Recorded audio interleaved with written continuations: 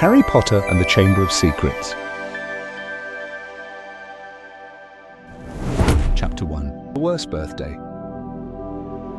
It wasn't unusual for raised voices to echo through the kitchen at number 4, Privet Drive, especially in the mornings. On this particular day, Uncle Vernon Dursley had been jolted awake before dawn by a sharp, persistent screech coming from Harry's bedroom. "That's the third time this week," he barked, glaring across the breakfast table. "If that bird of yours can't be kept quiet, it's going." Harry sighed, attempting once more to reason with him. "She's restless," he explained. "She's meant to be out flying. If I could just let her stretch her wings at night." "Do you think I'm a fool?" Uncle Vernon snapped, bits of egg clinging to his thick moustache. "I know exactly what would happen if that creature got loose." He shot a grim look toward Aunt Petunia, who returned it without a word. Harry opened his mouth to respond, but he was cut off by a deep, echoing burp from Dudley. "I want more bacon," Dudley demanded. "There's plenty left, darling," Aunt Petunia said warmly, her face softening as she looked at her son. "We need to make sure you stay well fed while we can. I've heard dreadful things about the meals at that school." "Oh, nonsense," said Uncle Vernon briskly. "I was never underfed at Smeltings. Dudley's doing just fine. Aren't you, son?" Dudley, whose sighs spilled over the sides of his chair, grinned lazily and turned to Harry. "Hand it over," he said, nodding toward the frying pan. "Try asking properly," Harry muttered. The reaction was immediate and dramatic. Dudley let out a shocked gasp and tumbled off his chair with a heavy thud. Aunt Petunia shrieked softly, covering her mouth, while Uncle Vernon sprang upright, his face flushing with fury. "I meant please," Harry said quickly. "That's all I—" "What have I said?" Uncle Vernon bellowed, his voice shaking the room. "About using that word in this house?" "But I didn't." "How dare you threaten my son?" he roared, slamming his fist onto the table. "I wasn't. I told you before, no talk of your strange condition under this roof." Harry looked from his uncle's furious, reddening face to his aunt, who was struggling to haul Dudley upright again. "Fine," Harry said quietly. "Fine." Uncle Vernon dropped back into his chair, panting heavily, his small eyes fixed on Harry with wary suspicion. From the moment Harry returned for the summer, Uncle Vernon behaved as though he were living with something dangerously unstable, ready to erupt without warning. Harry, after all, was far from ordinary so far. In fact, that unusual hardly began to cover it. He was a wizard, not just any wizard, but one who had only recently completed his first year at Hogwarts School of Witchcraft and Wizardry. If the Dursleys resented his presence during the holidays, it still didn't compare to how miserable Harry felt being back. He longed for Hogwarts with an ache that never quite faded, like a dull pain that lingered day and night. He missed everything. The sprawling castle filled with hidden corridors and wandering ghosts, the lessons with the possible exception of Professor Snape's potions class, the steady arrival of letters by Owl, the long feasts in the Great Hall, and the comfort of his bed high in the tower dormitory. He even missed visiting Hagrid in his small wooden hut by the edge of the Forbidden Forest. But more than anything, he missed Quidditch, the fast-paced, chaotic game played high in the air on broomsticks. None of that mattered to the Dursleys. The instant Harry stepped back into the house, Uncle Vernon had confiscated anything remotely magical. His books, wand, robes, cauldron, even his prized Nimbus 2000 broom were all shut away in the cupboard beneath the stairs. Whether Harry fell behind in his studies or lost his place on the Quidditch team was of no concern to them. To the Dursleys, magic was not just unwelcome, it was something to be hidden, denied, and never spoken of. They were muggles, entirely non-magical, and deeply uncomfortable with anything that suggested otherwise. Vernon had even gone so far as to lock Hedwig in her cage, preventing her from delivering messages to the outside world. Visually, Harry stood apart from them in every way. Uncle Vernon was thick-set and moustached, with hardly any neck to speak of. Aunt Petunia was sharp-featured and thin, while Dudley was broad, pink-faced, and overindulged. Harry, in contrast, was slight, with bright green eyes and messy black hair that refused to lie flat. His round glasses perched constantly on his nose, and on his forehead sat a narrow scar shaped like a bolt of lightning. That scar was what truly set him apart, even among wizards. It was the single visible trace of a past shrouded in mystery, the reason he had been left on the Dursleys' doorstep as a baby. When Harry was just a year old, he had survived something no one else ever had, a deadly curse from the most feared dark wizard in history, Lord Voldemort. While his parents had been killed in the attack, Harry had lived marked only by that lightning-shaped scar. Even more astonishing, Voldemort himself had lost his power in that moment. No one could explain how or why it had happened, only that it had. Harry had grown up under the roof of his late mother's sister and her husband, spending a full decade with the Dursleys. During those years, strange incidents seemed to follow him, though he never understood why. He had simply accepted the explanation given to him that the scar on his forehead came from the car accident that had taken his parents' lives. Everything changed a year ago, when a letter from Hogwarts arrived and shattered that version of the truth. From then on, Harry stepped into a completely different world, one where he, and the lightning-shaped mark he bore, were widely known. But now, term had ended, and he was back where he started, confined once more to Privet Drive, treated no better than something unpleasant dragged in from outside. The Dursleys, unsurprisingly, had overlooked the fact that today marked Harry's 12th birthday. He hadn't expected much, they had never once celebrated it properly, but to have it pass without even a mention still stung. Just then, Uncle Vernon gave a deliberate cough to command attention. "Today," he announced, "is an extremely important day." Harry glanced up, a flicker of hope crossing his face. "This may be the most significant deal of my entire career," Uncle Vernon continued. Harry's gaze dropped back to his plate. Of course, it was about the dinner. For weeks. That was all Uncle Vernon had talked about: an important client, a wealthy builder, and the promise of a lucrative contract. Vernon's company, after all, specialized in drills, and this evening might secure a major order. "We'll go over everything once more," he said briskly. "Positions at 8 sharp. Petunia, where will you be?"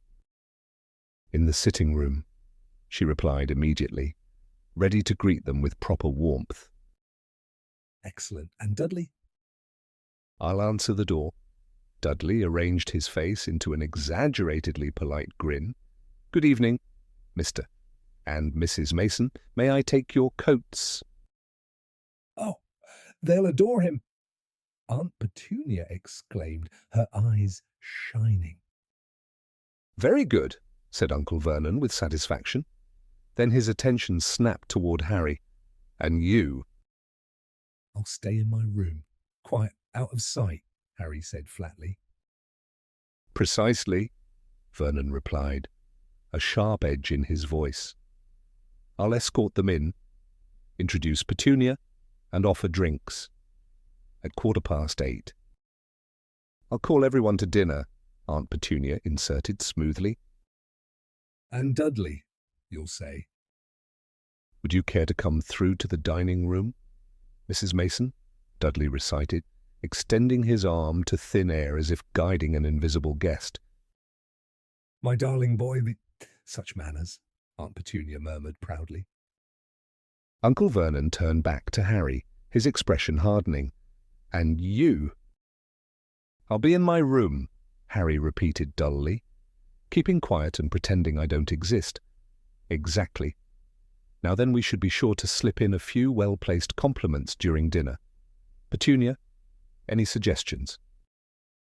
Aunt Petunia straightened at once. Perhaps something like, Vernon says you're quite the golfer, Mr. Mason. And to his wife, that's a lovely dress. Mrs. Mason, where did you find it? Very good, Dudley. Dudley smirked, clearly pleased with himself. I could say, we had to write about someone we admire at school. Mr. Mason and I chose you. That was too much. Aunt Petunia dissolved into emotional tears, clutching Dudley tightly, while Harry quickly bent down beneath the table, hiding his laughter. And you, Uncle Vernon demanded. Harry resurfaced, struggling to keep his expression neutral. I'll stay upstairs, quite invisible, he replied. Quite right, said Uncle Vernon sharply. The Masons know nothing about you, and they're not about to start. Once dinner's done, Petunia, you'll take Mrs. Mason back for coffee, and I'll steer the conversation toward drills. If everything goes well, I should have the contract wrapped up before the 10 o'clock news. By this time tomorrow, we could be looking at holiday homes in Majorca. Harry felt no excitement at that prospect. As far as he was concerned, the Dursleys wouldn't treat him any better there than they did here. Right, I'm heading into town to collect our dinner jackets, Uncle Vernon continued. Then he shot Harry a warning look, and you keep out of your aunt's way while she's tidying up. Harry slipped out through the back door. The sun was shining brightly overhead, but it did nothing to lift his mood. He wandered across the yard, dropped onto a bench, and muttered quietly to himself. Happy birthday to me, happy birthday to me. No cards, no presents. And later, he'd have to spend the entire evening pretending he didn't exist. He stared blankly at the hedge, feeling more alone than ever. What he missed most wasn't just the castle, or even Quidditch. It was his friends, Ron Weasley and Hermione Granger. Yet neither of them had written to him all summer, not a single letter, even though Ron had talked about inviting him to stay. More than once? Harry had considered secretly opening Hedwig's cage and sending a message himself, but it was too risky. Underage magic outside school was strictly forbidden. The only reason the Dursleys hadn't completely imprisoned him was their fear of what he might do if pushed too far. At first, Harry had amused himself by muttering nonsense spells just to watch Dudley panic and flee the room, but as the days dragged on without any word from Ron or Hermione, even that lost its charm. The silence made him feel cut off from everything that mattered, and now, it seemed, they had even forgotten his birthday. At that moment, Harry would have given almost anything just to receive a letter, any letter from the wizarding world. Even a note from Hogwarts would do. He might even have welcomed a message from Draco Malfoy, if only to prove that everything he'd experienced hadn't been some elaborate dream. Not that his year had been entirely pleasant. Near the end of term, he had come face to face with Lord Voldemort. Though the Dark Wizard was only a shadow of his former strength, he remained deeply dangerous, calculating, relentless, and utterly focused on returning to power. Harry had escaped him once again, but only just. Even now, weeks later, the memory lingered. He often woke in the middle of the night, drenched in sweat, haunted by flashes of Voldemort's pale, furious face and those wild, burning eyes. Abruptly, Harry straightened on the bench. He had been staring into the hedge without thinking, but now something in it stared back. Two large, bright green eyes blinked from within the leaves. Harry sprang up. At the same time, a taunting voice drifted across the garden. "I know what day it is," Dudley called out in a sing-song tone as he lumbered closer. The eyes disappeared. "What?" Harry said, still watching the spot. "I said, I know what day it is," Dudley repeated, stopping beside him. "Congratulations," Harry replied dryly. "Looks like you've finally figured out how a calendar works." "It's your birthday?" Dudley sneered. "Where are your cards? And tell me no one from that weird school of yours even bothered." "You might want to keep your voice down," Harry said calmly. "Wouldn't want your mum hearing that." Dudley tugged at his slipping trousers, eyeing Harry suspiciously. "What were you looking at in that hedge?" "Trying to decide which spell would burn it fastest," Harry answered casually. Dudley recoiled instantly, panic flashing across his face. "You can't do that. Dad said no magic. He said he'd throw you out and you've got nowhere to go, no one who wants you." "Jiggery-pokery!" Harry said darkly. "Hocus pocus! Squiggly!" "Mum!" Dudley shrieked, stumbling as he turned and ran for the house. "Mum, he's doing it again." The moment of amusement cost Harry almost immediately. Neither Dudley nor the hedge had actually been harmed, and Aunt Petunia clearly knew no real magic had been used, but that didn't stop her from swinging a soapy frying pan at his head. Harry barely managed to duck in time. After that, she assigned him a long list of chores, making it clear he wouldn't be getting anything to eat until every last one was done. While Dudley sprawled lazily in front of the television, happily devouring ice cream, Harry was left to tackle a never-ending list of chores. He scrubbed the windows until they shone, cleaned the car, cut the grass, edged the flower beds, trimmed bushes, watered roses, and even gave the old garden bench a fresh coat of paint. The sun beat down relentlessly, scorching the back of his neck. Deep down, Harry knew he shouldn't have reacted to Dudley earlier, but the taunt had struck too close to home. What if it was true? What if, back at Hogwarts, he really didn't have anyone thinking about him at all? "Let them see me now," he thought bitterly as he spread manure across the flower beds, his muscles aching and sweat stinging his eyes. By the time Aunt Petunia finally called him in, it was already 7:30. Harry dragged himself inside, utterly worn out. "Get in here, and don't step off the newspaper," she snapped. Grateful to escape the heat, Harry stepped into the cool kitchen.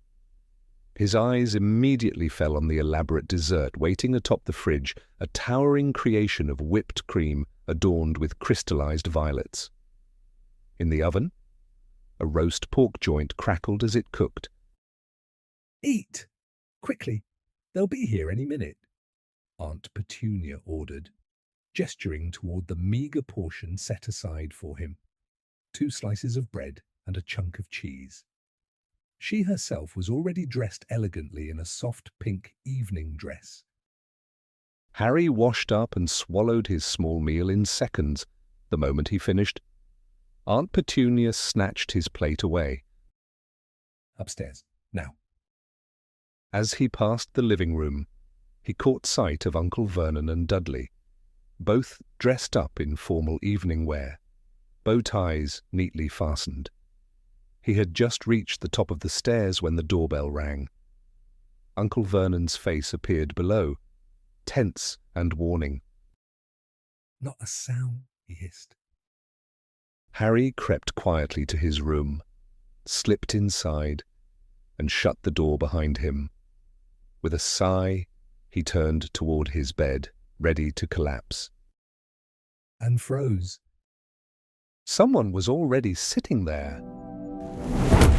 Chapter 2. Dobby's Warning. Harry nearly cried out, but managed to stop himself at the last second. The creature perched on his bed was unlike anything he had ever seen. Its ears were long and pointed like a bat's, and its enormous green eyes bulged, round as tennis balls, instantly. Harry recognized it as the same pair of eyes that had been watching him from the hedge earlier that day. They stared at one another in silence from downstairs. Dudley's voice drifted up. "May I take your coats, Mr. and Mrs. Mason?" The strange being slid gracefully off the bed and bent forward in a deep bow, its long nose nearly brushing the floor. Harry noticed it was dressed in what appeared to be an old pillowcase, crudely cut to fit its limbs. Hello, Harry said uncertainly. "Harry Potter," the creature squeaked in a thin, high voice that seemed far too loud for comfort. "Dobby has wished for this meeting for so long. Sir, it is a great honor." Thank you, Harry replied. Edging sideways until he reached his desk chair, he sat down carefully beside Hedwig's cage, where she remained asleep. He hesitated, unsure how to phrase the obvious question without sounding rude. Finally, he settled on, "Who are you?" "Dobby." "Only Dobby, Dobby the house elf." "I see," Harry said. "Well, no offense, but this really isn't the best moment for a visit." From below came Aunt Petunia's exaggerated, tinkling laugh. Dobby lowered his head. "It's not that I'm not glad to meet you," Harry added quickly, but why are you here?" "Oh, yes, sir," Dobby said eagerly. "Dobby has come to warn you, though it is not easy. Dobby does not know where to begin." "Maybe sit down," Harry suggested, gesturing toward the bed. To his alarm, the elf suddenly burst into loud, uncontrollable sobs. "Sit down," Dobby wailed. Never has Dobby been asked to sit. Harry froze, certain the noise would carry downstairs. "I'm sorry," he whispered urgently. "I didn't mean anything by it, honestly." "Offend Dobby," the elf cried, "and overcome. No wizard has ever treated Dobby as an equal before." Trying to quiet him, Harry motioned frantically and guided Dobby back onto the bed. The creature sat there, hiccuping softly, his large eyes shimmering with tears, clutching the pillowcase around himself like a ragged doll. Gradually, he calmed, though he continued to gaze at Harry with an expression of overwhelming, almost reverent admiration. "Then you probably haven't come across many kind wizards," Harry said, attempting to comfort him. Dobby gave a small shake of his head. Without any warning, he suddenly sprang to his feet and began smashing his forehead against the window. "Bad Dobby, very bad Dobby," he cried. "Stop, what are you doing?" Harry whispered urgently, rushing forward and dragging him back. Hedwig had awakened with a sharp screech and was now flapping wildly inside her cage. "I must punish myself, sir," Dobby said, blinking unevenly, his eyes not quite focusing. Dobby nearly spoke disrespectfully of his family. "Your family?" Harry asked. "The wizarding family Dobby serves," he replied. "A house elf belongs to one household, sir, bound for life." "Do they know you're here?" Harry asked. The elf trembled violently. "No. So no, Dobby must punish himself severely for coming, perhaps shutting his ears in the oven door, if they ever found out." "But wouldn't they notice that?" Harry said, puzzled. "I do such things often, sir," Dobby answered simply. "They do not trouble themselves.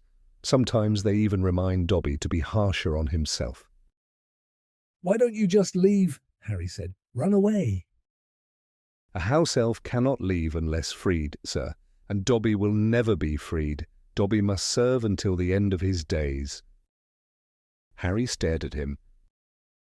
And here I was thinking I had it rough, he muttered. Compared to that, the Dursleys almost seem reasonable. Isn't there anyone who can help you? Maybe I could. The moment the words left his mouth, Harry regretted them. Dobby broke down again, overwhelmed with gratitude. "Please," Harry said quickly, glancing nervously toward the door. "You've got to be quiet. If they hear you, if they find out." Harry Potter asks if he may help Dobby, the elf whispered, awestruck. Dobby has heard of Harry Potter's greatness, but not of his kindness. Harry felt his face grow warm. "Greatness," he said awkwardly. "That's exaggerated. I'm not even the best student in my year. That's Hermione." He cut himself off abruptly. Thinking about her hurt more than he expected. "Harry Potter is modest," Dobby said, gazing at him with shining eyes. "He does not boast of defeating he who must not be named." "Voldemort," Harry said. Dobby let out a strangled cry, clapping his hands over his ears. "Please, sir, do not say the name." "Sorry," Harry said quickly. "I know people don't like it. My friend Ron." He stopped again. That name stung too. Dobby leaned closer, his voice dropping to a hushed intensity. "Dobby has heard," he said, "that Harry Potter faced the Dark Lord again, not long ago, and escaped once more." Harry gave a small nod. At once, tears welled in Dobby's enormous eyes. "Such bravery, he whispered, wiping his face on the edge of his pillowcase. "Harry Potter has faced great dangers, but Dobby is here to protect him, to warn him, even if Dobby must suffer for it later." He hesitated, then said it. "Harry Potter must not return to Hogwarts." Silence filled the room. From downstairs came the faint clatter of cutlery and Uncle Vernon's booming voice. "What?" Harry stammered. "I have to go back.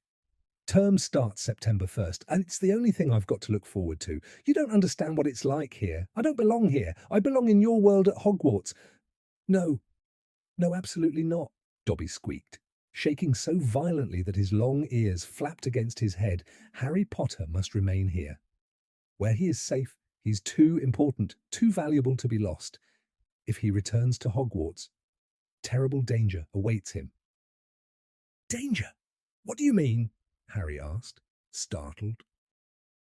Dobby leaned closer, his whole body trembling. "There is a scheme. Harry Potter, a dreadful scheme, one meant to bring harm to Hogwarts this very year," he whispered. "Dobby has known of it for months. Harry Potter must not walk into such peril. He must stay away." "Sir." "What kind of harm?" Harry pressed immediately. "Who's behind it?" Dobby let out a strangled sound and suddenly hurled himself against the wall, knocking his head repeatedly. "Stop!" Harry cried, grabbing him and pulling him back. "All right, I get it, you can't tell me, but then why warn me?" A troubling thought crossed his mind. "Wait, this isn't about V, sorry about you-know-who, is it? You can just nod or shake your head," he added quickly, seeing Dobby glance nervously toward the wall again. After a moment, Dobby slowly shook his head. "No, sir, not he who must not be named." But his wide eyes suggested there was more he wasn't saying, as though he were trying to hint at something Harry couldn't grasp. "He doesn't have a brother or anything, does he?" Harry guessed. Dobby shook his head again, even more emphatically. "Then I don't see who else could be behind something like this," Harry said, frowning. "There's Dumbledore. After all, you know who he is." "Right." "At once," Dobby bowed respectfully. "Albus Dumbledore is the greatest headmaster Hogwarts has ever known," he said. "Dobby is certain of it. Dobby has heard his power rivals, even that of he who must not be named in his prime. But His voice dropped to a tense whisper. "There are forces even Dumbledore cannot. Things no honourable wizard would ever—" Before Harry could react, Dobby suddenly leapt up, grabbed the desk lamp, and began striking himself over the head with it, letting out sharp cries. The noise carried. Downstairs, conversation stopped abruptly. A second later, Harry's heart pounding, he heard Uncle Vernon's voice approaching. Dudley must have left that television on again. "Quick hide," Harry whispered urgently. He shoved Dobby into the closet, slammed the door shut, and threw himself onto the bed just as the handle began to turn. "What exactly do you think you're doing?" Uncle Vernon hissed, each word forced through clenched teeth as he loomed inches from Harry's face. "You've just ruined the best part of my Japanese golfer joke. One more sound, and you'll regret ever being born. Boy." He turned sharply and stormed out, his heavy footsteps echoing down the hall. Still shaking, Harry hurried to the closet and pulled the door open, letting Dobby slip out. "Now do you understand?" Harry said, his voice low but urgent. "Do you see why I have to go back to Hogwarts? It's the only place I've got, well, people who might actually care about me." "People who haven't even written to you," Dobby replied quietly. "They probably just hold on," Harry said, narrowing his eyes. "How do you know they haven't—" Dobby shifted uneasily. Harry Potter must not be angry. Dobby only meant to help. "You didn't," Harry's voice sharpened. "You've been intercepting my letters." Dobby nodded and reached inside his pillowcase, producing a bundle of envelopes. Harry immediately recognized the handwriting, Hermione's neat script, Ron's messy scrawl, and even a rough, oversized note that had to be from Hagrid. The elf looked up at him nervously. Dobby hoped, if Harry Potter believed he had been forgotten, he might choose not to return to school. Harry barely heard him. He lunged forward, trying to grab the letters, but Dobby skipped out of reach. "Harry Potter may have them," Dobby said, "if he promises not to go back. Sir, you must not face what awaits there. Please say you won't return." "No," Harry snapped. "Give them to me." "Then Dobby is left with no choice," the elf said sadly. Before Harry could react, Dobby darted for the door, flung it open, and dashed down the stairs. Harry followed instantly, his heart hammering, his mouth dry. He leapt down the staircase as quietly as he could, landing softly at the bottom and scanning the hallway. From the dining room came Uncle Vernon's voice, cheerful and booming, and you must tell Petunia that story about the American plumbers. Mr. Mason, she's been looking forward to it. Harry rushed into the kitchen and stopped dead. The dessert, Aunt Petunia's carefully prepared masterpiece, a towering heap of cream and sugared violets, was hovering near the ceiling. Perched atop a cupboard, Dobby watched him. "No," Harry whispered hoarsely. "Please, they'll kill me." Harry Potter must promise not to return to school. "Dobby, please, say it, sir. I can't." Dobby's expression fell, full of sorrow. And Dobby must act for Harry Potter's own safety. The pudding dropped. It hit the floor with a deafening crash, cream splattering across walls and windows as the dish shattered into pieces. At the same instant, with a sharp crack, Dobby vanished. Voices erupted from the dining room. Uncle Vernon burst into the kitchen and found Harry standing frozen, drenched from head to toe in the ruins of Aunt Petunia's prized dessert. At first, it seemed Uncle Vernon might still salvage the situation. "Our nephew, he's a bit unstable. Strangers unsettle him, so we keep him upstairs," he explained hastily. ushering the bewildered Masons back toward the dining room. As he passed Harry, he leaned in close and muttered a threat about what would happen once the guests had gone, then shoved a mop into his hands. Aunt Petunia, flustered but determined, fetched ice cream from the freezer to replace the ruined dessert. Meanwhile, Harry, still trembling, set to work cleaning the kitchen, scrubbing away the sticky mess. Things might have recovered. Uncle Vernon might even have secured his deal, if not for the owl. Just as Aunt Petunia was offering after-dinner mince, a large barn owl burst through the dining room window, swooped low, and dropped a letter squarely onto Mrs. Mason's head before disappearing into the night. She let out a piercing scream and fled the house at once, shouting about madness, Mr.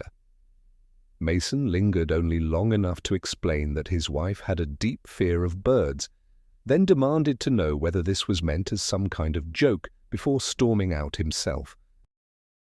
Back in the kitchen, Harry stood frozen, gripping the mop like a lifeline, as Uncle Vernon advanced toward him, his small eyes glittering with fury. "Read it," he snarled, thrusting the letter forward. "Go on, read it." Harry opened it. There were no birthday wishes inside. Dear Mr. Potter, we have detected the use of a hover charm at your place of residence this evening at 12 minutes past 9. As you are aware, underage wizards are prohibited from performing magic outside of school. Any further violations may result in your expulsion decree for the reasonable restriction of underage sorcery. 1875, paragraph C. We must also remind you that any magical activity that risks exposure to the non-magical community muggles constitutes a serious offence under Section 13 of the International Confederation of Wizards Statute of Secrecy. We wish you an enjoyable holiday. Yours sincerely, Mafalda Hopkirk, Improper Use of Magic Office, Ministry of Magic. Harry lowered the letter slowly, swallowing hard. So, Uncle Vernon said, a dangerous gleam in his eyes, you never mentioned you weren't allowed to use magic outside school. Must have slipped your mind. He moved closer, looming over Harry like a predator. Well, here's what's going to happen. I'm locking you up. You're not going back to that school ever. And if you try to magic your way out... He paused, smiling thinly. They'll throw you out for good. With a harsh, triumphant laugh, he seized Harry and dragged him upstairs. And he meant every word. The very next morning, Uncle Vernon hired someone to install iron bars over Harry's window. He also fixed a small flap into the bedroom door so that food could be pushed through 3 times a day. Harry was allowed out only twice morning and evening to use the bathroom. The rest of the time, he remained shut in his room, locked away completely. 3 days passed, and the Dursleys showed no sign of softening. Harry saw no possible escape. He lay on his bed, staring as the sunlight faded behind the metal bars fixed across his window, wondering bleakly what would become of him. What was the point of using magic to break free if it meant being expelled from Hogwarts? And yet, life at Privet Drive had never been worse. Now that the Dursleys understood, he couldn't simply transform them into something monstrous. They no longer feared him, and without that fear, Harry had no leverage at all. Perhaps Dobby had meant to protect him from danger at school, but at this rate, Harry thought grimly, he might not survive long enough to return anyway. The small flap in the door rattled. Aunt Petunia's hand appeared, pushing a bowl of canned soup inside, driven by hunger. Harry leapt from the bed and grabbed it. The contents were cold and unappetizing, but he gulped down half of it without pause. Then he carried the bowl to Hedwig's cave. Chapter 3. The Burrow. Ron, Harry whispered, hurrying to the window and pushing it open as far as the bars allowed. Ron, how did you? What on earth? He stopped mid-sentence, stunned by the sight before him. Ron was leaning out of the rear window of a battered turquoise car, one that was somehow hovering in mid-air. In the front seats, Fred and George grinned back at him, clearly enjoying the moment. Everything all right, Harry? George called casually. "What's happened to you?" Ron demanded. "Why haven't you written back? I must have sent a dozen letters. I even invited you to stay with us, and then Dad comes home saying you've been warned for using magic in front of muggles." "It wasn't me," Harry shot back. "And how did he even find out?" "He works at the ministry," Ron said, "and you know the rules, no magic outside school." "You're one to talk," Harry said, staring at the floating car. "This doesn't count," Ron said quickly. "We're just borrowing it. It's Dad's. We didn't enchant it ourselves, but you doing magic in front of your relatives."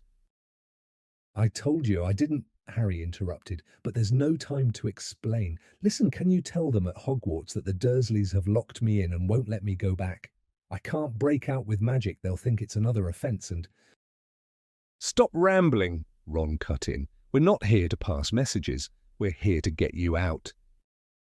"But you can't use magic either."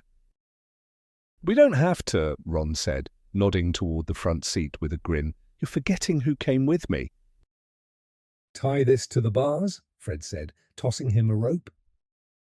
"If they wake up, I'm finished," Harry muttered as he secured it tightly. Relax, Fred said. Just stand back. Harry retreated into the shadows near Hedwig's cage. The owl, unusually quiet, seemed to sense the importance of the moment. Outside, the car's engine roared louder and louder then, with a harsh metallic snap. The bars tore free from the window as the car shot upward. Harry rushed forward again. The bars now dangled in mid-air before being hauled inside by Ron. He listened, holding his breath, but the house remained silent. Once the bars were safely stowed in the back, Fred maneuvered the car closer to the window again. Climb in, Ron urged. I can't my school things, my wand, my broom. "Where are they?" "In the cupboard under the stairs, and I can't even leave this room." No problem, George said, already climbing through the window. A step aside, Harry. Fred followed him inside with surprising agility. Watching them, Harry couldn't help but feel impressed as George pulled out a simple hairpin and knelt by the locked door. "Most wizards wouldn't bother with muggle tricks like this," Fred said quietly, "but we think they're worth knowing even if they take a bit longer." A faint click sounded, and the door swung open. "Right," George whispered. "We'll get your trunk. You grab whatever you need and pass it out to Ron." Careful on the stairs, the bottom one creaks, Harry warned. The twins slipped out into the dark hallway. Harry hurried around his room, gathering his belongings and handing them out through the window. Then he followed to help Fred and George drag his trunk up the stairs. Halfway through, Harry froze. From somewhere nearby, he heard Uncle Vernon cough, at last, breathless from the effort. They reached the landing and dragged the trunk into Harry's room. From there, they maneuvered it toward the open window. Fred climbed back into the car to help pull while Ron grabbed hold beside him, inside the room. Harry and George pushed with all their strength. Slowly, inch by inch, the heavy trunk edged forward. From somewhere nearby, Uncle Vernon coughed again. Nearly there, Fred whispered hoarsely. Just one more shove. Harry and George leaned into it with everything they had, and the trunk slid free, disappearing into the car. Right, time to go, George murmured. Harry swung one leg over the windowsill. And then a sudden, piercing screech split the air behind him. immediately followed by Uncle Vernon's furious roar. That blasted owl. Hedwig! Harry gasped. I forgot Hedwig.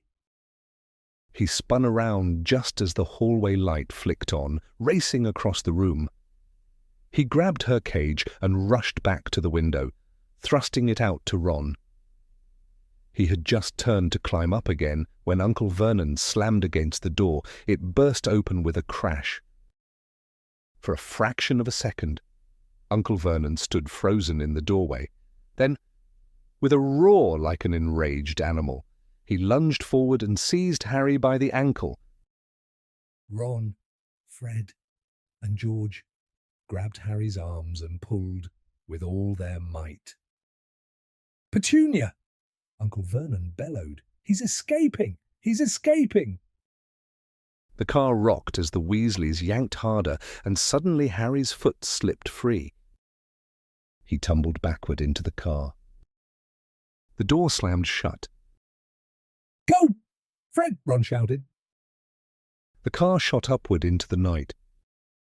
For a moment, Harry could hardly believe it. He was actually free. He leaned out of the window, the wind rushing past his face, and looked down at the houses of Privet Drive shrinking below. At his bedroom window, Uncle Vernon, Aunt Petunia, and Dudley were still staring out, stunned. "See you next summer," Harry called.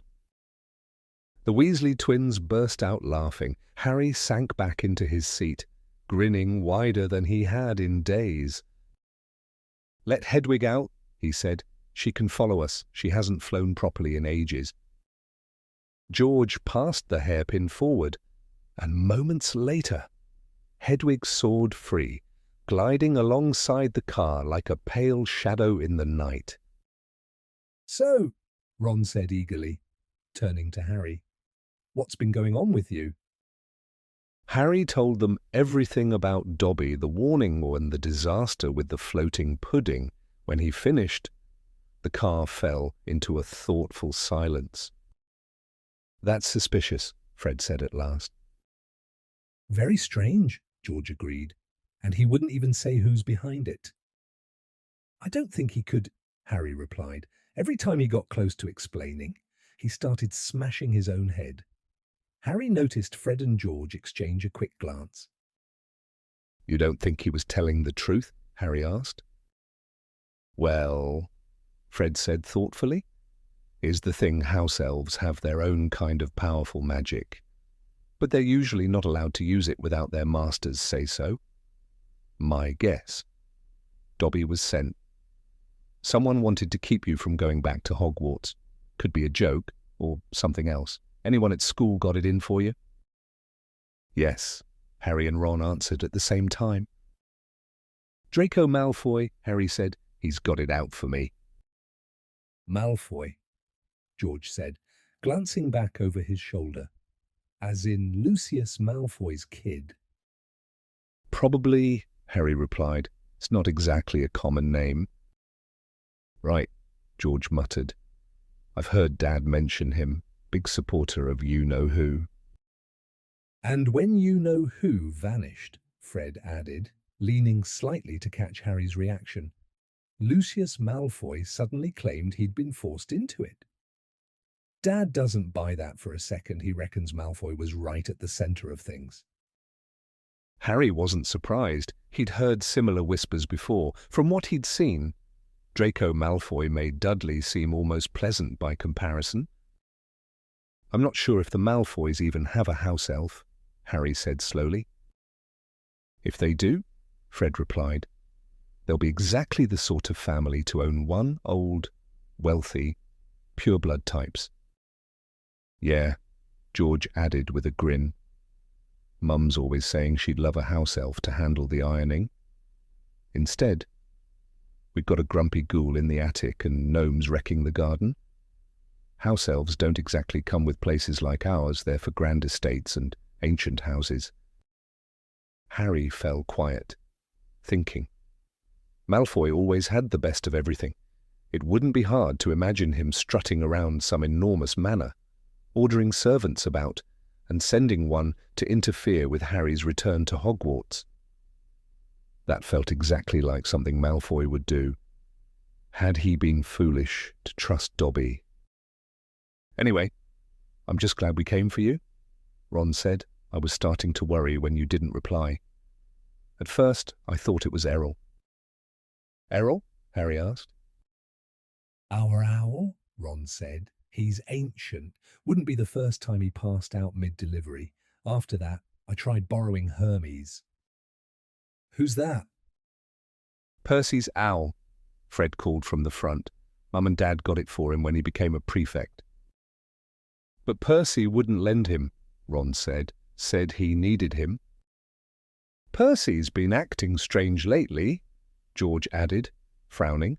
"Sending loads of letters, always locking himself in his room. I mean, there's only so many times you can polish a prefect badge."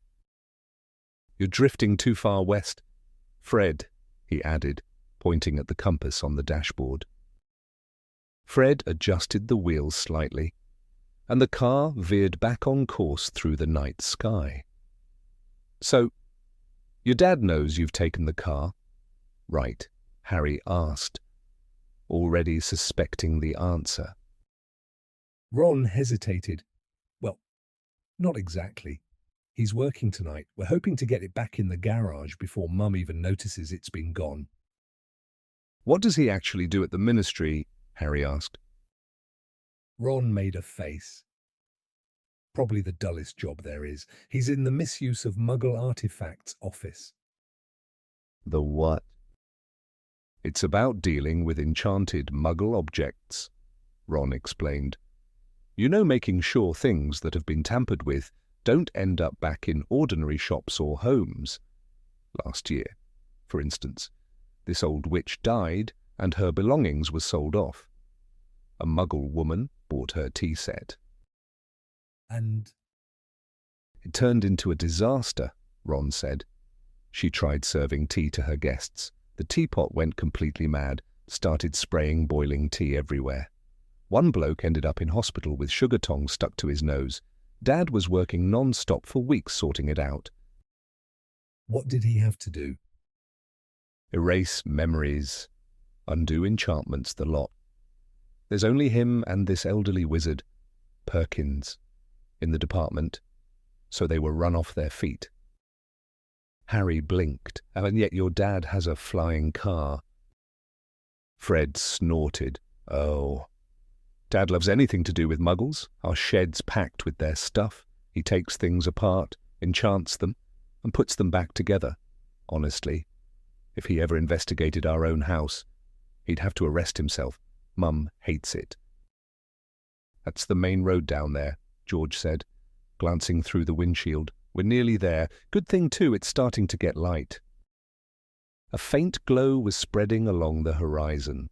Fred guided the car lower, and Harry saw fields stretching out below, dotted with clusters of trees.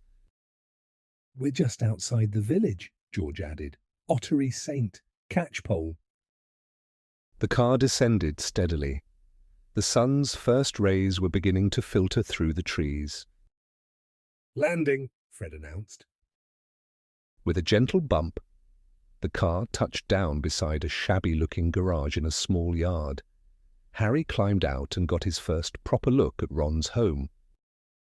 It looked as though it had once been a simple stone pigpen, but over time, extra rooms had been added in a haphazard way until it rose several stories high, leaning at odd angles as if it were barely standing, though Harry suspected magic was the only thing keeping it upright. Multiple chimneys poked out from the red-tiled roof. A crooked sign planted near the entrance read, "The Burrow." Scattered around the doorway were mismatched boots and a battered old cauldron, while a group of plump brown chickens wandered about the yard. It's not much, Ron said, a little self-conscious.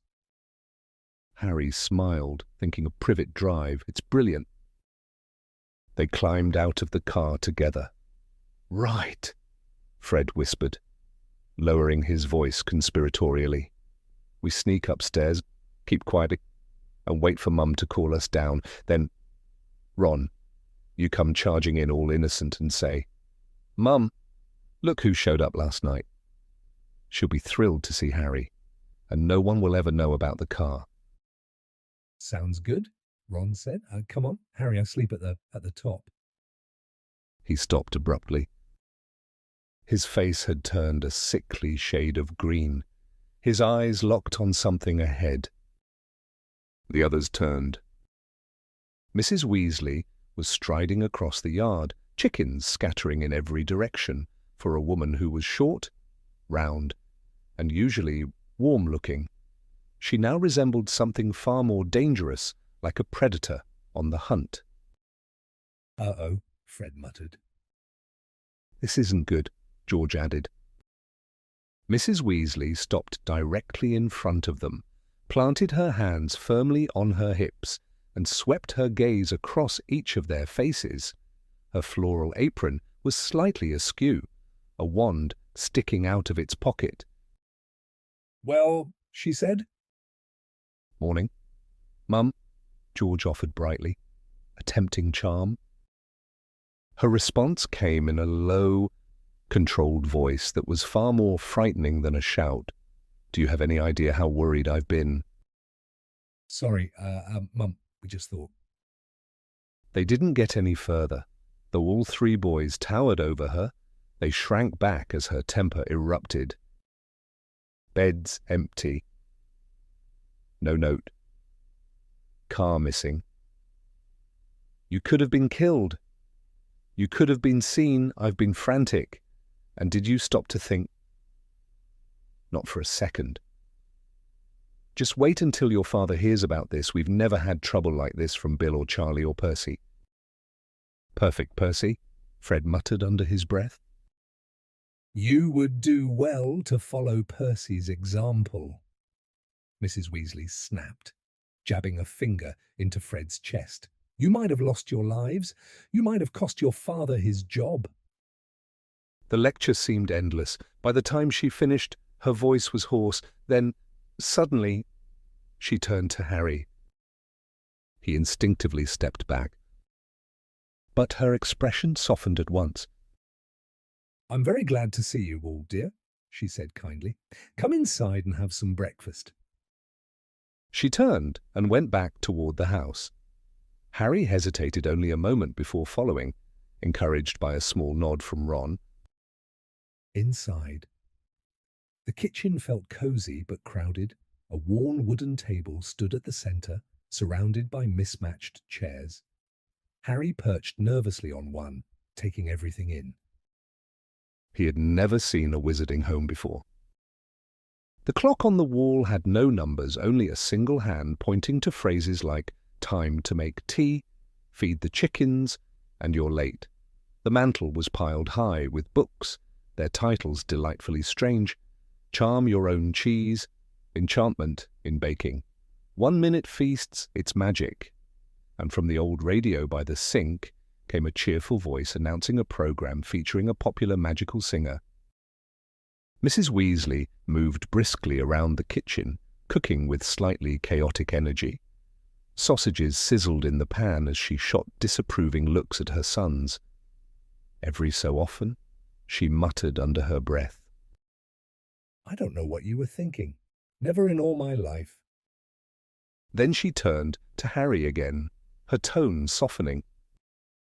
"It's not your fault, dear," she said, piling sausages onto his plate far more than he had seen in days. "Arthur and I have been worried about you as well. Just last night we were saying we'd come fetch you ourselves if you hadn't replied to Ron by Friday." She added a generous serving of fried eggs.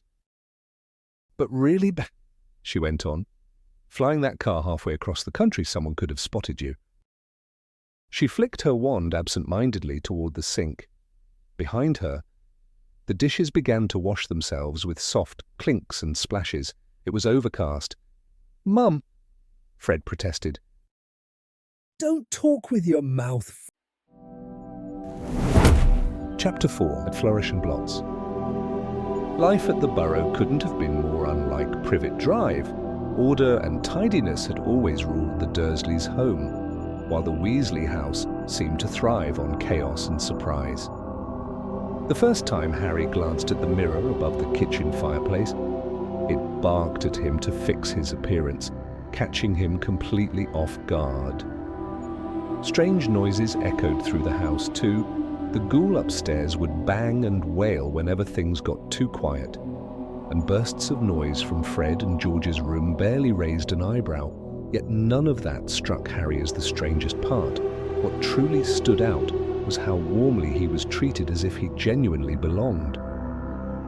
Mrs. Weasley hovered over him constantly, worrying about small things like worn-out socks and insisting he eat far more than he could manage. Mr. Weasley, on the other hand, seemed endlessly curious. He often made sure Harry sat beside him during meals, eager to ask about the non-magical world. Everyday objects fascinated him. He would listen intently as Harry explained how telephones or mail systems worked, responding with amazement at the ingenuity of people managing without magic. About a week after arriving, on a bright morning, a letter from Hogwarts finally came. Harry and Ron headed downstairs to find the rest of the family already gathered around the table. The moment Ginny spotted Harry, she fumbled and dropped her bowl with a sharp crash. It wasn't the first time she had reacted that way. She often became flustered in his presence. After retrieving the bowl from under the table, her face flushed deeply, and she avoided looking at him. Harry chose to ignore it and focused instead on breakfast, accepting toast from Mrs. Weasley. "Post from school," Mr. Weasley announced, handing identical envelopes to Harry and Ron, their names neatly written in green ink on yellowed parchment. He added that Dumbledore was already aware of Harry's whereabouts, remarking on his uncanny awareness. Just then, Fred and George wandered in, still half asleep and dressed in their nightclothes, and received their letters as well. For a short while, the room fell quiet, broken only by the soft rustle of parchment as everyone scanned their letters. Harry's instructions were familiar. Return to Hogwarts on September 1st via the train departing from King's Cross. Tucked inside was also a list of required books for the new term. The list, however, was impossible to ignore. Nearly every title bore the same author's name. Second-year students were expected to have The Standard Book of Spell, Grade 2 by Miranda Goshawk, along with an entire collection written by Gilderoy Lockhart. Break, with a Banshee Gadding, with ghouls, holidays with hags, travels with trolls, voyages with vampires, wanderings with werewolves, year with the Yeti. Fred leaned over Harry's shoulder after finishing his own letter, eyebrows lifting in amusement. "Looks like you've been assigned Lockhart's whole library too," he remarked. "Whoever's teaching Defense Against the Dark Arts must be completely obsessed, probably a witch." Catching a warning glance from his mother, Fred quickly redirected his attention to his toast, spreading marmalade with exaggerated focus. "That's going to cost a fortune," George muttered, lowering his voice slightly while glancing at Mr. and Mrs. Weasley. "Those books aren't cheap." "We'll sort something out," Mrs. Weasley replied, though the concern in her expression betrayed her. Ginny can likely use second-hand things for most of it. Harry turned toward Ginny. "So you're starting at Hogwarts this year?" She gave a small nod, her face instantly flushing the same shade as her bright hair, and in her fluster, she accidentally dipped her elbow straight into the butter dish.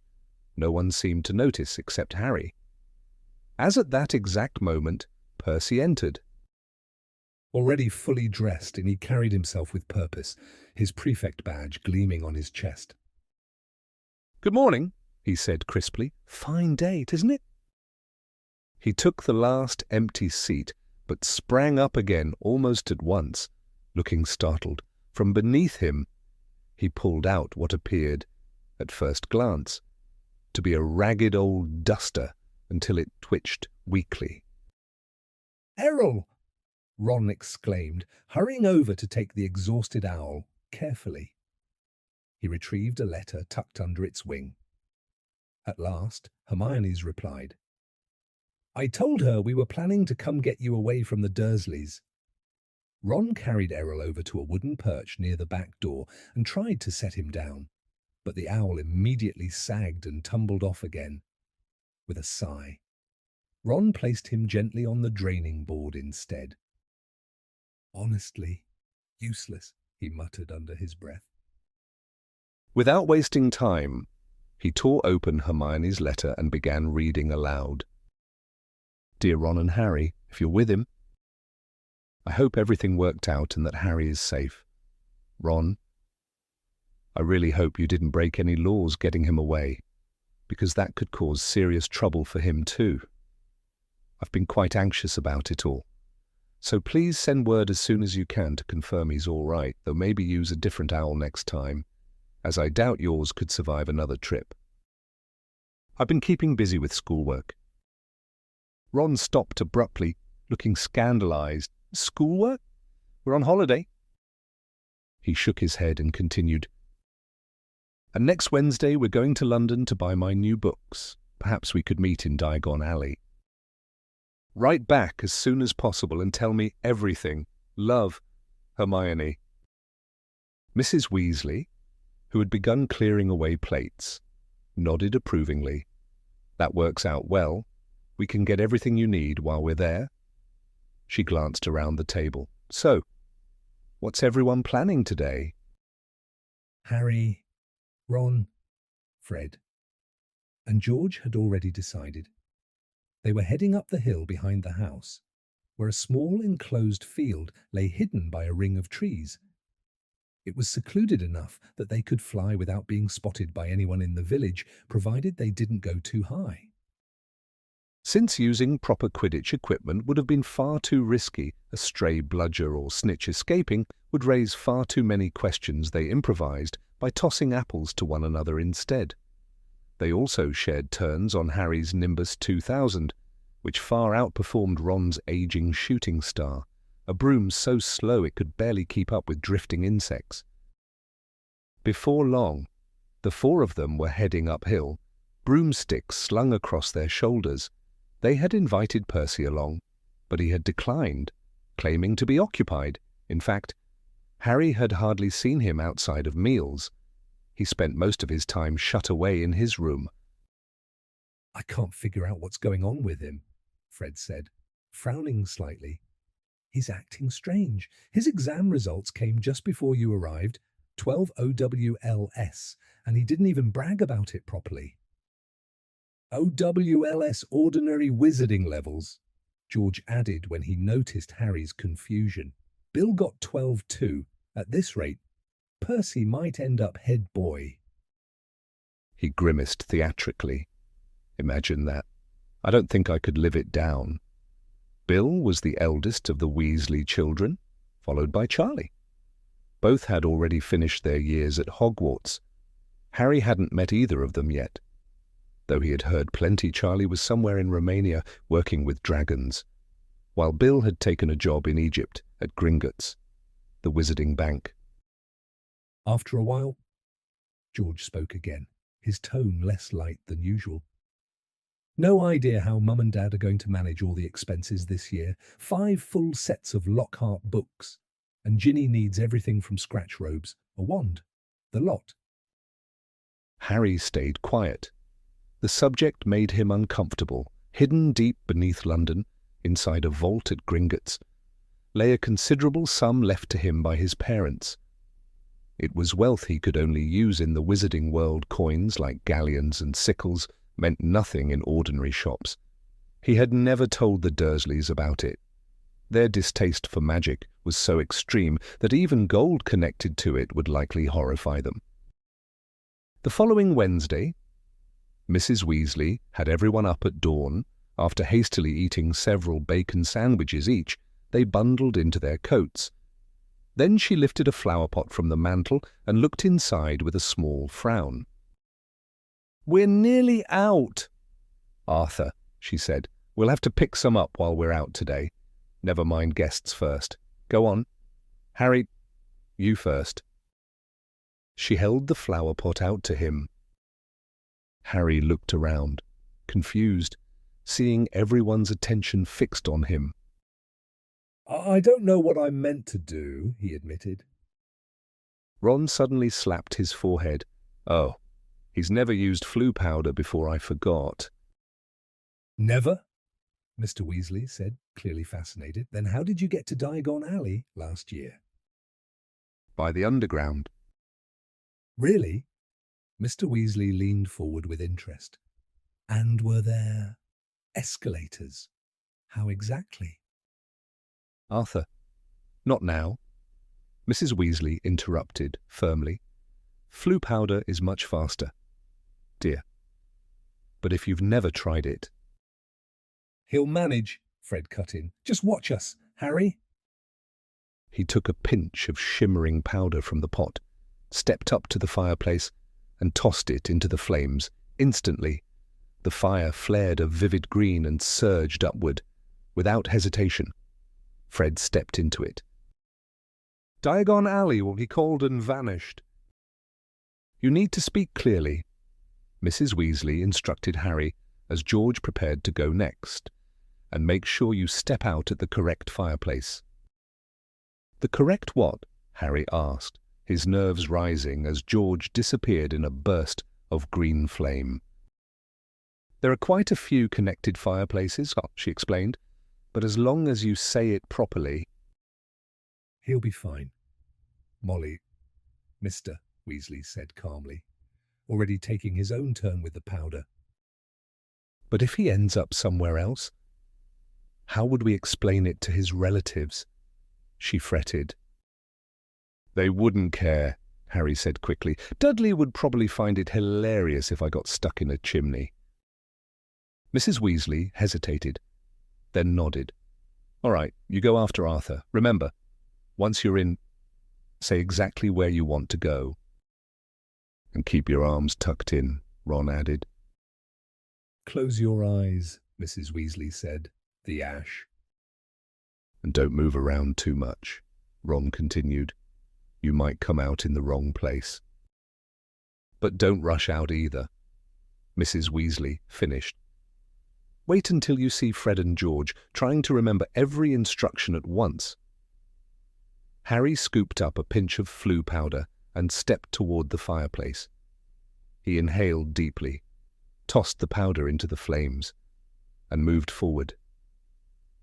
The fire brushed against him like a warm current of air, but the moment he tried to speak, he inhaled a mouthful of hot ash. Diagon Alley, he choked out between coughs. Instantly, the world twisted. It felt as though he had been yanked into a vast pipe, spinning uncontrollably. A thunderous roar filled his ears. He forced his eyes open, but the rushing green flames blurred everything and made his stomach lurch. Something slammed into his elbow, and he quickly pulled it tight against his side, still spinning. Faster and faster, then came the strange sensation of icy hands striking his face. Through his crooked glasses, he glimpsed fireplaces flashing past in a dizzying stream, with brief, distorted views of rooms beyond. His stomach churned violently from the breakfast he'd just eaten, unable to bear it any longer. He squeezed his eyes shut and wished it would stop. And then he was thrown forward, crashing onto a hard stone floor. A sharp snap told him his glasses had broken. Dazed, aching, and covered in soot, Harry pushed himself upright. Holding the damaged frames in front of his eyes, he tried to make sense of where he was. No one else was around.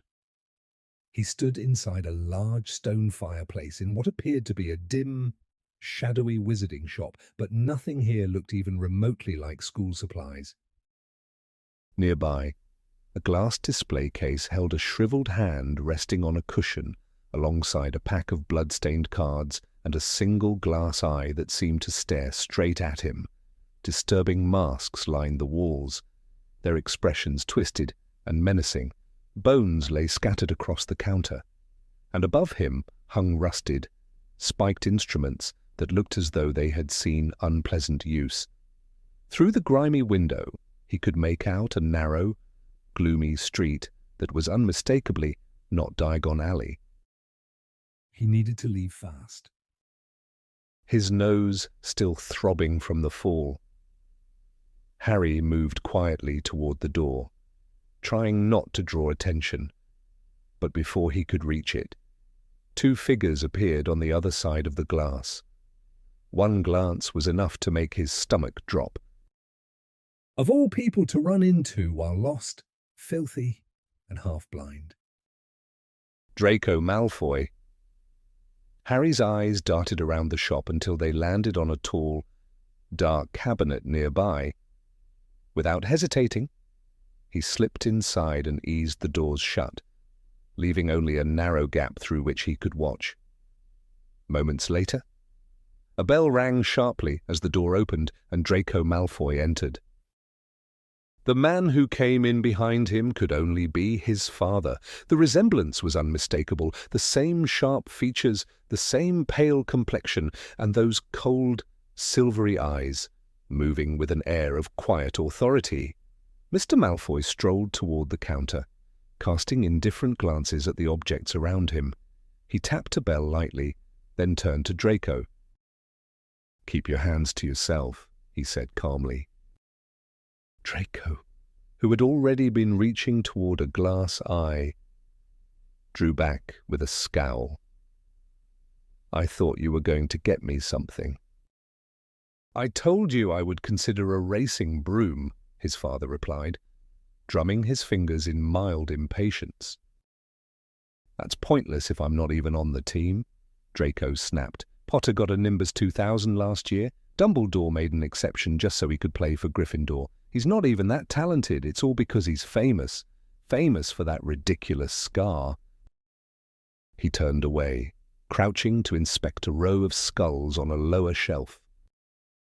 "Everyone goes on about him," Draco continued bitterly. "Brilliant Potter, special Potter, with his scar and his broom."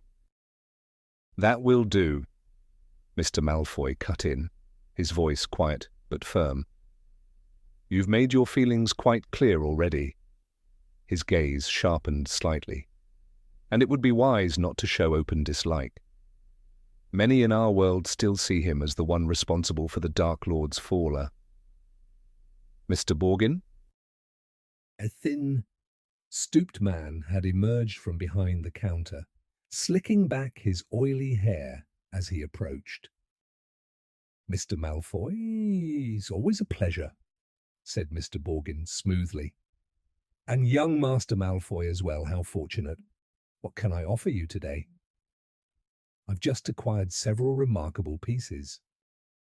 "I'm not here to purchase," Mr. Malfoy interrupted coolly. "I'm here to dispose of a few things." "Dispose?" The merchant's smile faltered ever so slightly. "I trust you've heard about the Ministry's recent inspections," Mr. Malfoy went on, producing a rolled parchment and handing it over. "There are certain objects in my possession that might attract unwanted attention, should they come calling." Mr. Borgin adjusted his pince-nez and studied the list carefully. "Surely the Ministry would not trouble someone of your standing," he said cautiously. Mr. Malfoy's lips curved into a faint, disdainful smile. "I haven't been approached yet," Mr. Malfoy went on. "The Malfoy name still carries influence for now, but the Ministry is becoming increasingly intrusive. There's talk of new legislation to protect Muggles. I wouldn't be surprised if that ridiculous, Muggle-obsessed Arthur Weasley is responsible." At that, Harry felt a sharp flash of anger rise in his chest. "And as you'll notice," Mr. Malfoy continued, tapping the parchment, "some of these substances could raise awkward questions." Chapter 5. The Whomping Willow. Harry felt that the summer had slipped away far too quickly. Although he was eager to return to Hogwarts, his time at the Burrow had been the happiest he could remember. Thinking about going back to Privet Drive made the contrast painfully clear, and he couldn't help but feel a pang of envy toward Ron, who actually belonged in a place like this. On their final evening, Mrs. Weasley prepared an enormous meal filled with all of Harry's favourite dishes, finishing with a rich treacle pudding that he could hardly resist. To top it all off, Fred and George put on a lively display of filibuster fireworks, sending sparkling red and blue lights ricocheting around the kitchen for ages. Eventually, the excitement died down, and after a final cup of hot chocolate, everyone headed off to bed. The next morning, however, was anything but calm. They had risen early, yet somehow everything still felt rushed and chaotic. Mrs. Weasley hurried from room to room in mounting frustration, searching for missing socks and forgotten quills. People bumped into each other on the stairs, half-dressed and clutching pieces of toast. Outside, Mr. Weasley nearly stumbled headfirst after tripping over a wandering chicken while hauling Ginny's trunk toward the car. Harry couldn't imagine how they were going to fit everything 8 people, a pile of heavy trunks, 2 owls, and scabbers into the small Ford Anglia. But he had underestimated Mr. Weasley. "Don't mention this to Molly," Mr. Weasley murmured, giving Harry a conspiratorial look as he opened the boot. Inside, the space had been magically expanded, easily accommodating all the luggage. At last, everyone squeezed into the car. Mrs. Weasley glanced back at the rear seat, where Harry, Ron, Fred, George, and Percy sat side by side with surprising ease. "You know," she said thoughtfully, "Muggles might be cleverer than we give them credit for." She settled into the front beside Ginny, where the seat had been stretched to an almost bench-like size. You'd never guess it was this spacious just by looking at it from the outside, would you? Mr. Weasley turned the key in the ignition, and the car rumbled to life as they rolled out of the yard. Harry twisted around in his seat, taking one last look at the burrow. He had barely begun to wonder when he might return when they were suddenly heading back again. George had forgotten his box of filibuster fireworks. Not long after that, they stopped once more so Fred could dash inside and retrieve his broomstick. Then, just as they were nearing the main road, Ginny let out a panicked cry. She had left her diary behind. By the time she scrambled back into the car, they were badly behind schedule, and everyone's nerves were starting to fray. Mr. Weasley checked his watch, then glanced at his wife. "Molly, perhaps." "No, Arthur." "Honestly? No one would notice? I installed a little feature invisibility booster. We could lift straight up, fly above the clouds. We'd be there in minutes." "I said no," Mrs. Weasley cut in firmly. "Not in the middle of the day." They finally reached King's Cross with only minutes to spare. Mr. Weasley hurried off to fetch luggage trolleys while the rest of them rushed into the busy station. Harry had done this once before. The challenge wasn't the train itself, it was reaching platform 9 3/4, hidden from ordinary people. The trick was to walk straight through the barrier between platforms 9 and 10 without drawing attention. "Percy, you go first," Mrs. Weasley said, glancing anxiously at the large clock overhead. They had only a few minutes left. Percy marched forward without hesitation and disappeared. Mr. Weasley followed, then Fred and George. "I'll take Ginny," Mrs. Weasley said quickly. "You two come right after."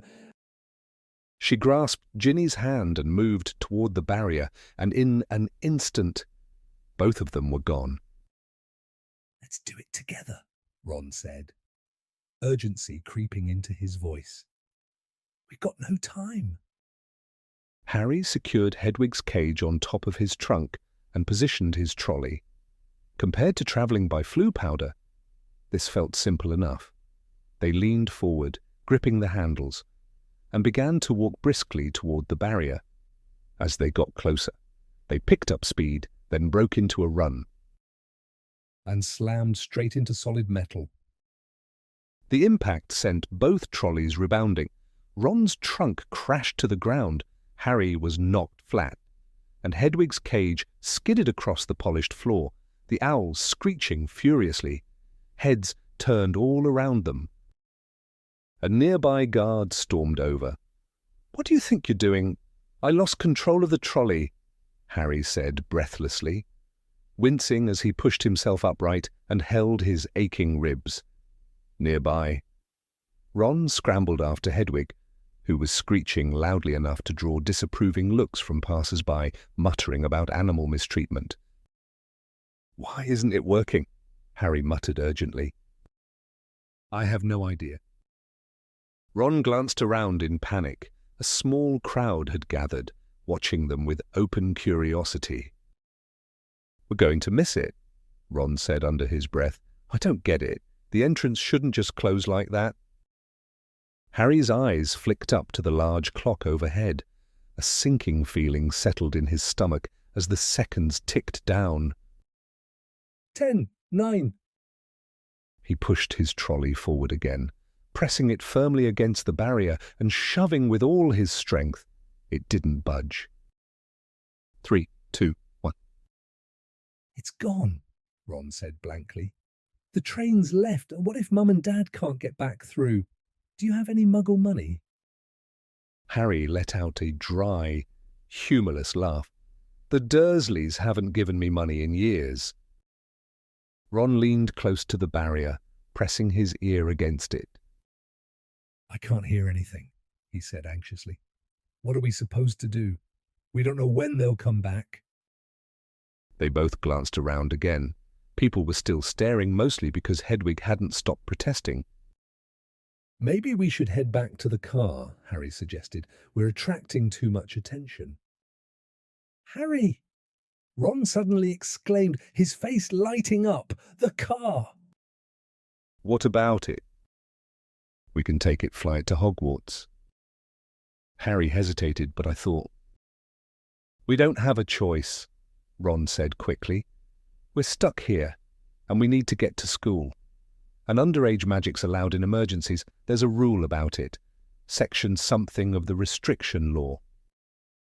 "But your parents?" Harry said, glancing back at the barrier and giving it one last push. "How are they going to get home?"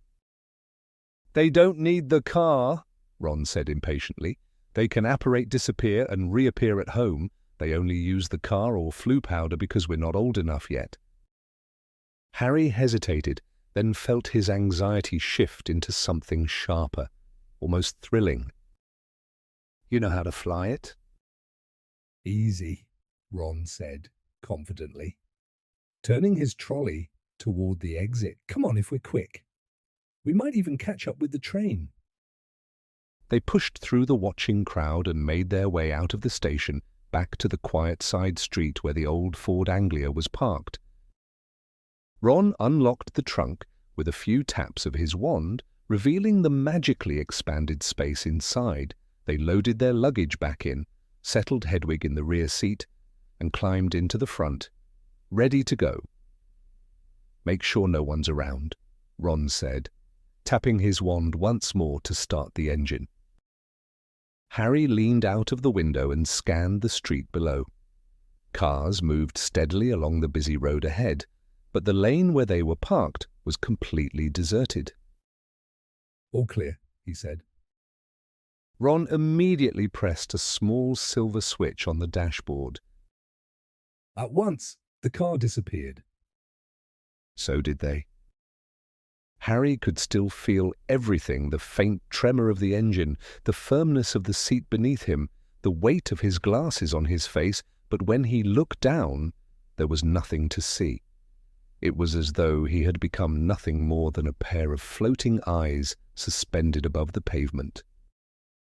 "Right, off we go," Ron's voice said from somewhere beside him. The ground dropped away. The buildings on either side of the street shrank rapidly as the car lifted into the air, and within moments London stretched out beneath them, hazy with smoke and glinting in the sunlight. Then, with a sudden pop, the car flickered back into view. "Oh no!" Ron muttered, stabbing at the invisibility control. "It's acting up." Both of them began hitting the button. The car vanished again, then reappeared almost instantly. "Hang on!" Ron shouted. He slammed his foot down, and the car surged upward, shooting straight into the thick blanket of low clouds. Everything around them turned grey and dim. "What now?" Harry asked, blinking as fog pressed in from every side. "We need to keep sight of the train," Ron said. "Otherwise we won't know which way to go." "Then go back down fast." The car dipped beneath the cloud layer, and both boys twisted around in their seats, searching the ground below. "There!" Harry shouted suddenly. "Straight ahead!" Far beneath them, the Hogwarts Express raced along the tracks like a long scarlet ribbon. "North," Ron said, glancing at the dashboard compass. "Good, we'll just check in on it every so often." With that, they climbed back into the clouds. A moment later, they burst through the top of them and into brilliant sunlight. The world above was breathtaking. The car skimmed across a vast ocean of white cloud, its wheels almost brushing the soft billows below. Above them, the sky stretched endlessly blue, and the sun blazed so brightly it made Harry squint. "The only thing we need to watch out for now is airplanes," Ron said. They exchanged a look. Then both of them burst into laughter, the kind that comes from fear, turning suddenly into exhilaration, and for a long while, neither of them could stop. For a while, it felt unreal, like drifting through some strange, perfect dream. Harry couldn't imagine a better way to travel. They soared through towering shapes of cloud, twisting and curling like frozen castles. The car bathed in warm sunlight. A stash of toffees sat within easy reach, and the thought of Fred and George's envy when they arrived in spectacular fashion at Hogwarts made it all feel even better. Every so often, they dipped beneath the clouds to check on the train, and each time the view below had changed, London disappeared quickly, replaced by tidy patchworks of farmland, then rolling stretches of purple moorland. Cities passed beneath them, alive with movement, their traffic crawling like tiny, colourful insects. Villages looked like miniature models, complete with delicate church towers. But after several hours, the excitement began to fade. The sweets had left them parched, and they had nothing to drink. Both of them had shed their sweaters, yet the heat still clung to them. Harry's shirt stuck uncomfortably to the seat, and his glasses kept slipping down his damp nose. The clouds, once fascinating, had lost their novelty. Instead, he found himself thinking about the train below, about the cool drinks sold from the trolley, about the ease of sitting back and letting the journey take care of itself. Why hadn't the barrier worked? "Can't be much farther, can it?" Ron said hoarsely after a long silence. The sun was beginning to sink, casting a deep pink glow across the cloud layer beneath them. "Want to check again?" They dipped down once more. Far below, the Hogwarts Express was still moving steadily forward, weaving past a mountain capped with snow. The world beneath the clouds had grown noticeably darker.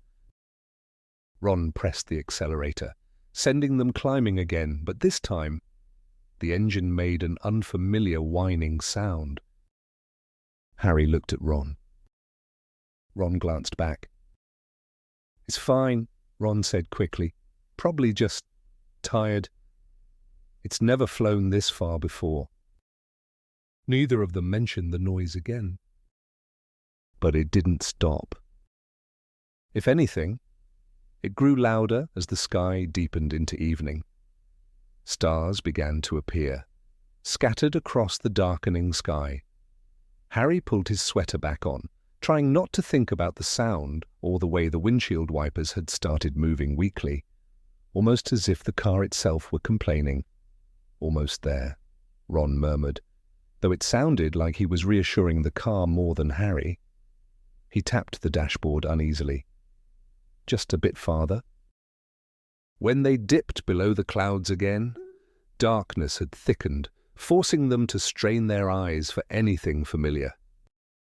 "There!" Harry suddenly cried, making both Ron and Hedwig jump. "Look straight ahead." Against the shadowy horizon, perched high above the lake, the outline of Hogwarts rose a jagged silhouette of towers and turrets. But something was wrong. The car began to tremble, its speed faltering.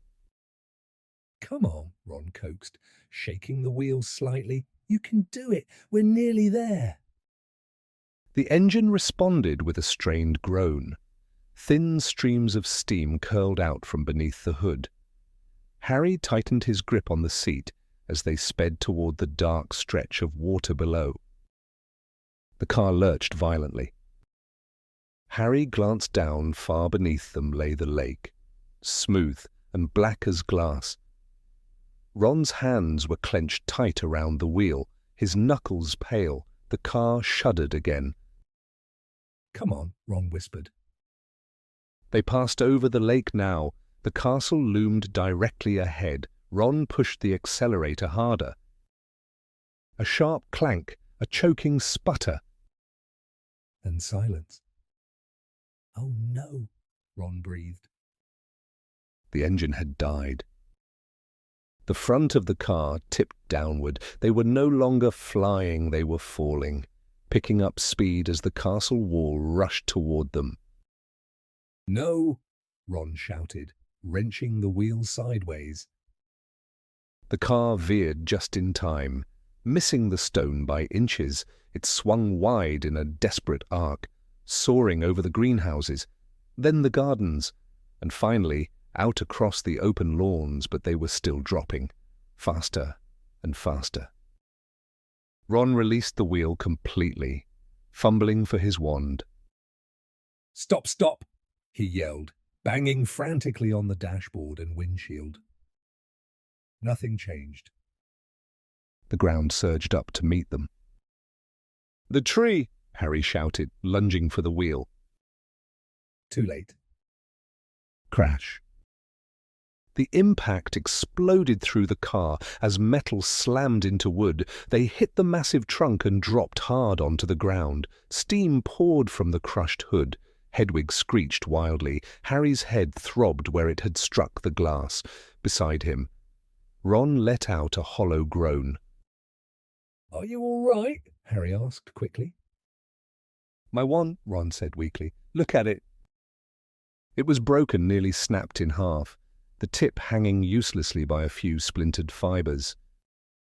Harry started to speak, ready to suggest fixing it later, but he never got the chance. Something slammed into his side of the car with enormous force, throwing him sideways into Ron. Another heavy blow struck the roof. "What?" Ron stared ahead in horror. Harry turned just in time to see a thick branch crash against the windshield. The tree was moving. Not just moving, attacking. Its trunk twisted, bending unnaturally, while huge, knotted branches lashed out like living whips, hammering the car from every direction they could reach.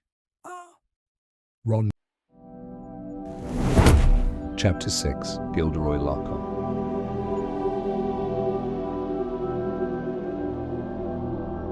The next day, though, Harry found very little to smile about. The shift began at breakfast in the Great Hall. The 4 house tables were crowded with bowls of porridge, platters of kippers, stacks of toast, and plates piled high with eggs and bacon, all beneath a bewitched ceiling that today hung low and grey with clouds. Harry and Ron took their seats at the Gryffindor table beside Hermione, who already had Voyages with Vampires open, propped against a jug of milk. She greeted them with a restrained morning, her tone stiff enough to make it clear she still hadn't forgiven their dramatic arrival. Neville Longbottom, however, seemed in much brighter spirits. Round-faced and perpetually forgetful, he beamed at them. "The post should be here any second," he said eagerly. "Gran's sending me a few things I left behind." Harry had barely taken a spoonful of porridge when a rush of wings filled the air. Dozens upon dozens of owls swooped into the hall, circling overhead before dropping letters and parcels into the lively crowd below. A bulky package smacked Neville on the head, and almost immediately afterward, a large grey shape plunged straight into Hermione's milk jug, splashing milk and feathers everywhere. "Errol!" Ron exclaimed, hauling the limp owl out by its legs. The exhausted bird collapsed onto the table, motionless, a damp red envelope clamped in its beak. "Oh no!" Ron breathed. "He's still alive," Hermione said, gently nudging the owl. "It's not that it's this," Ron replied, pointing at the envelope. To Harry, it looked ordinary enough, but Ron and Neville stared at it as though it were about to detonate. "What's wrong?" Harry asked. It's a howler," Ron said weakly. "You should open it," Neville whispered nervously. "It's worse if you don't. My Gran sent me one once I ignored it and—" He swallowed hard. It was awful. Harry glanced between their alarmed expressions and the red envelope. "What's a howler?" he asked. But Ron didn't answer. The envelope had begun to smoke at the edges, curling ominously. "Open it," Neville urged again. "It'll be over quickly." With a trembling hand, Ron pulled the letter free from Errol's beak and tore it open. Neville immediately clamped his hands over his ears. A split second later, Harry understood why an explosive roar burst from the envelope, echoing through the entire hall and rattling the very ceiling above them. "Stealing the car. I wouldn't have been surprised if they'd expelled you. Just wait until I get hold of you. Did it ever cross your mind what your father and I went through when we realized it was gone?" Mrs. Weasley's voice, magnified to an unbearable volume, thundered across the hall. Plates clattered, spoons rattled, and her furious shouting bounced off the stone walls. Heads turned from every direction to find the unlucky recipient, while Ron shrank lower and lower in his seat until only the top of his bright red hair remained visible. "We got a letter from Dumbledore last night. I thought your father would collapse from shame. We did not raise you to act like this. You and Harry could have been killed." Harry winced as his name rang out. He fixed his gaze stubbornly on his bowl, pretending he couldn't hear the voice that seemed to be drilling straight through his skull. "I am absolutely disgusted. Your father is being investigated at work, and it's all because of you. If you step out of line again, we will bring you straight back home." Then, abruptly, silence. The scarlet envelope slipped from Ron's fingers, burst into flames, and crumbled into ash. For a moment, Harry and Ron sat frozen, as if a wave had just crashed over them and left them stunned in its wake. A few scattered snickers broke out, and gradually the hall filled once more with chatter. Hermione shut her copy of Voyages with Vampires and looked down at Ron. "Well, honestly, Ron, what did you expect? You." "Don't start saying I deserved that," Ron snapped. Harry pushed his breakfast aside, his appetite gone. Guilt churned inside him. "Mister, Weasley was in trouble at work because of them. After everything the Weasleys had done for him over the summer, this was how it turned out. Before he could dwell on it, Professor McGonagall arrived, moving along the Gryffindor table and distributing class schedules. Harry glanced at his. First up was double herbology with the Hufflepuffs.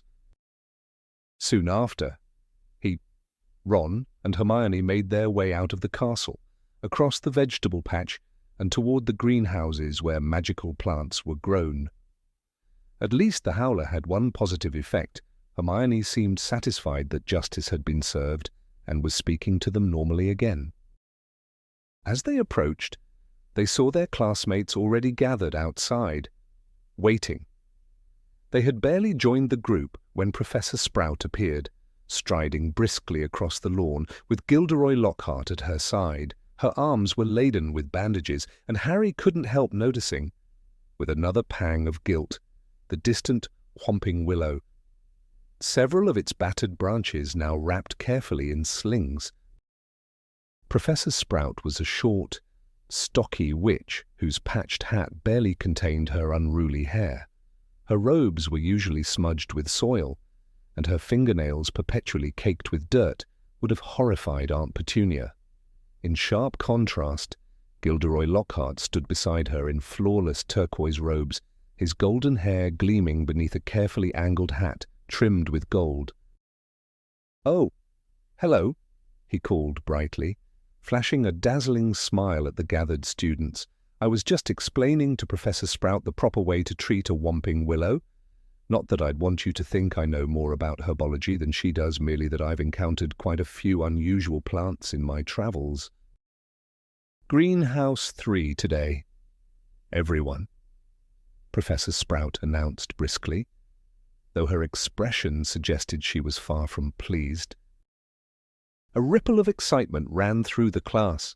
Until now, they had only worked in Greenhouse 1. Greenhouse 3 was known for housing much rarer and more dangerous specimens. Producing a large key from her belt, Professor Sprout unlocked the door. A wave of warm, earthy air drifted out, thick with the scent of damp soil, fertilizer, and the overpowering fragrance of enormous flowers hanging from the ceiling like colorful umbrellas. Harry was just about to follow Ron and Hermione inside when Lockhart suddenly reached out and stopped him. "Harry, a moment, if you please," he said. "You don't mind if he's a bit late, do you, Professor Sprout?" From the look on her face, she clearly did, but Lockhart cheerfully ignored it. "Excellent," he said, shutting the greenhouse door right in front of her. "Harry," Lockhart began, turning back with a radiant smile. "Harry, Harry, Harry." Harry stared at him, completely baffled. When I heard what happened, well, naturally, I blamed myself. I could have kicked myself. Harry blinked. He hadn't the faintest idea what Lockhart meant and was about to say so, but Lockhart carried on without pause. "I've rarely been so shocked, flying a car all the way to Hogwarts, but of course, I immediately understood your motive. It was obvious. Harry. It was astonishing how Lockhart managed to display every one of his gleaming teeth, even when he wasn't speaking. Got a taste for fame. "Did I?" Lockhart said knowingly. "Set you off, I expect. One moment you're on the front page with me. Next thing you know, you're eager for another headline." "Oh, no, Professor, actually." "Harry? Harry? Harry?" Lockhart interrupted, placing a firm hand on his shoulder. "I quite understand. Once you've had that first brush with attention, it's only natural to crave more. And really, I must take some responsibility. It was bound to go to your head. But listen carefully, my boy. Flying cars to school is not the way to keep yourself in the spotlight. You must learn to restrain yourself. There'll be plenty of opportunities for glory later in life." He leaned in slightly, still smiling broadly. I know exactly what you're thinking. Easy for him to say. He's already world famous. But believe it or not, when I was your age, I was just as unknown as you are now, perhaps even more so. After all, people have heard of you, haven't they? That little incident with you-know-who. His eyes flicked to the lightning-shaped scar on Harry's forehead. Of course, it's not quite the same as winning Witch Weekly's Most Charming Smile Award 5 times consecutively, as I have, but still, it's a beginning. Harry, a beginning. With a final wink, he turned and swept away across the grounds. Harry stood rooted to the spot for a moment, utterly bewildered. Then, remembering he was meant to be in class, he hurried into the greenhouse. Inside, Professor Sprout stood behind a long wooden bench at the centre. Lined up across it were about 20 pairs of earmuffs in assorted colours. Once Harry squeezed in between Ron and Hermione, she addressed the class. Today we'll be repotting mandrakes. Now then, who can tell me the properties of the mandrake? As expected, Hermione's hand shot up instantly. Mandrake, or mandragora, is a highly potent restorative, she recited, sounding as though she'd memorized the textbook word for word. It's used to return people who have been transformed or cursed back to their original state. Excellent. 10 points to Gryffindor, said Professor Sprout approvingly. The mandrake is a key ingredient in many antidotes, Professor Sprout continued. However, it is also highly dangerous. Can anyone tell me why? Hermione's hand shot up so fast it nearly knocked Harry's glasses off. The mandrake's cry is deadly to anyone who hears it, she answered without hesitation. Exactly. Another 10 points to Gryffindor, said Professor Sprout. Now then, these mandrakes are still quite young. She gestured towards several deep trays, and the class crowded closer. Inside were rows upon rows of small, bushy plants, tinged purplish green. To Harry, they looked completely ordinary, and he couldn't imagine what Hermione meant by their cry. Everyone, take a pair of earmuffs, Professor Sprout instructed. There was a rush as students grabbed for a pair, most trying to avoid the pink, fluffy ones. When I tell you to put them on, make sure your ears are completely covered, she said, firmly. When it's safe to remove them, I'll signal. Right earmuffs on. Harry quickly fitted his over his ears, and all sound vanished at once, across from them. Professor Sprout placed a bright pink pair over her own ears, rolled up her sleeves, gripped one of the plants firmly, and yanked. Harry's mouth fell open in silent shock. Instead of roots, a tiny, muddy, and incredibly ugly baby emerged from the soil. Leaves sprouted directly from its head. Its skin was pale green and blotchy, and though Harry couldn't hear it, it was clearly screaming at full volume. Professor Sprout calmly picked up a pot and shoved the mandrake inside, covering it with dark compost until only the leaves remained visible. Then she brushed off her hands, gave the class a thumbs up, and removed her earmuffs. As these are only seedlings, their cries won't be fatal just yet, she explained matter-of-factly. However, they can knock you unconscious for several hours, and since I doubt any of you wish to spend your first day back asleep, keep your earmuffs firmly on while working. I'll let you know when it's safe to remove them. She gestured around. Groups of 4 to a tray. Pots are here. Compost over there, and mind the venomous tentacula. It's teething. As she spoke, she smacked a dark red, spiky plant, causing its creeping tendrils to snap back quickly.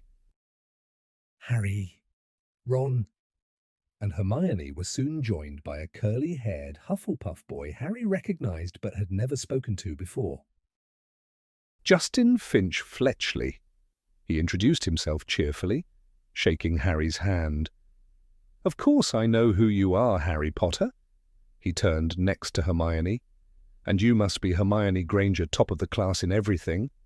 Hermione smiled brightly as he shook her hand. "And Ron Weasley, that was your flying car, wasn't it?" Ron didn't return the smile. The memory of the howler clearly hadn't faded. "Lockhart's incredible, isn't he?" Justin went on enthusiastically as they began filling pots with dragon dung compost. "So brave. Have you read his books? I'd have been terrified if I'd been trapped in a phone booth with a werewolf, but he kept his cool and handled it brilliantly. My name was down for Eton, you know," Justin continued proudly. "But I'm awfully glad I ended up here instead.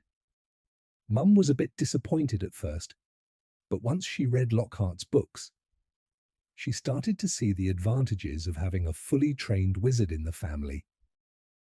After that, conversation became impossible. They had to put their earmuffs back on and focus on the mandrakes. What Professor Sprout had made look simple turned out to be anything but.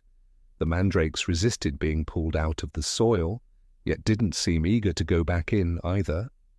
They wriggled, kicked, punched with tiny fists, and snapped their teeth furiously. Harry spent nearly 10 minutes wrestling with one particularly plump specimen, trying to force it into its pot. By the end of the lesson, everyone was exhausted, sweaty, sore, and covered head to toe in dirt. The class trudged back to the castle for a quick wash before the Gryffindors headed off to Transfiguration. Professor McGonagall's lessons were never easy, but today felt especially brutal. Over the summer, it seemed as though everything Harry had learned had simply vanished. His task was to turn a beetle into a button, but instead he only managed to chase it endlessly across his desk as it dodged his wand. Ron, meanwhile, was having an even worse time. His wand, poorly repaired with spellotape, was clearly beyond saving. It crackled and sparked unpredictably, and every attempt at a spell ended in a puff of foul-smelling grey smoke. At one point, blinded by the fumes, Ron accidentally crushed his beetle with his elbow and had to request another. Professor McGonagall was far from impressed. When the lunch bell finally rang, Harry felt immense relief. His mind was completely drained. As the class filed out, Ron lingered behind, furiously banging his wand against the desk. "Stupid, useless thing." "Why don't you just write home for a new one?" Harry suggested, just as the wand gave a series of loud pops like a firecracker. "Yeah, and get another howler in return," Ron muttered, shoving the smoking wand into his bag. "Serves you right for breaking it." They made their way down to lunch, where Ron's mood didn't improve when Hermione proudly displayed the perfectly formed buttons she had managed to produce. "So what do we have this afternoon?" Harry asked quickly, trying to steer the conversation elsewhere. "Defense against the dark arts," Hermione replied immediately. Ron grabbed her timetable. "Why?" he demanded. "Have you decorated all of Lockhart's lessons with little hearts?" Hermione snatched it back, her face flushing bright red. After lunch, they stepped out into the grey courtyard. Hermione settled on a stone step and buried herself in voyages with vampires once more. Harry and Ron stood nearby, chatting about Quidditch, until Harry noticed someone watching him intently. He looked up to see a small, pale boy, the same one he'd noticed during the sorting, staring at him as if spellbound. The boy clutched what looked like a regular mug. Chapter 7. Mudbloods and Murmurs. Over the next few days, Harry made a point of slipping out of sight whenever he spotted Gilderoy Lockhart heading his way in the corridors. Avoiding Colin Creevey, however, proved nearly impossible. Colin seemed to have worked out Harry's timetable perfectly. Nothing delighted him more than chirping, "Hi, Harry, half a dozen times a day and getting a reluctant "Hello, Colin" in return, no matter how worn out Harry sounded. Hedwig was still holding a grudge over the disastrous car journey, and Ron's wand continued to misbehave spectacularly. On Friday morning, it outdid itself during charms by flying out of Ron's hand and striking Professor Flitwick right in the forehead, leaving a large, pulsating green lump where it hit, with everything going wrong. Harry was more than ready for the weekend. He, Ron, and Hermione had arranged to visit Hagrid on Saturday morning, but Harry was woken much earlier than expected. What's going on?" Harry mumbled sleepily as Oliver Wood, the Gryffindor Quidditch captain, shook him awake. "Practice," Wood said briskly. "Up you get." Harry squinted toward the window. A faint mist hung in the soft pink and gold of the early sky. Now fully awake, he couldn't believe he'd managed to sleep through the bird's racket. "Oliver," Harry groaned, "it's barely morning." "Exactly," Wood replied, eyes shining with intense enthusiasm. "That's part of our new training strategy. Come on, grab your broom. We're getting ahead of everyone this year. No other teams started yet. We'll be first." Still yawning and shivering, Harry dragged himself out of bed and searched for his Quidditch robes. "That's the spirit," our Wood said approvingly. "Meet me on the pitch in 15 minutes. After pulling on his scarlet robes and wrapping himself in his cloak against the chill, Harry scribbled a quick note to Ron explaining where he'd gone with his Nimbus 2000 slung over his shoulder.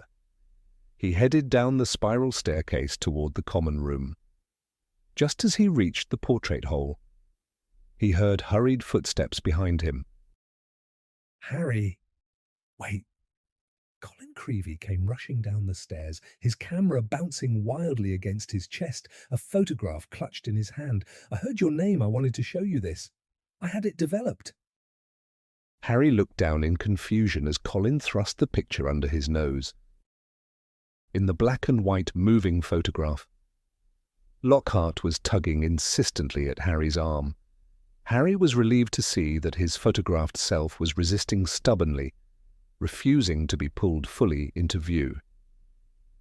After a moment, Lockhart in the picture seemed to give up, leaning against the edge of the frame, breathing heavily. "Will you sign it?" Colin asked, practically vibrating with excitement. "No," Harry replied shortly, glancing around to make sure no one else was nearby. "Sorry, Colin, I've got to go. Quidditch practice." He slipped through the portrait hole, hoping that would be the end of it. "Brilliant. Wait up." Colin scrambled after him. "I've never seen a Quidditch match before." "It's not that interesting, really," Harry said quickly, but Colin paid no attention, his eyes sparkling. "You're the youngest player in a century, right? Harry, you must be amazing. I've never flown before. Is it difficult? Is that your own broom? Is it the fastest one?" Harry sighed inwardly, unsure how to shake him off. Colin stuck to him like a chatterbox shadow. "I don't quite get Quidditch," Colin continued eagerly. "Is it true there are 4 balls, and 2 of them just fly around trying to knock players off?" "Yeah," Harry said, giving in. "Those are bludgers. Each team has 2 beaters who use bats to hit them away from their teammates. Fred and George Weasley are ours." "And the others?" Colin pressed, nearly stumbling down a step because he was staring so intently at Harry. "The quaffle's the main one," Harry explained. "It's red, and the chasers pass it around and try to score by throwing it through the hoops. There are 3 at each end of the pitch." "And the last ball?" "That's the golden snitch," Harry said. "Tiny, incredibly fast, and hard to catch. The seeker's job is to grab it. The game doesn't end until someone does, and it's worth 150 points. And you're the seeker for Gryffindor? Colin asked, wide-eyed. Yeah, Harry answered as they stepped out onto the damp grass. There's also a keeper who guards the hoops. That's basically it. But Colin kept firing questions all the way across the sloping lawns toward the Quidditch pitch. Harry only managed to escape when he ducked into the changing rooms. I'll grab a good seat, Colin called after him, hurrying toward the stands. Inside, the Gryffindor team was already gathered. Only Wood looked fully alert. Fred and George sat bleary-eyed beside Alicia Spinett, who looked half asleep herself. Across from them, Katie Bell and Angelina Johnson yawned in unison. There you are. Harry, what took you so long? Wood said briskly. Before we head out, I want a quick word. I've spent the entire summer working out a new training strategy, and I think it's going to give us a real edge this year. He held up a large diagram of the pitch, covered in lines, arrows, and markings in different colours. With a tap of his wand, the arrows began to wriggle across the surface like living things, as Wood launched into an enthusiastic explanation. Fred's head slowly drooped onto Alicia's shoulder, and within moments, he was fast asleep, snoring quietly. The first diagram alone took nearly 20 minutes to get through, and when Wood finally finished, he revealed another underneath it, then yet another. Harry's mind slowly drifted as Wood continued talking without pause. At last, Wood said, snapping Harry out of a daydream about breakfast back in the castle. Got it. Any questions? I've got one, said George, blinking himself awake. Why didn't you tell us all this yesterday, when we were actually conscious? Wood did not look amused. Listen carefully, he said, glaring at the entire team. We should have taken the Quidditch Cup last year. We're clearly the strongest side, but due to unfortunate circumstances beyond our control. Harry shifted awkwardly. He knew exactly what Wood meant. He had been stuck in the hospital wing during the final match, leaving the team short-handed, and they had suffered a crushing defeat. Wood paused, visibly steadying himself. The memory clearly still stung. This year, we're going to train harder than ever, he went on firmly. Right out we go. Time to put this into action. Grabbing his broom, he strode out of the changing rooms. The rest of the team followed, stiff and yawning. They had been inside so long that the sun was now fully up, though wisps of mist still clung to the grass. As Harry stepped onto the pitch, he spotted Ron and Hermione sitting in the stands. You done already? Ron called. We haven't even started, Harry replied, eyeing the toast and marmalade they had brought with envy. Wood's been giving us a lecture on tactics. He climbed onto his broom and pushed off into the air. The crisp morning breeze rushed past him, clearing his head far better than Wood's endless explanations. It felt incredible to be flying again. He sped around the stadium, keeping pace with Fred and George. Do you hear that clicking? Fred shouted as they rounded a corner at high speed. Harry glanced toward the stands. Colin was perched high up, camera in hand, snapping picture after picture, the clicking echoing loudly in the otherwise empty stadium. Over here, Harry, this way, Colin called excitedly. Who is that? Fred asked. No idea, Harry said quickly, accelerating to put as much distance as possible between himself and Colin. What's going on? Wood demanded, flying toward them with a frown.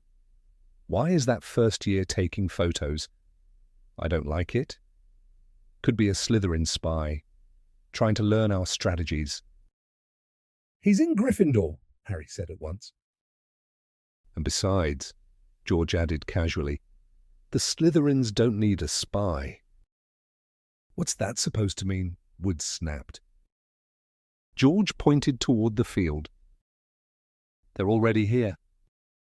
A group of students in green robes had just stepped onto the pitch, each carrying a broomstick. I don't believe this. Wood snapped, his voice tight with anger. I reserved the pitch for today. We'll sort this out right now. He dived toward the ground, landing harder than intended in his fury and stumbling slightly as he dismounted. "Harry! Fred!" And George quickly followed. "Flint!" Wood shouted at the Slytherin captain. "This is our scheduled practice. We got up early for this, you can clear off." Marcus Flint, even bulkier than Wood, wore a sly, almost brutish grin. Plenty of space for everyone. "Wood," he replied lazily. Angelina, Alicia, and Katie had joined them now. The Slytherin team stood in a tight line, all male, facing the Gryffindors with smug, taunting expressions. "I booked the pitch," Wood insisted, nearly shaking with frustration. "It's ours!" "Ah," said Flint smoothly, pulling out a piece of parchment. "But I've got permission." He waved it slightly. "Signed by Professor Snape. Says we're allowed to train today. Special circumstances. We've got a new seeker to prepare." "A new seeker?" Wood repeated, momentarily thrown. "Where?" The Slytherins parted slightly, and a seventh figure stepped forward, a pale boy with a sharp face and a self-satisfied grin. Draco Malfoy. "Isn't that Lucius Malfoy's son?" Fred said, eyeing him with clear dislike. "Glad you brought up his father," Flint said, as the Slytherin's smiles widened. "Let me show you just how supportive he's been." At once, all 7 Slytherins raised their broomsticks. The polished wood gleamed in the morning light, each one identical, sleek, brand new, with shining gold lettering spelling out Nimbus 2001. "Latest model," Flint said casually, brushing imaginary dust from his broom. "Just released last month, much faster than the old 2000 series, I hear." And as for those clean sweeps, he cast a mocking glance at Fred and George's brooms. They don't even compare. For a moment, the Gryffindor team was speechless. Malfoy's smirk only grew wider, his eyes narrowing with satisfaction. "Oh, look at that," Flint added. "We've got an audience." Ron and Hermione were making their way across the grass toward them. "What's going on?" Ron asked, looking between the teams. "Why aren't you practicing? And what's he doing here?" His gaze landed on Malfoy, now dressed in Slytherin Quidditch robes. "I'm the new seeker," Malfoy said coolly, "and everyone's been admiring the brooms my father kindly provided for the team." Ron stared, mouth slightly open, at the line of gleaming, identical broomsticks. "Impressive, aren't they?" Malfoy drawled, running a hand along his broomstick. "Though maybe the Gryffindor team could scrape together enough gold for an upgrade. You might even get something for those clean sweep 5s. Perhaps a museum would take them." The Slytherins burst into loud laughter. "At least Gryffindor players don't have to buy their way onto the team," Hermione shot back. "They're chosen for their ability." Malfoy's smirk faltered for a split second. "Did anyone ask you, you filthy little mudblood?" he sneered. The reaction was immediate and explosive. Harry knew instantly it was something far worse than a normal insult. Fred and George lunged forward, only to be held back by Flint. Alicia shouted in outrage, and Ron, furious, yanked out his wand. "You'll regret that, Malfoy," he yelled, aiming straight at him. There was a loud crack, but the spell backfired. A burst of green light shot out of the wrong end of Ron's wand. hitting him squarely in the stomach and knocking him backward onto the grass. "Ron, are you okay?" Hermione cried, rushing to him. Ron tried to answer, but instead let out a huge belch, and to Harry's horror, several slimy slugs spilled out of his mouth onto his robes. The Slytherins howled with laughter. Flint bent double, clutching his broom for support, while Malfoy dropped to his hands and knees, pounding the ground with amusement. The Gryffindors gathered around Ron, who continued retching up glistening slugs. No one looked particularly eager to get too close. "We need to get him to Hagrid's," Harry said quickly. "It's the closest place." Hermione nodded, swallowing her discomfort, and together they hauled Ron to his feet. "What happened? Is he sick? Can you fix it?" Colin had rushed down from the stands and now hurried alongside them. Ron gagged again, and more slugs slid down the front of his robes. "Wow," Colin said, both horrified and fascinated, already lifting his camera. "Hold still a second." "Move, Colin," Harry snapped. He and Hermione half carried Ron off the pitch and across the grounds toward the forest. "You'll be fine, Ron," Hermione said encouragingly as Hagrid's hut came into view. "We're almost there, just a bit further." They were only a short distance away when the door suddenly opened, but instead of Hagrid, out stepped Gilderoy Lockhart, dressed in pale mauve robes. "Quick, hide," Harry whispered urgently. Dragging Ron behind a nearby bush, Hermione followed, though she looked far less willing. "It's really quite straightforward if you know what you're doing," Lockhart was saying loudly outside. "If you ever need assistance, don't hesitate to come to me. I'll even send over one of my books signed. Of course, surprised you don't already own one. Well then, goodbye." They listened as his footsteps faded off toward the castle. Harry waited a moment, then pulled Ron out from behind the bush and hurried him up to Hagrid's door. He knocked quickly. The door swung open almost at once. Hagrid looked irritated at first, but his face lit up when he saw them. "Been wondering when you lot would drop by. Come in, come in. Thought that might be Professor Lockhart again." Harry and Hermione helped Ron inside the cozy, single-room hut. A large bed filled one corner, and a cheerful fire burned in another. Harry quickly explained what had happened as they lowered Ron into a chair. Hagrid didn't seem alarmed at all. "Better out than in," he said, matter-of-factly, setting a large copper basin in front of Ron. "Go on, get it all out." "I think we just have to wait it out," Hermione said nervously, watching Ron lean over the basin. "That's not an easy curse to manage even under normal circumstances and with a damaged wand." Meanwhile, Hagrid busied himself making tea. His boarhound, Fang, ambled over and began enthusiastically slobbering on Harry. "What did Lockhart want?" Harry asked, absent-mindedly scratching Fang behind the ears. "Giving me tips on dealing with kelpies in a well," Hagrid muttered, shifting a half-prepared rooster off the table to make room for the teapot. "As if I wouldn't know." Then he starts going on about some banshee he supposedly handled. If half of it's true, I'll eat this kettle. It was unusual to hear Hagrid speak that way about a teacher, and Harry looked surprised. Hermione, however, spoke up quickly, her tone slightly strained. "That's a bit unfair. Professor Dumbledore must have had good reasons for hiring him."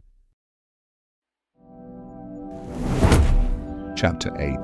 The Death Day Party. By the time October settled in, the castle had taken on a persistent chill that seemed to seep into every corridor and classroom.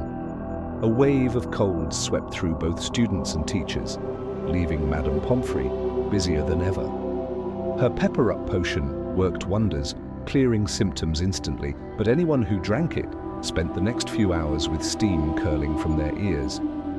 Ginny Weasley, looking unusually pale, had been firmly made to take some by Percy, with wisps of vapour rising through her bright red hair. She looked as if her head was smouldering.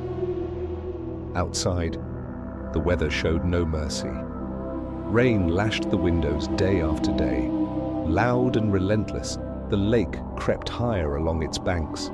Flower beds dissolved into soggy trenches, and Hagrid's pumpkins swelled to absurd sizes more like garden sheds than anything edible. Still, none of this slowed Oliver Wood.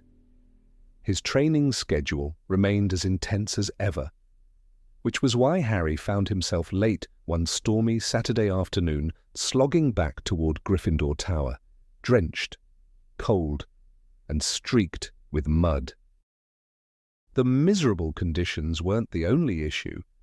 Fred and George had taken it upon themselves to observe the Slytherin team and came back with troubling news. Those new broomsticks weren't just for show. The players moved so fast they were little more than green flashes slicing through the air.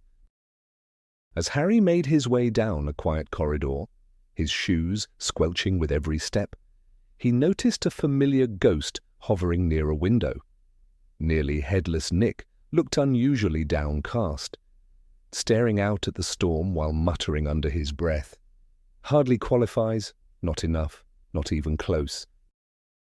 "Hello, Nick," Harry said. Nick flinched slightly before turning. He wore his usual elaborate hat with its sweeping feather, and his ruffled collar did its best to disguise the almost detached state of his neck. His pale, misty form allowed the dark, rain-streaked sky behind him to show through. "Ah, Harry," Nick said. "Good to see you." He folded a faint, ghostly letter and tucked it neatly into his doublet. "You don't look very cheerful," Harry observed. "And you seem weighed down yourself," Nick replied. "Oh, it's nothing really," Nick said lightly, though his expression betrayed him. "Just a small matter. I had considered, well, applying for something. Nothing serious. But it seems I failed to meet the necessary standards." He tried to sound dismissive, but the disappointment lingered plainly beneath his words. "You'd think, wouldn't you?" he burst out suddenly, yanking the letter back from his pocket, "that having my neck hacked at 45 times with a blunt axe might qualify me for the headless hunt." Yes," Harry said quickly, sensing he was meant to agree. "I always said it would have been far better if it had been done properly in one clean stroke," Nick went on bitterly. "Would have spared me all the embarrassment and the agony, for that matter. But no," he snapped the letter open again and read aloud with sharp indignation. "We regret to inform you that only those whose heads are fully separated from their bodies may be admitted. Participation in traditional activities such as head polo or mounted head juggling requires complete detachment. Therefore, you do not meet our criteria. Yours, sincerely, Sir Patrick Delaney Podmore." Nick crumpled the letter slightly in frustration. "Half an inch?" he exclaimed. "That's all that's keeping my head attached? Most people would consider that close enough, but not for Sir Perfectly Headless Delaney Podmore." He paused, visibly trying to regain his composure, then smoothed his expression. "Anyway," he said more calmly, "what's troubling you? Perhaps I can help." "Not really," Harry replied, "unless you happen to know where we can get 7 Nimbus 2001s before our match against Sly." He broke off abruptly. A thin, eerie meow sounded near his feet. Looking down, he found himself staring into the bright, unblinking yellow eyes of Mrs. Norris, the bony grey cat who seemed to spend her life reporting students to Filch. "You should go," Nick said quickly. "Filch is in a terrible mood. He's ill, and some third year's made a mess of Dungeon 5. He's been cleaning all morning, and if he sees you trailing mud everywhere, Right, Harry muttered, stepping back under Mrs. Norris's accusing gaze, but not fast enough.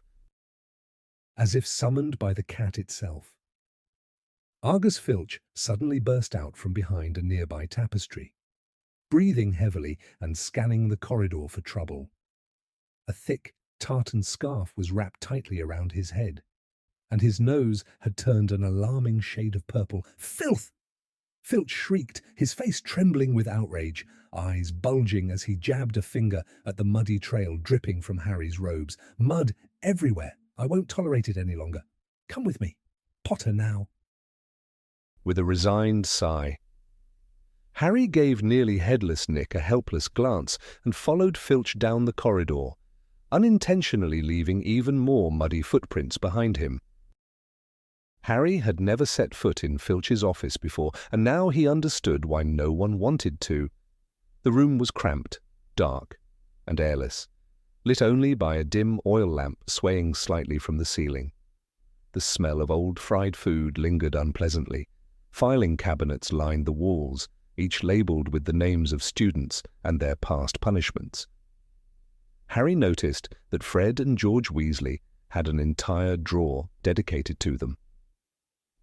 Behind Filch's desk hung an unsettling display of chains and shackles, polished to a shine. Rumour had it Filch constantly tried to convince Dumbledore to let him use them on students. Grabbing a quill, Filch began rummaging through stacks of parchment, muttering angrily to himself. Disgusting. Dragon slime, frog guts, rat innards. I've had enough. Time to make an example. Where is it? Here. He pulled out a long scroll and spread it across the desk, dipping his quill into ink. Name, Harry Potter. Offence. "It's just mud," Harry protested. Just mud, Filch snapped, his voice rising. To you, maybe. To me, it's more scrubbing, more work. A drop trembled at the end of his nose as he scribbled furiously. Offence, defiling school property. Recommended punishment. Harry held his breath as Filch prepared to write the sentence. Suddenly, bang! A loud crash shook the ceiling, making the lamp rattle violently. "Peeves!" Filch bellowed, dropping his quill at once. This time I'll catch you, I swear it." Without another word, he rushed out of the office, his footsteps echoing down the corridor, with Mrs. Norris darting after him. Peeves, the castle's resident poltergeist, was notorious for causing chaos wherever he went. Though Harry usually avoided him, he couldn't help feeling relieved at the interruption.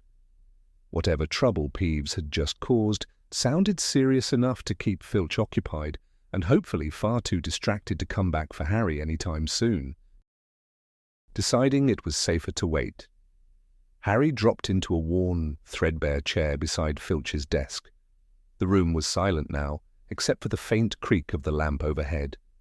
On the desk lay his unfinished punishment form, and beside it, a striking purple envelope with shiny silver writing. Harry hesitated, then glanced toward the door. No sign of Filch. Curiosity got the better of him. He picked up the envelope and read, "Quickspell, a home study course for beginner-level magic." Frowning slightly, Harry opened it and pulled out a bundle of parchment, the heading on the first page, written in looping silver ink, read, "Struggling to keep up in today's magical world, avoiding spells because they never seem to work, embarrassed by your lack of skill with a wand? There's a solution. Quickspell offers a simple, step-by-step method designed for fast improvement. Easy to follow, guaranteed results." Below that were glowing testimonials.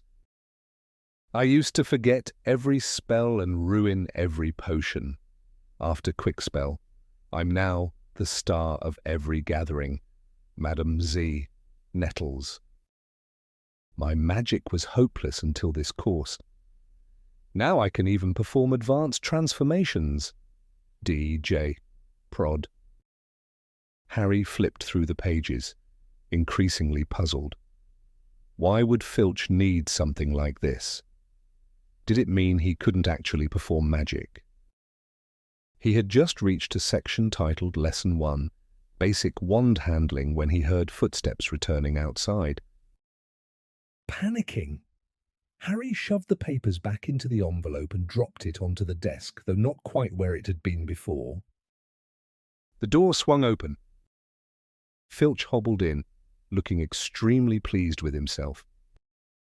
"That cabinet was priceless," he was saying to Mrs. Norris. "This time we'll catch that pest for sure." He stopped abruptly. His eyes locked onto Harry, then shifted to the envelope. Harry felt his stomach drop. It was sitting noticeably out of place. Filch's face flushed a deep, angry red. He limped forward quickly, grabbed the envelope, and stuffed it into a drawer. Were you reading?" he stammered. "No," Harry said at once. Filch's hands twisted together nervously. "If I thought you had seen that my private, well, not mine exactly, just something for a friend regardless." Harry watched him uneasily. Filch looked more unhinged than usual. His eyes bulged, one cheek twitched uncontrollably, and the tightly wrapped scarf only made him seem more agitated. "All right, then off you go. And not a word about this, though, of course. If you didn't see anything, just go. I've got to deal with Peeves's report." Harry didn't wait to be told twice. He hurried out of the office, racing along the corridor and up the stairs. Escaping Filch without a single punishment had to be some kind of achievement. "Harry, over here, did it work?" Nearly, headless Nick drifted out from a nearby classroom. Inside, Harry caught sight of the remains of a large cabinet, smashed to pieces as though it had been dropped from a great height. "I convinced Peeves to drop it right above Filch's office," Nick said eagerly. "Thought it might keep him busy for a bit." "That was you," Harry said, relieved. "It worked perfectly. I got away without detention. Thanks, Nick." They walked together down the corridor. Harry noticed Nick was still clutching the rejection letter. "I wish I could help you with that headless hunt thing," Harry said. Nick suddenly halted, and Harry accidentally walked straight through him, shivering at the icy sensation. "But you can help me," Nick said quickly, his expression brightening. "That is, if you wouldn't mind, it might be asking too much." "What do you need?" Harry asked. "Well," Nick said, straightening with a touch of pride, "this Halloween marks the 500th anniversary of my death." "Oh," Harry replied, unsure how to react. "Right." "I'm hosting a gathering in one of the larger dungeon chambers," Nick continued. "Guests will be attending from all over. It would mean a great deal if you came, mister. Weasley and Miss Granger are welcome too, of course, though I imagine you'd prefer the usual feast." "No, I'll come," Harry said quickly. "My dear boy," Nick beamed. "Harry Potter at my Death Day celebration. And if it's not too much, perhaps you could mention to Sir Patrick how impressive you find me." "Sure," Harry said. Nick looked delighted. "A Death Day party, did that?" Hermione said excitedly later, when Harry told her and Ron in the common room.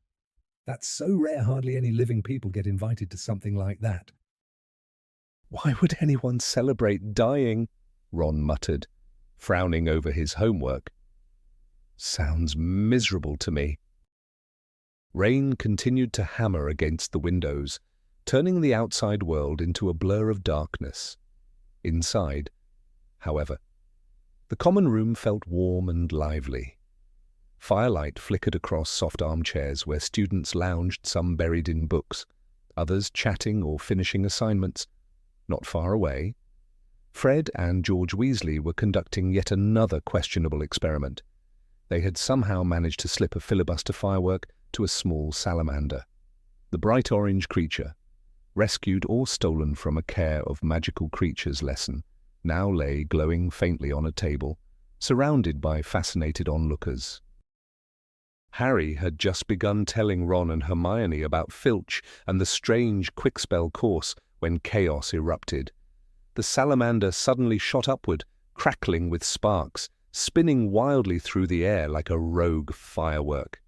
Bursts of orange light exploded from its mouth, filling the room with noise and laughter. Percy's furious shouting only added to the spectacle as the creature finally darted back into the flames with a series of loud pops. In the excitement, Harry completely forgot about Filch and the envelope.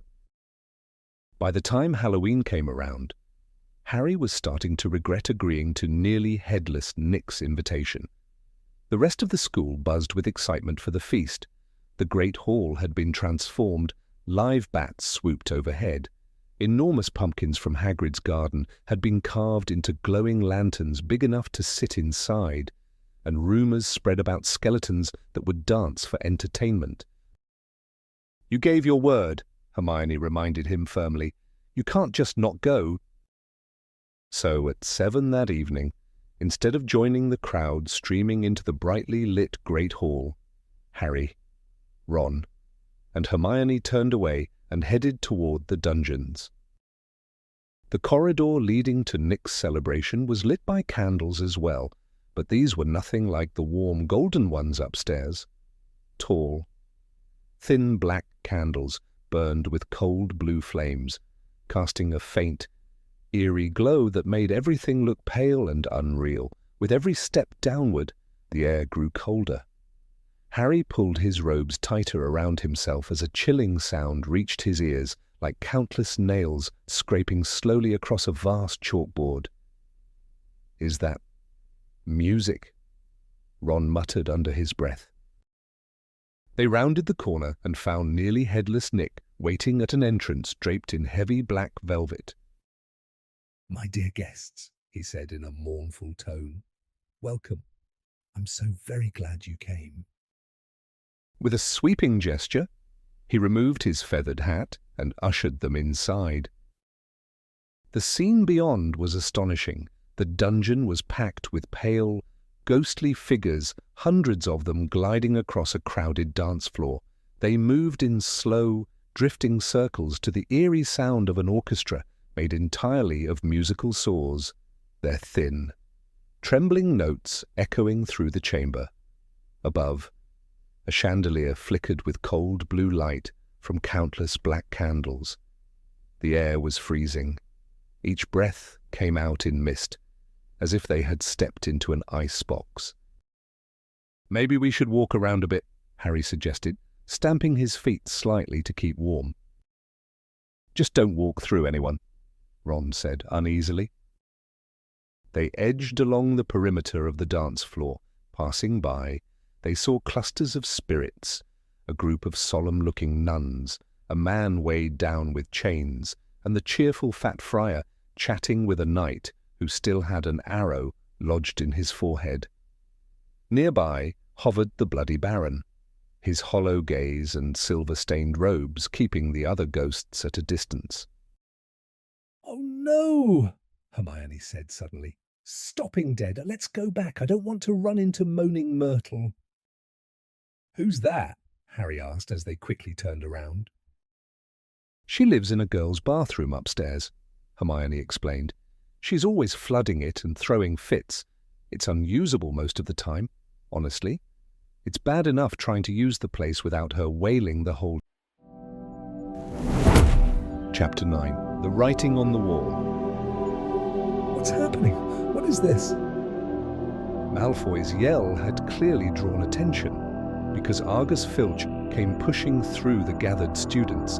The moment his eyes landed on Mrs. Norris, he staggered backward, hands flying to his face in shock. "My cat, my poor cat. What have you done to her?" he wailed, voice cracking. Then his gaze locked onto Harry. "You," he howled, pointing a shaking finger. "You're responsible. You killed her, you murdered my cat. I'll make you pay. I swear I will. Argus? The sharp voice cut through the chaos. Dumbledore had arrived, with several teachers close behind him. Without hesitation, he moved past Harry, Ron, and Hermione and carefully lifted Mrs. Norris down from where she hung. "Come along with me," he said calmly to Filch, "and you as well, Mr. Potter, Mr. Weasley, Miss Granger." Lockhart stepped forward at once, practically glowing with enthusiasm. "My office is just nearby. Headmaster right upstairs, please. Do use it." Much appreciated, Gilderoy, Dumbledore replied.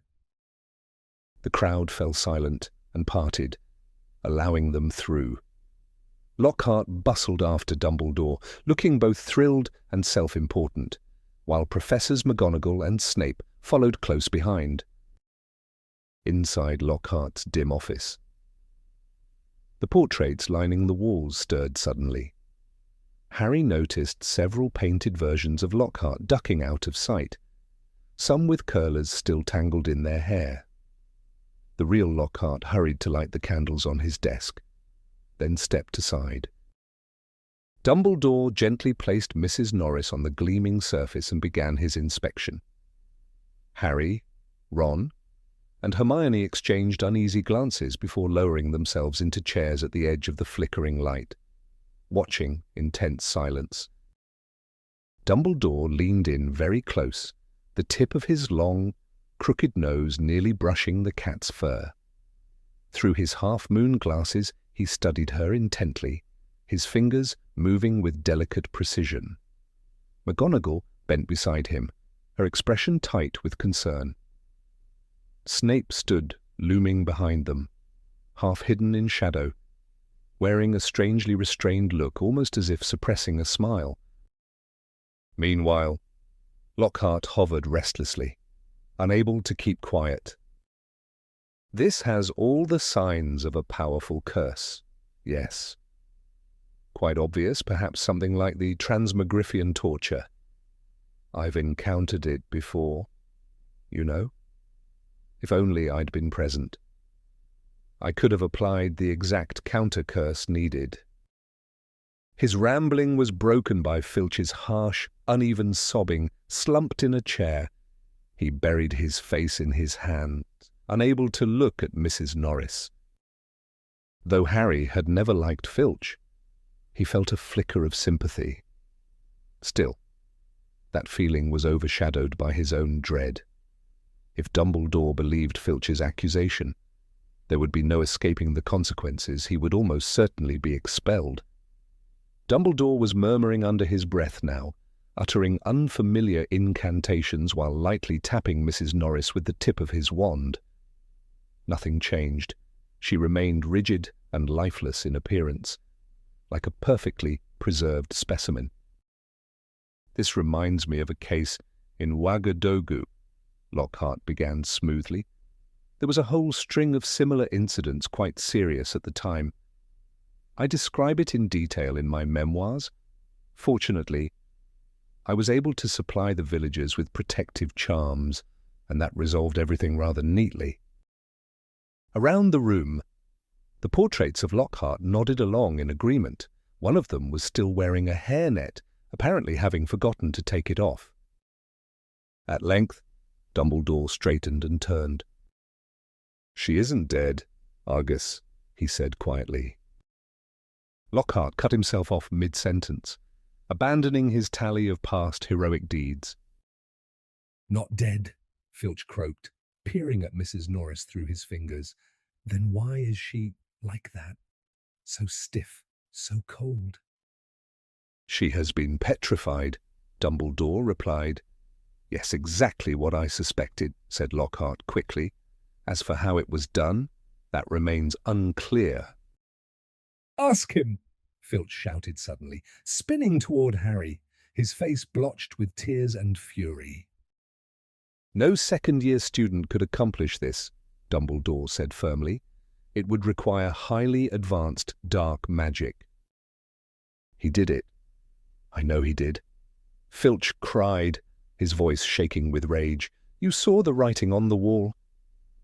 "He's been in my office. He knows what I am. He knows I'm—" His expression twisted painfully. "He knows I'm a squib." "I never touched Mrs. Norris," Harry said, raising his voice despite the discomfort of being stared at from every direction, including by the many Lockharts on the walls. "And I don't even know what a squib is." "Lies!" Filch snapped. He saw my quick-spell letter.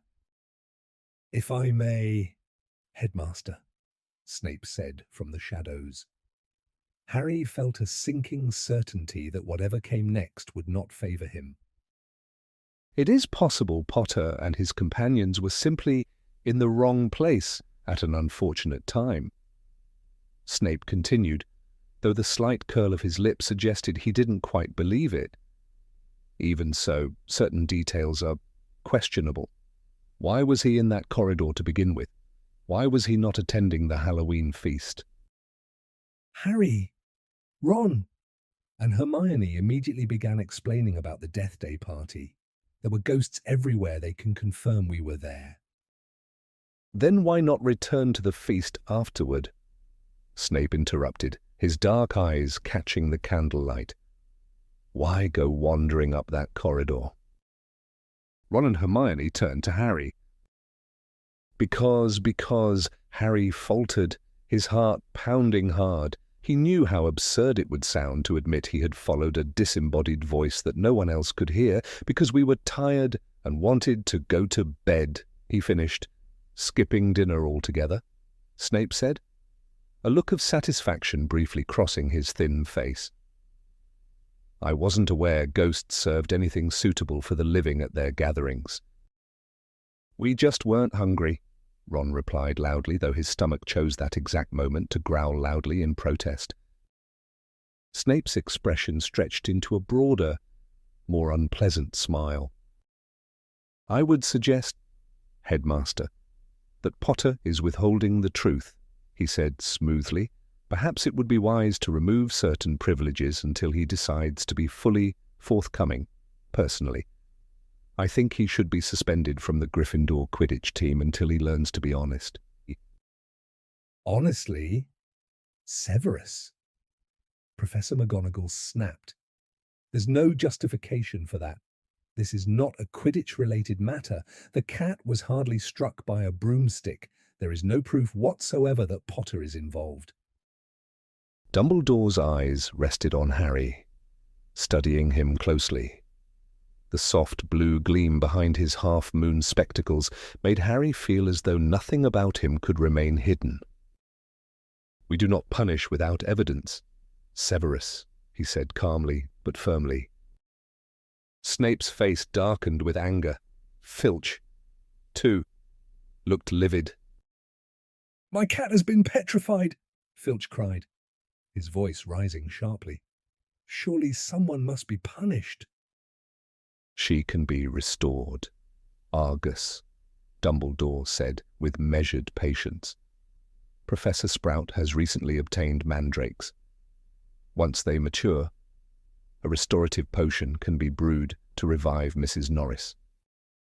"I'll prepare it myself," Lockhart interjected eagerly.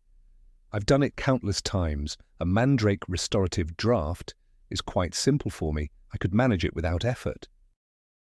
"Excuse me," Snape cut in coldly, "but I believe that responsibility falls to the potions master of this school." An uncomfortable silence followed. "You may leave now," Dumbledore said to Harry, Ron, and Hermione. They wasted no time, hurrying out as fast as they could without breaking into a run. Once they had climbed a floor above Lockhart's office, they slipped into an empty classroom and quietly shut the door behind them. Harry looked at his friends, their faces tense in the dim light. "Do you think I should have told them about the voice?" he asked. "No," Ron answered immediately. Hearing voices no one else can hear isn't exactly reassuring, even for wizards. There was something in Ron's tone that made Harry hesitate. "You do believe me, don't you?" Of course I do, Ron said quickly. It's just, you have to admit, it's strange. I know it's strange, Harry replied. Everything about this is strange, and that message on the wall, the chamber, has been opened. What does that even mean? Ron frowned thoughtfully.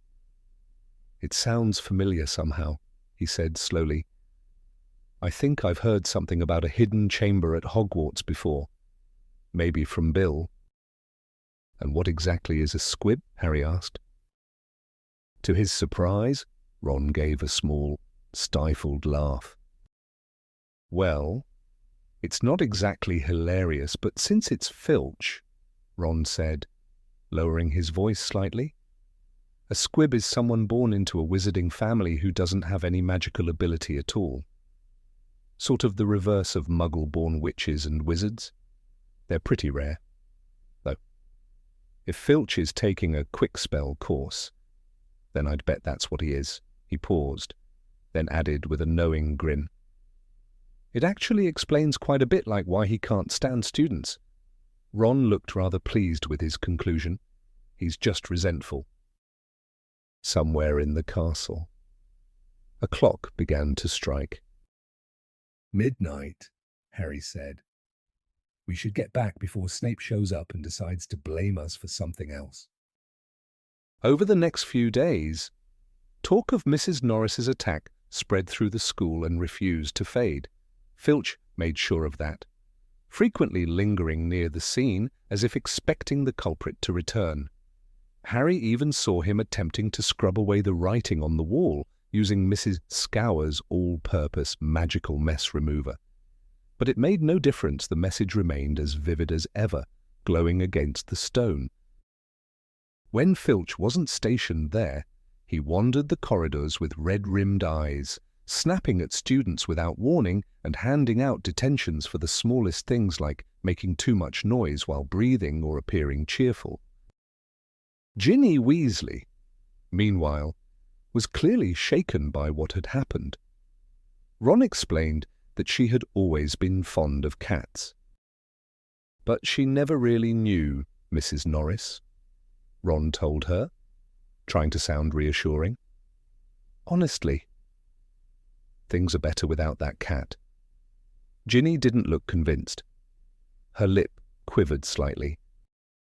Stuff like this hardly ever happens at Hogwarts, Ron went on. They'll catch whoever did it soon enough and get rid of them.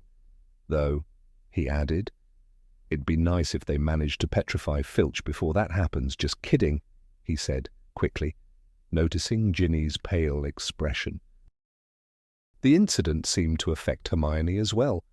While she had always been a serious reader, now she seemed to do little else. Whenever Harry and Ron asked what she was working on, she brushed them off. It wasn't until the following Wednesday that they finally got some clue. That afternoon, Harry had been kept behind in potions, forced by Snape to scrape tube worm residue from the desks. After rushing through lunch, he headed up to the library to meet Ron. On the way, he spotted Justin Finch Fletchley from Herbology approaching. "Hi," Harry began, but the moment Justin noticed him, he froze, then abruptly turned and hurried away in the opposite direction. Puzzled, Harry continued on and found Ron seated at the back of the library, measuring his History of Magic essay. Professor Binns had assigned them a composition 3 feet long on the medieval assembly of European wizards. "I don't get it, I'm still 8 inches short," Ron muttered irritably, letting go of his parchment as it snapped back into a tight roll. "And Hermione's already done 4 feet 7 and her handwriting's tiny." "Where is she?" Harry asked, picking up the measuring tape and starting to check his own work. "Somewhere down that way," Ron said, gesturing vaguely along the rows of shelves. "She's hunting for yet another book. Honestly, I think she's aiming to finish the entire library before Christmas." Harry told him about how Justin Finch Fletchley had turned and hurried off the moment he saw him. "Not sure why that bothers you," Ron replied. continuing to write with exaggeratedly large letters. I always thought he was a bit thick anyway. All that nonsense about Lockhart being brilliant. At that moment, Hermione appeared between the tall bookcases. She looked annoyed, though at least now she seemed willing to speak. Every copy of Hogwarts. A history is checked out, she said, dropping into a seat beside them. There's a waiting list 2 weeks long. I really regret leaving mine at home, but there was no room with all those Lockhart books in my trunk. What do you need it for? Harry asked. For the same reason everyone else does, Hermione replied, to look up the legend of the Chamber of Secrets. The what? Harry said at once. That's the problem I can't quite remember, Hermione admitted, frowning slightly, and I haven't been able to find anything about it anywhere else. Hermione, please let me see your essay, Ron said urgently, glancing at his watch. No, she said firmly, her tone sharpening. You've had plenty of time to finish your own. I just need a couple more inches, come on. Just then, the bell rang, still arguing. Ron and Hermione headed off toward History of Magic, with Harry following behind. History of Magic was easily the most tedious subject they had. Their teacher, Professor Binns, was a ghost and not an interesting one at that. The most noteworthy thing about him was the way he drifted through the blackboard at the start of every lesson, pale and shriveled. He seemed entirely unaware that he had died long ago. According to rumour, he had simply risen one day to teach and left his body sitting by the staff room fire and had continued exactly as before ever since. That day's lesson was no different. Professor Binns shuffled through his notes and began speaking in a flat, droning monotone that sounded remarkably like an old vacuum cleaner. Before long, most of the class had sunk into a daze, occasionally stirring just enough to jot down a name or date before lapsing back into half-sleep. About 30 minutes into the lecture, something unprecedented occurred. Hermione raised her hand. Professor Binns, who had been midway through an especially dull explanation of the International Warlock Convention of 1289, paused and looked up in surprise. Miss, Granger. Professor, Hermione said clearly, I was wondering if you could tell us something about the Chamber of Secrets.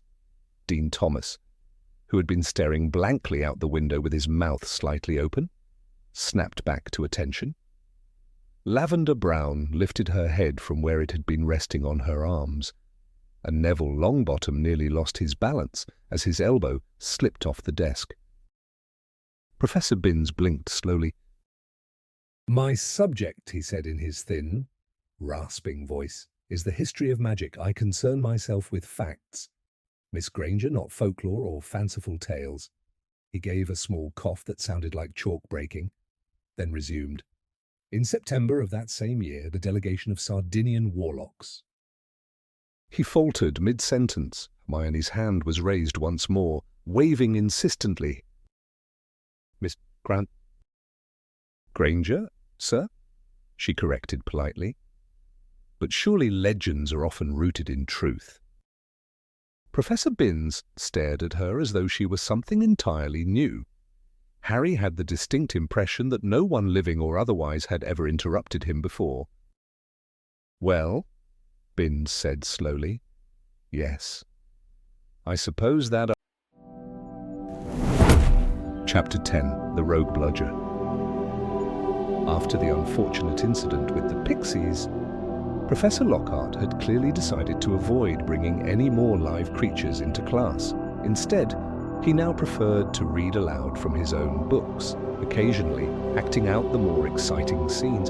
He almost always chose Harry as his assistant. So far, Harry had been made to portray a Transylvanian villager cured of a babbling curse, a sniffling yeti, and even a vampire condemned to a diet of lettuce after an encounter with Lockhart.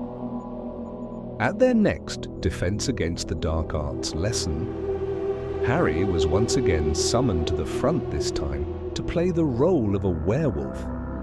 If he hadn't needed to stay on Lockhart's good side, he would have refused outright. Excellent. Harry, give me a proper howl, yes. Like that, Lockhart instructed. And then I leapt forward, just so brought the creature crashing down like this, pinned him with one hand while with the other. I pressed my wand to his throat then, summoning all my remaining strength, I cast the extraordinarily difficult Homorphous charm. He let out a pitiful cry, louder. Harry. Louder. Perfect. And just like that, the fur receded, the fangs disappeared, and he was restored to human form, elegant and effective. Another village saved, and my name remembered as their champion against the dreaded monthly werewolf attacks. The bell rang. Cutting him off, Lockhart straightened up at once. For homework, compose a poem describing my triumph over the Wagga Wagga werewolf.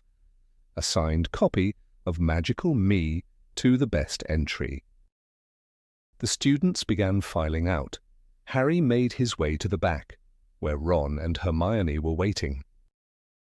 Ready? Harry muttered. Let's wait until it's clear, Hermione whispered nervously. Okay, now. Clutching a piece of paper tightly, she approached Lockhart's desk, with Harry and Ron following close behind. Professor Lockhart, Hermione said, her voice slightly unsteady. I was hoping to borrow a book from the library just for some additional reading. She held out the note, her hand trembling faintly. The problem is, it's kept in the restricted section, so I need a teacher's signature. I thought it might help me better understand what you wrote in Gadding with Ghouls about certain slow-acting poisons. Ah, Gadding with Ghouls, Lockhart exclaimed, taking the note and beaming at her. One of my personal favourites. You enjoyed it, I trust. Oh, very much, Hermione said quickly. Especially the part where you captured that last ghoul with a tea strainer, so inventive. Well, I see no reason not to assist the top student of the year a little further, Lockhart said warmly, reaching for an enormous peacock feather quill. Beautiful, isn't it? He added, mistaking Ron's expression of disgust for admiration. I generally reserve it for autograph signings. Lockhart added a large, flamboyant signature to the note, looping his name extravagantly before handing it back to Hermione. So then, Harry, he went on, as Hermione hurriedly folded the paper and tucked it into her bag. Tomorrow marks the first Quidditch match of the season, does it not? Gryffindor versus Slytherin. I believe. I'm told you're quite a capable player.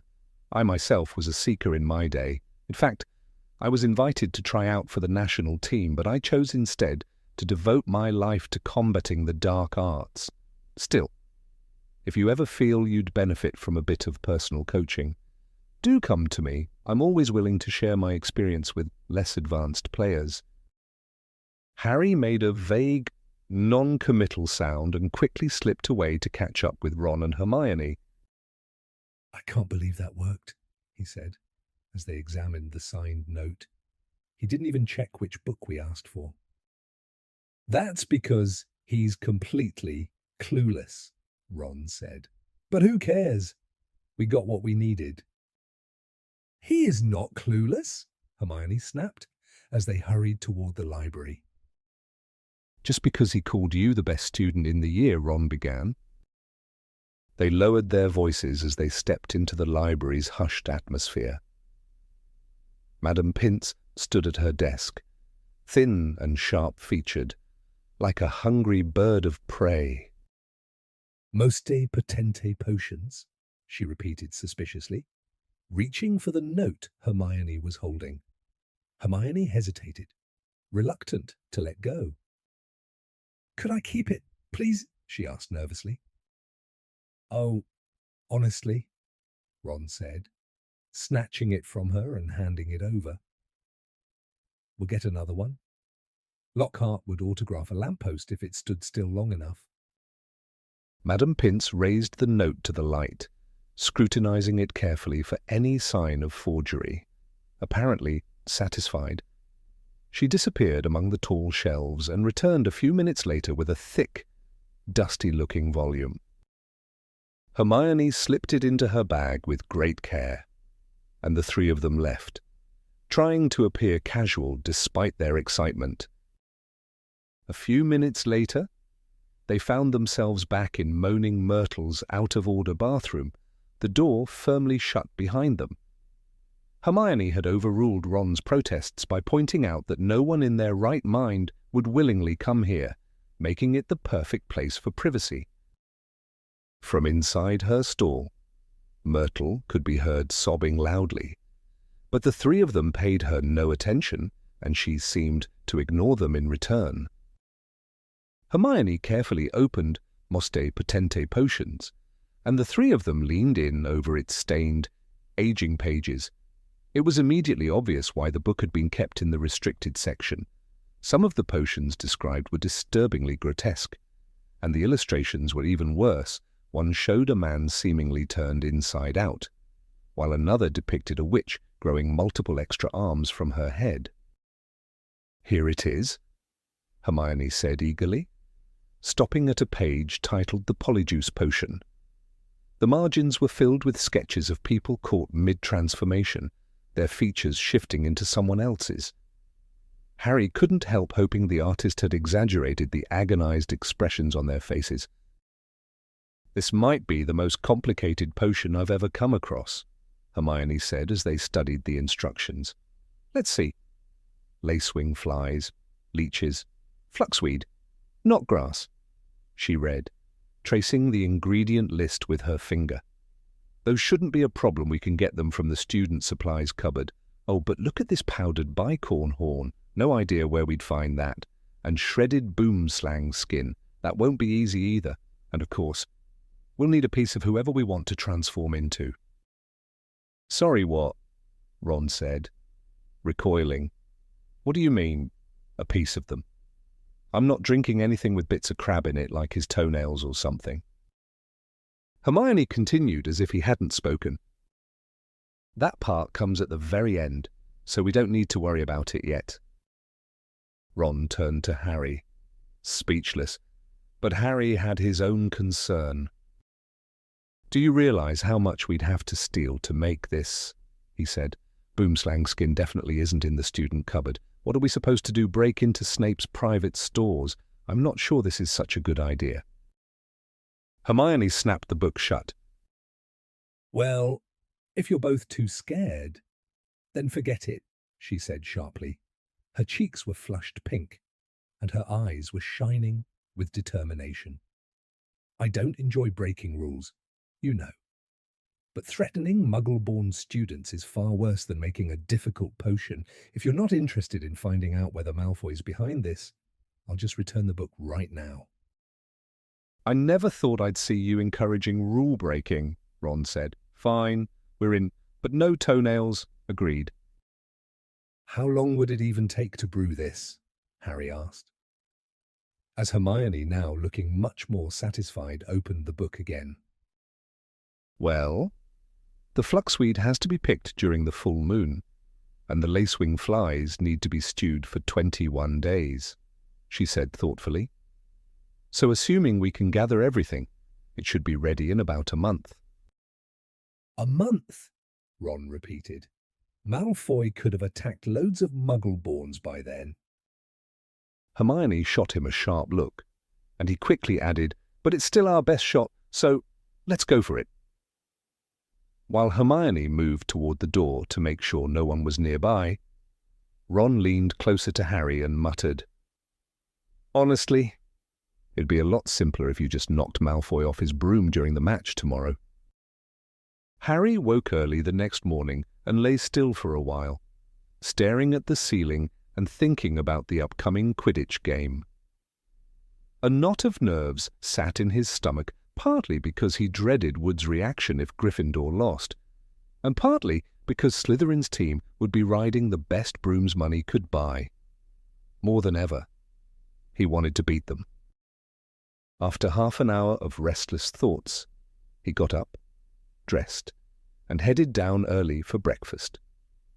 The rest of the Gryffindor team was already there, gathered at the long table. They were unusually quiet, each of them tense and preoccupied. As 11 o'clock drew closer, students began streaming out toward the Quidditch pitch. The air was heavy and humid, with a distant rumble of thunder hinting at a storm. Ron and Hermione caught up with Harry just before he entered the changing rooms, wishing him luck before he joined the team. Dressed in their scarlet robes, they sat together to hear Wood's usual speech before the match. "Slytherin's got better brooms than we do," Wood began. "No point pretending otherwise. But we've got the better players. We've trained harder. Flown in every kind of weather." "Too right," George muttered. "I haven't been properly dry since summer. And today we're going to make them regret letting that slimy little cheat, Malfoy, buy his way onto the team," Wood continued. Breathing heavily with determination, he turned to Harry. "This match depends on you, Harry. Show them that being a seeker takes more than money.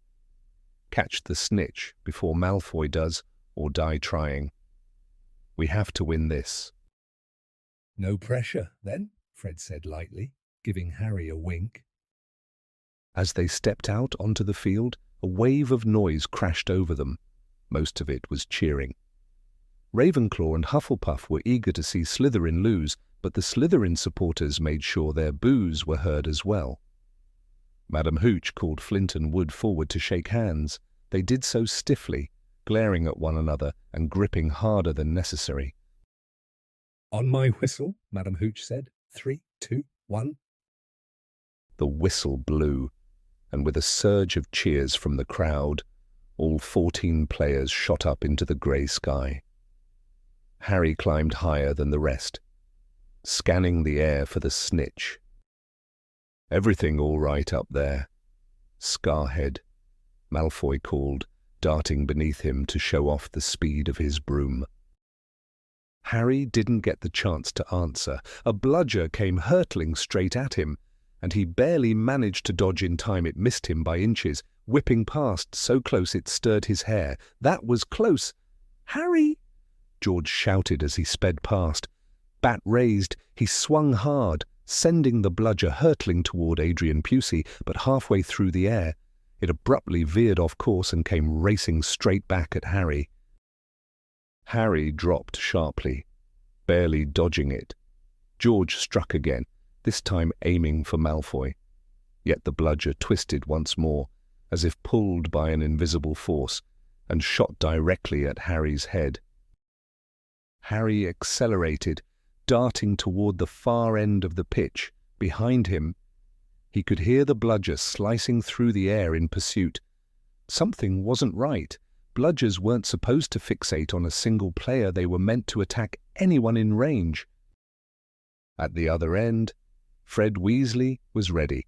Harry ducked just as Fred swung with full force, knocking the bludger off its path. "Got it!" Fred called triumphantly, but he was wrong. As though drawn to Harry, the bludger curved back again and charged after him, forcing Harry to speed away once more.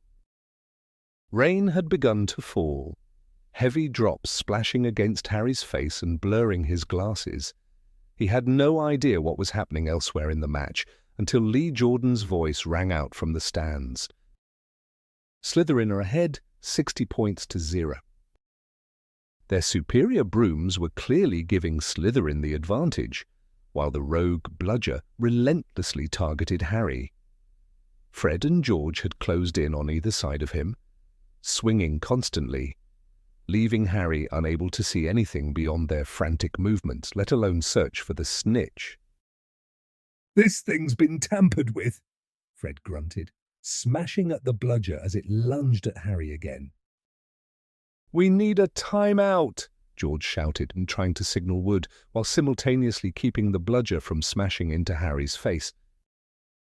Wood seemed to understand. Madam Hooch's whistle shrilled, and Harry, Fred, and George all dove toward the ground, still dodging the relentless bludger.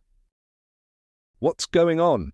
Wood demanded as the Gryffindor team gathered together. From the stands, the Slytherins jeered loudly. "We're getting crushed." "Fred, George, where were you when that bludger stopped Angelina from scoring?" "We were busy stopping the other one from killing Harry," George snapped. "Someone's messed with it. It's only going after him. It hasn't touched anyone else all game. It has to be Slytherin." "But the bludgers were locked in Madam Hooch's office after our last practice," Wood said anxiously. "They were fine then." Madam Hooch was approaching, and over her shoulder Harry could see the Slytherin team laughing and pointing in his direction. "Listen," Harry said quickly as she drew nearer. "With you two hovering around me, I'll never catch the snitch unless it flies straight into my hands. Go help the rest of the team. Let me deal with this one." "Don't be stupid," Fred said. "That thing could take your head off."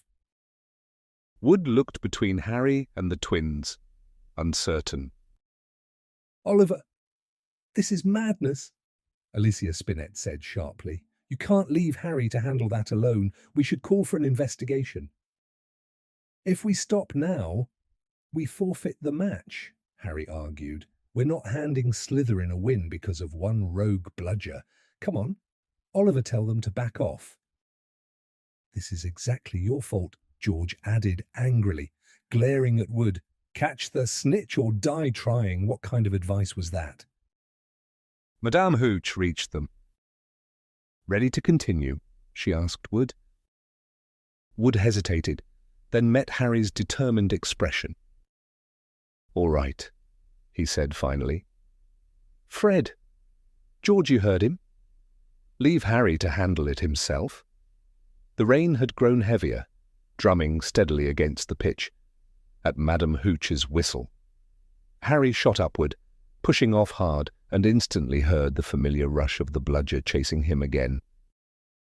He climbed higher and higher, twisting and diving through the air. He looped, spun, and zigzagged wildly, fighting off the dizziness that threatened to overwhelm him.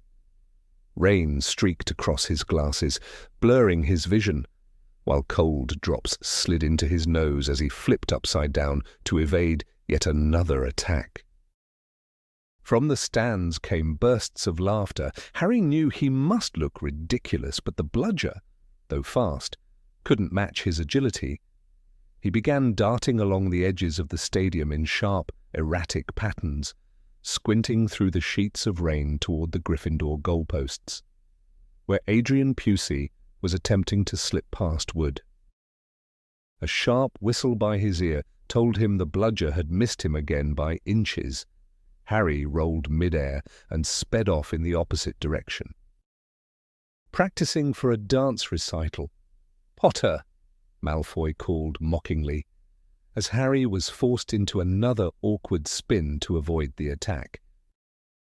Harry shot away, the bludger still close behind, but as he glanced back at Malfoy with growing irritation, something caught his eye. The golden snitch. It hovered just beside Malfoy's ear, glinting faintly in the rain. Malfoy, too busy laughing, hadn't noticed it. Harry froze for a split second, suspended in the air. He didn't dare rush forward if Malfoy so much as looked up. He'd spot it instantly. Then, crack. He had hesitated just a moment too long. Chapter 11. The Dueling Club. Harry woke on Sunday morning to bright winter sunlight pouring into the dormitory. His arm had been restored, though it felt stiff and awkward. He sat up immediately and glanced toward Colin's bed, but the tall curtains drawn around it blocked his view. Madame Pomfrey noticed he was awake and hurried over with breakfast, then began testing his arm by gently bending and stretching it. "Everything seems fine," she said, while Harry struggled to eat his porridge with his left hand. "Once you've finished, you're free to go." As soon as he could, Harry dressed and rushed toward Gryffindor Tower, eager to tell Ron and Hermione everything about Colin and Dobby, but when he arrived, they were nowhere to be found. Slightly hurt that they hadn't checked on him, he went off to search for them. Passing the library, he ran into Percy Weasley, who seemed in a much better mood than before. "Hello, Harry," Percy said cheerfully. "That was outstanding flying yesterday, truly impressive. Gryffindor's now leading the House Cup, thanks to you earning 50 points. Have you seen Ron or Hermione?" Harry asked. Percy shook his head, his smile fading. "No, I haven't. Let's just hope Ron isn't sneaking around another girl's bathroom." Harry forced a small laugh and, once Percy was gone, made his way straight to Moaning Myrtle's bathroom. He wasn't sure why they would be there again, but after checking that Filch and the prefects weren't nearby, he slipped inside from one of the locked stalls. He heard their voices. "It's me," Harry called. There was a sudden clatter, followed by a splash and a startled gasp. Hermione's eye appeared at the keyhole. "Harry, you scared us," she said, unlocking the door. "Come in, how's your arm?" "Fine," Harry replied, squeezing into the cramped stall. A battered cauldron sat on the toilet, and faint, crackling sounds suggested a fire burning beneath it, one of Hermione's clever, portable flames. "We were going to come find you," Ron explained, as Harry locked the door behind him. "But we figured we should get started on the Polyjuice potion. This seemed like the safest place." Harry began telling them about Colin, but Hermione cut in. "We already heard," she said. "Professor McGonagall was telling Professor Flitwick this morning. That's why we started right away." "The faster we get Malfoy to confess, the better," Ron added angrily. "Honestly, I reckon he was still furious after the Quidditch match and took it out on Colin."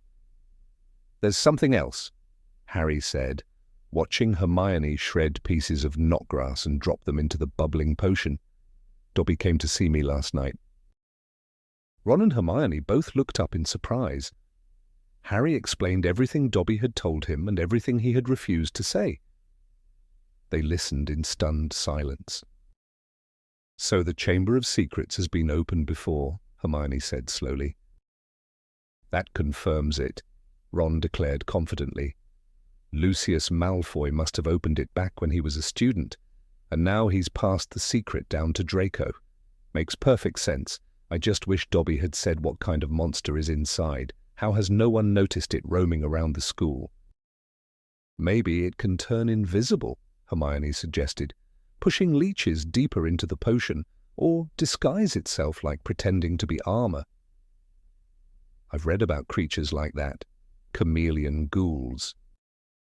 "You really do read too much," Ron muttered, sprinkling dead lace wings into the cauldron. Then he turned to Harry.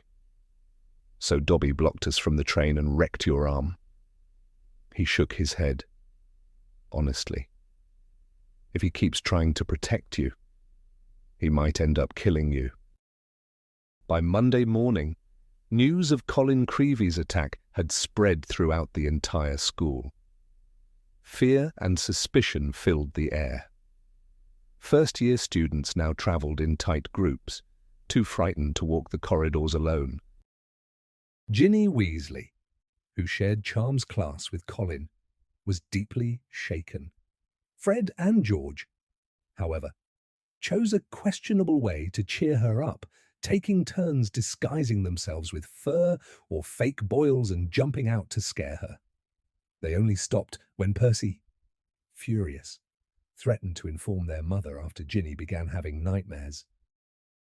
Meanwhile, a secret market for protective charms and amulets sprang up among the students.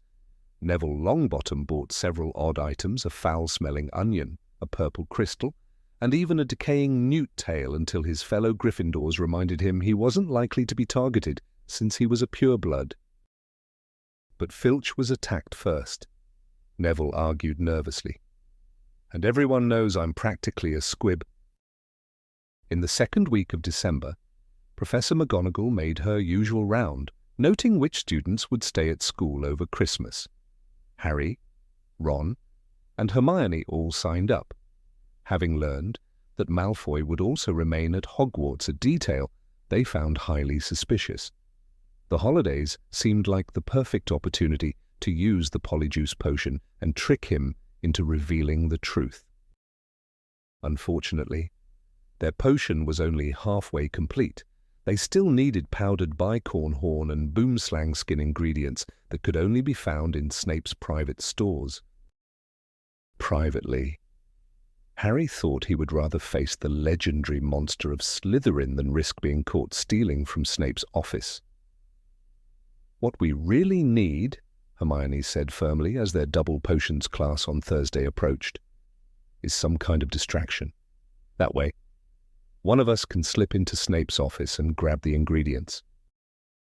Harry and Ron exchanged uneasy looks. "I'll be the one to do the stealing," Hermione went on calmly. "You two are already on thin ice. One more mistake and you'll be expelled. My record's still clean. All you have to do is create enough chaos to keep Snape occupied for a few minutes."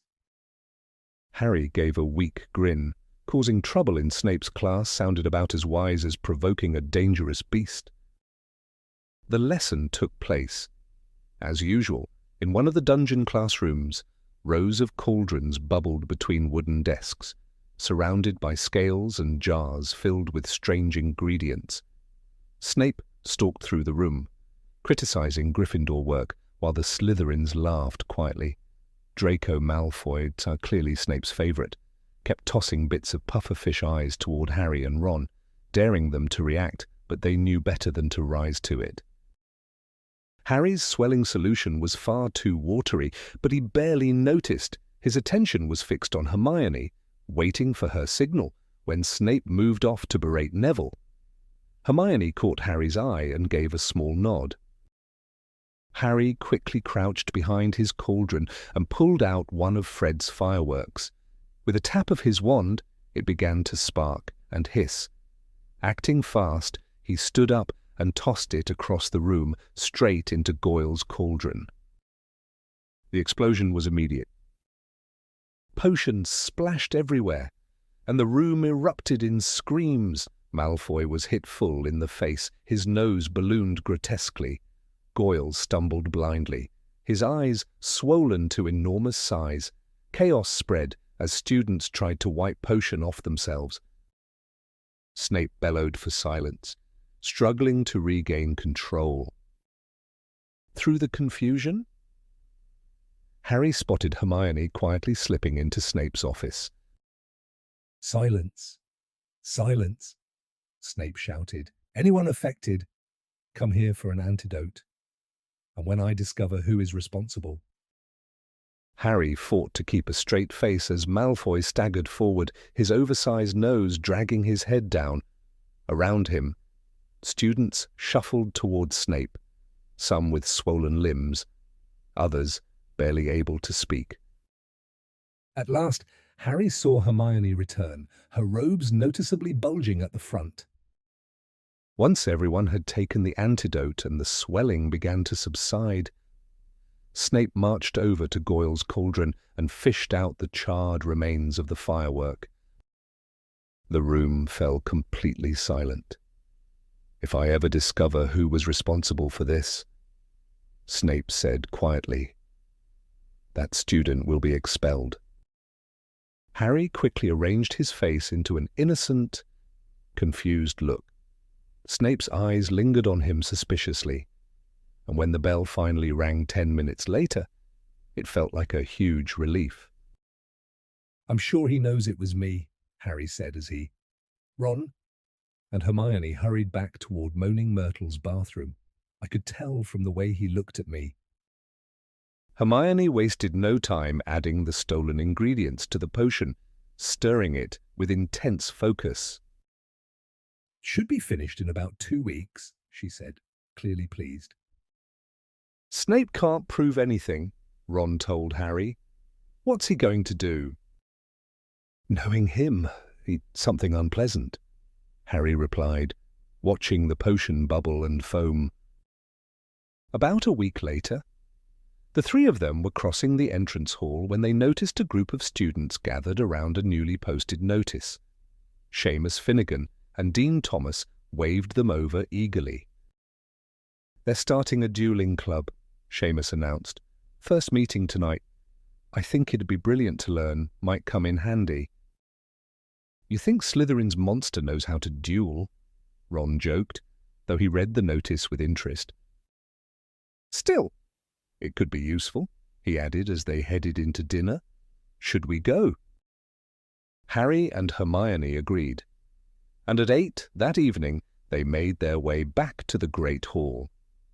The usual tables had disappeared, replaced by a raised golden platform along one wall. Thousands of candles floated above, lighting the room, while the enchanted ceiling shimmered like a dark night sky. Nearly the entire school had gathered, all holding wands and buzzing with excitement. "I wonder who's going to teach us," Hermione said as they squeezed into the crowd. "I heard Professor Flitwick used to be a dueling champion. Maybe it's him." "As long as it's not Harry," began, but stopped with a groan. Gilderoy Lockhart had just stepped onto the stage, dressed in magnificent plum-coloured robes. Behind him stood Snape, dressed, as always, in black. Lockhart raised his hands for silence. Gather round, and can everyone see me, hear me? Excellent. Professor Dumbledore has kindly allowed me to establish this dueling club so that you may learn to defend yourselves, just as I have done many times before, details of which you'll find in my books. He gestured grandly. Allow me to introduce my assistant, Professor Snape. He claims to have a little experience in dueling and has generously agreed to help demonstrate. Now, no need to worry, you'll still have your potions master when I'm finished with him. Wouldn't it be nice if they took each other out? Ron muttered to Harry. Snape's expression twisted into a sneer. Harry couldn't understand why Lockhart kept smiling if Snape had been looking at him like that. He'd have run the other way immediately. Lockhart and Snape turned to face each other and bowed. At least, Lockhart did, with much twirling of his hands, whereas Snape jerked his head irritably. Then they raised their wands like swords in front of them. "As you see, we are holding our wands in the accepted combative position," Lockhart told the silent crowd. "On the count of 3, we will cast our first spells. Neither of us will be aiming to kill, of course." "I wouldn't bet on that," Harry murmured, watching Snape baring his teeth. 1, 2, 3. Both of them swung their wands above their heads and pointed them at their opponent. Snape cried, "Expelliarmus!" There was a dazzling flash of scarlet light and Lockhart was blasted off his feet. He flew backward off the stage, smashed into the wall, and slid down it to sprawl on the floor. Malfoy and some of the other Slytherins cheered. Hermione was dancing on tiptoes. "Do you think he's all right?" she squealed through her fingers. "Who cares?" said Harry and Ron together. Lockhart was getting unsteadily to his feet. His hat had fallen off and his wavy hair was standing on end. "Well, there you have it," he said, tottering back onto the platform. "That was a disarming charm, as you see. I've lost my wanda. Thank you. Miss Brown, yeah. An excellent idea to show them that. Professor Snape. But if you don't mind my saying so, it was very obvious what you were about to do. If I had wanted to stop you, it would have been only too easy, however. I felt it would be instructive to let them see." Snape was looking murderous. Possibly Lockhart had noticed, because he said, "Enough demonstrating. I'm going to come amongst you now and put you all into pairs. Professor Snape, if you'd like to help me." They moved through the crowd, matching up partners. Lockhart teamed Neville with Justin Finch Fletchley, but Snape reached Harry and Ron first. "Time to split up the dream team, I think," he sneered. "Weasley, You can partner, Finnegan. Potter. Harry moved automatically toward Hermione. I don't think so, said Snape, smiling coldly. Mr. Malfoy, come over here. Let's see what you make of the famous Potter. And you, Miss Granger, you can partner Miss Bulstrode. Malfoy strutted over, smirking. Behind him walked a Slytherin girl who reminded Harry of a picture he'd seen in Holidays with Hags. She was large and square, and her heavy jaw jutted aggressively. Hermione gave her a weak smile that she did not return. Face your partners, called Lockhart, back on the platform, and bow. Harry and Malfoy barely inclined their heads, not taking their eyes off each other. "Wands at the ready!" shouted Lockhart. "When I count to 3, cast your charms to disarm your opponents, only to disarm them. We don't want any accidents. 1, 2, 3. Harry swung his wand high, but Malfoy had already started on 2. His spell hit Harry so hard he felt as though he'd been hit over the head with a saucepan. He stumbled, but everything still seemed to be working and wasting no more time. Harry pointed his wand straight at Malfoy and shouted, "Rictus Sempra." A jet of silver light hit Malfoy in the stomach, and he doubled up, wheezing. I said disarm only, Lockhart shouted in alarm over the heads of the battling crowd as Malfoy sank to his knees.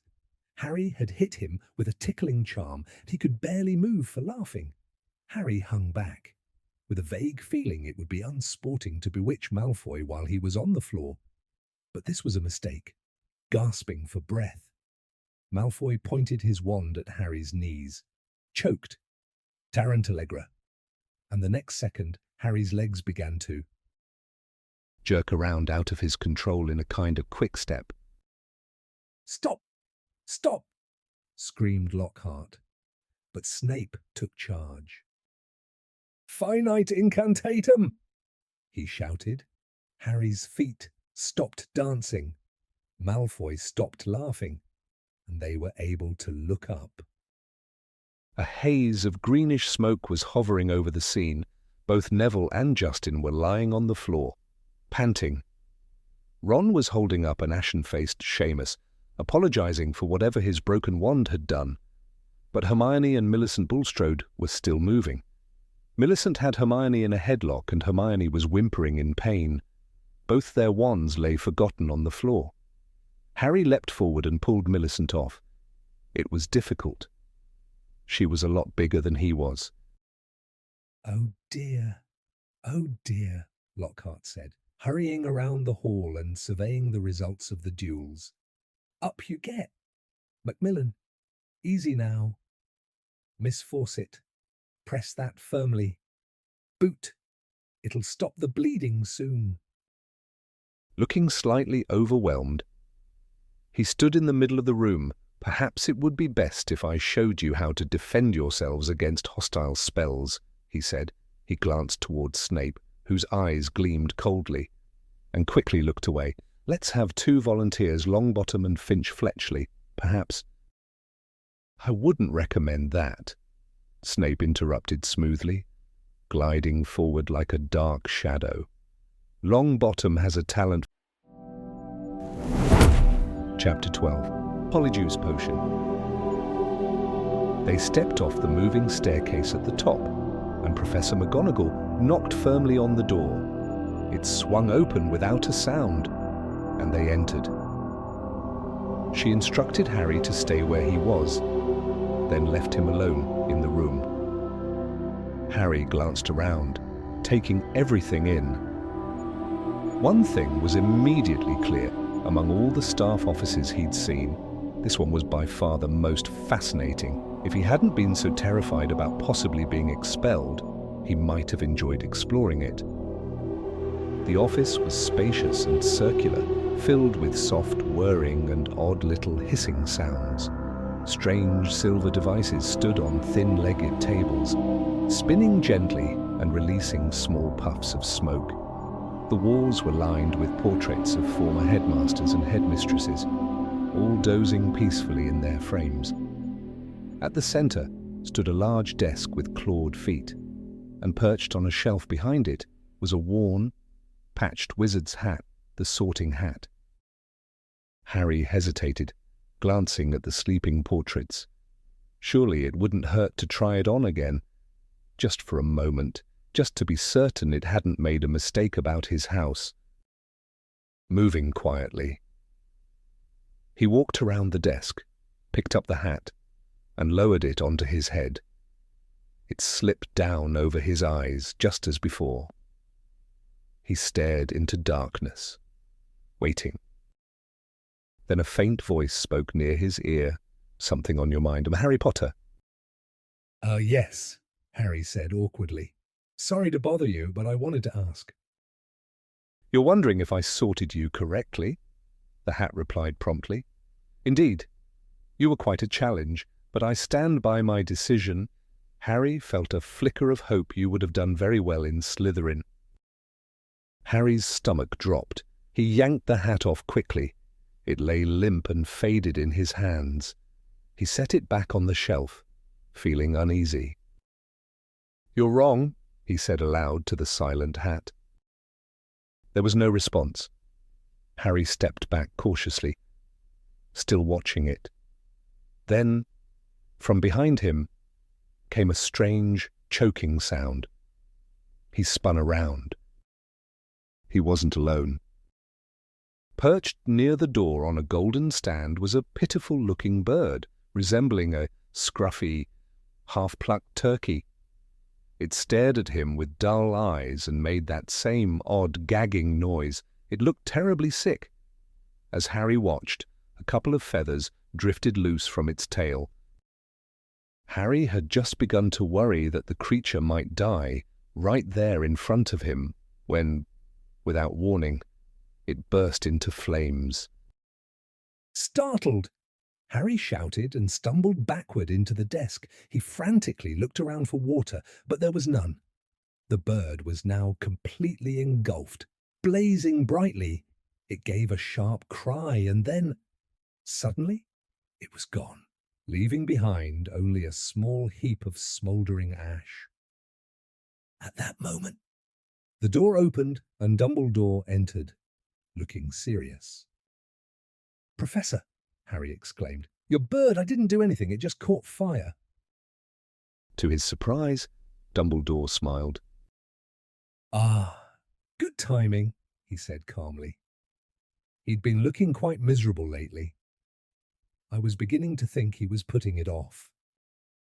Seeing Harry's confusion, Dumbledore chuckled softly. "Fawkes is a phoenix, Harry. When their time comes, they burst into flames and are reborn from the ashes. Watch closely." Harry looked down just in time to see movement in the ash. A tiny, wrinkled chick pushed its head up from the remains. It looked just as unattractive as the old bird had. "It's unfortunate you caught him on one of his burning days," said Dumbledore, settling comfortably into his chair. "Normally, he's quite magnificent. Brilliant red and gold feathers. Phoenixes are remarkable creatures. They can lift tremendous weights. Their tears possess healing properties, and they are fiercely loyal companions." The shock of the bird bursting into flames had briefly distracted Harry. But now the real reason he was here came rushing back as Dumbledore fixed him with a steady, thoughtful gaze from behind his desk. Before Dumbledore could continue, however, the office door slammed open. Hagrid charged in, looking frantic, his balaclava pushed back on his tangled hair and the dead rooster still clutched in his hand. "It wasn't Harry, Professor," Hagrid blurted out. "I was just talking to him before they found that kid. There's no way he could have done it." Dumbledore raised a hand to speak, but Hagrid kept going, waving the rooster so wildly that feathers scattered across the room. "It couldn't be him. I'd swear it to the Ministry if I had to. Hagrid, You've got the wrong person, sir," Harry would never. Hagrid, Dumbledore said firmly. I do not believe Harry is responsible. Oh, Hagrid said, suddenly deflating. The rooster drooped at his side. Right then, I'll wait outside. Headmaster. He shuffled out, clearly embarrassed. You don't think it was me? Professor, Harry asked, a note of hope in his voice as Dumbledore brushed stray feathers from the desk. No, Harry, I don't, Dumbledore replied, though his expression remained serious. But there are still things I would like to discuss with you.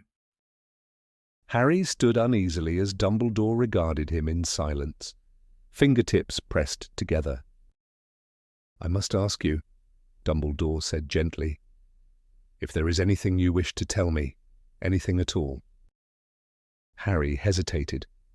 Thoughts raced through his mind Malfoy's threat, the secret polyjuice potion brewing in Moaning Myrtle's bathroom, the strange voice only he could hear echoing through the walls. Ron's warning came back to him. Hearing voices no one else could hear wasn't normal, even in the wizarding world. And then there was the growing fear. What if he really did have some connection to Salazar Slytherin? No, Harry said finally. There's nothing, Professor. The attack on Justin and nearly headless Nick transformed the school's unease into outright fear. Strangely, it was Nick's condition that disturbed people the most. What kind of force could affect a ghost? Students whispered. What could harm something already dead? Panic spread quickly. Many students rushed to reserve seats on the Hogwarts Express, eager to leave for Christmas early. At this rate, Ron muttered to Harry and Hermione, we'll be the only ones left hear us. Malfoy, Crabbe, and Goyle. Sounds like a brilliant holiday, doesn't it? The holidays found Vincent Crabbe and Gregory Goyle predictably sticking close to Draco Malfoy, signing up to remain at school just as he had. Still, Harry couldn't help feeling relieved that most of the students were leaving. Lately, walking through the corridors had become exhausting. People avoided him as if he might suddenly grow fangs or spit venom, whispering and staring as he passed. Meanwhile, Fred Weasley and George Weasley found the whole situation hilarious. They made a point of striding ahead of Harry in the hallways, loudly announcing his arrival as though he were some dark and dangerous figure. Their exaggerated warnings about the air of Slytherin echoed through the corridors, much to Harry's mixed amusement and embarrassment. Percy Weasley, however, it was far from amused. He criticized their antics sharply, insisting the situation was serious, but Fred and George brushed him off, continuing their mock performances, joking that Harry was on his way to meet some monstrous servant in the chamber. Ginny Weasley reacted very differently. She hated every second of it. Each joke seemed to upset her more, and she begged the twins to stop whenever they teased Harry about attacking someone next. For his part, Harry didn't entirely mind, knowing at least Fred and George didn't believe the rumors helped ease the tension. Still, their behavior seemed to irritate Malfoy more and more, his expression souring whenever he witnessed their mockery. Ron had his own theory about that. According to him, Malfoy was frustrated because he wanted the recognition if anything suspicious was happening. Malfoy would hate not being the one at the center of it. Hermione, meanwhile, remained focused on something far more practical. The Polyjuice potion was almost complete, and soon they would have a chance to uncover the truth directly. As term ended and the castle grew quiet under a thick blanket of snow, instead of feeling lonely, the calm atmosphere suited Harry. With fewer students around, he, Hermione, and the Weasleys had the freedom to relax, playing games noisily and even practicing dueling without interruption. Fred, George, and Ginny had all chosen to stay behind rather than travel abroad with their family, while Percy kept his distance, claiming his responsibility as a prefect required him to remain vigilant during uncertain times. When Christmas morning finally arrived, the castle was silent and bright with frost. Harry and Ron Weasley, now alone in their dormitory, were jolted awake early by Hermione bursting in, already dressed and full of energy. She pulled back the curtains, flooding the room with light, and tossed them their presents with cheerful urgency. While Ron grumbled about the intrusion, Hermione barely paused. She had already been awake for hours, tending to their potion. Her excitement was unmistakable. The moment she announced it was ready, Harry was instantly alert. Hermione was certain everything had come together perfectly. And with that, she suggested they move forward that very night. Just then, Hedwig glided gracefully into the dormitory, a tiny parcel clutched in her beak. "Hey there," Harry said, brightening immediately as she settled beside him. "So we're on speaking terms again?" In response, she gave his ear a gentle nip, far more appreciated than the gift she'd delivered. The package, sent by the Dursley family, contained nothing more than a toothpick and a brief note suggesting he check whether he could remain at Hogwarts over the summer as well. Fortunately, the rest of his presents were much more thoughtful. Rubeus Hagrid had sent a hefty tin of treacle fudge, which Harry decided would be safer to eat once softened by the fire. Ron Weasley gave him a book titled Flying with the Cannons, packed with trivia about his favourite Quidditch team. Hermione Granger had chosen a fine eagle feather quill. From Molly Weasley came a warm, hand-knitted sweater along with a rich plum cake. Reading her note made Harry uneasy, though he couldn't help thinking about Mr. Weasley's missing car and the trouble he and Ron were about to stir up again. Despite everything, Christmas at Hogwarts was impossible not to enjoy, even with the looming plan involving Polyjuice Potion. The Great Hall was transformed into a winter spectacle. Snow-dusted Christmas trees lined the room, while garlands of holly and mistletoe stretched across the enchanted ceiling.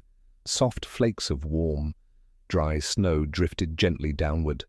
Albus Dumbledore led the hall in cheerful carols, and Hagrid's booming voice grew louder with each mug of eggnog he finished.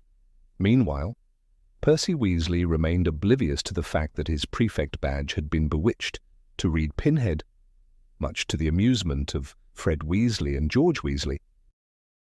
Harry didn't even mind Draco Malfoy making snide comments about his sweater from across the room. If everything went to plan, Malfoy would soon get what was coming to him. After polishing off multiple servings of Christmas pudding, Harry and Ron were quickly pulled away by Hermione, who was eager to go over their plan one last time. "We still need samples from the people you're going to impersonate," she said calmly, as if assigning an everyday errand. "Crabbe and Goyle would be ideal. They're always with Malfoy, so he'll speak freely in front of them. And we'll also have to make sure the real ones are otherwise occupied while we question him." Just then, Hedwig glided gracefully into the dormitory, a tiny parcel clutched in her beak. "Hey there," Harry said, brightening immediately as she settled beside him. "So we're on speaking terms again?" In response, she gave his ear a gentle nip, far more appreciated than the gift she'd delivered.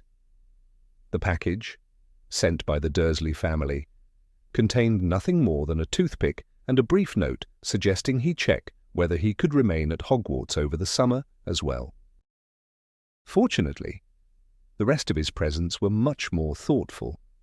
Rubeus Hagrid had sent a hefty tin of treacle fudge, which Harry decided would be safer to eat once softened by the fire. Ron Weasley gave him a book titled Flying with the Cannons, packed with trivia about his favourite Quidditch team. Hermione Granger had chosen a fine eagle feather quill. From Molly Weasley came a warm, hand-knitted sweater along with a rich plum cake. Reading her note made Harry uneasy, though he couldn't help thinking about Mr. Weasley's missing car and the trouble he and Ron were about to stir up again. Despite everything, Christmas at Hogwarts was impossible not to enjoy, even with the looming plan involving Polyjuice Potion. The Great Hall was transformed into a winter spectacle. Snow-dusted Christmas trees lined the room, while garlands of holly and mistletoe stretched across the enchanted ceiling. Soft flakes of warm, dry snow drifted gently downward. Albus Dumbledore led the hall in cheerful carols, and Hagrid's booming voice grew louder with each mug of eggnog he finished. Meanwhile, Percy Weasley remained oblivious to the fact that his prefect badge had been bewitched to read Pinhead, much to the amusement of Fred Weasley and George Weasley. Harry didn't even mind Draco Malfoy making snide comments about his sweater from across the room. If everything went to plan, Malfoy would soon get what was coming to him.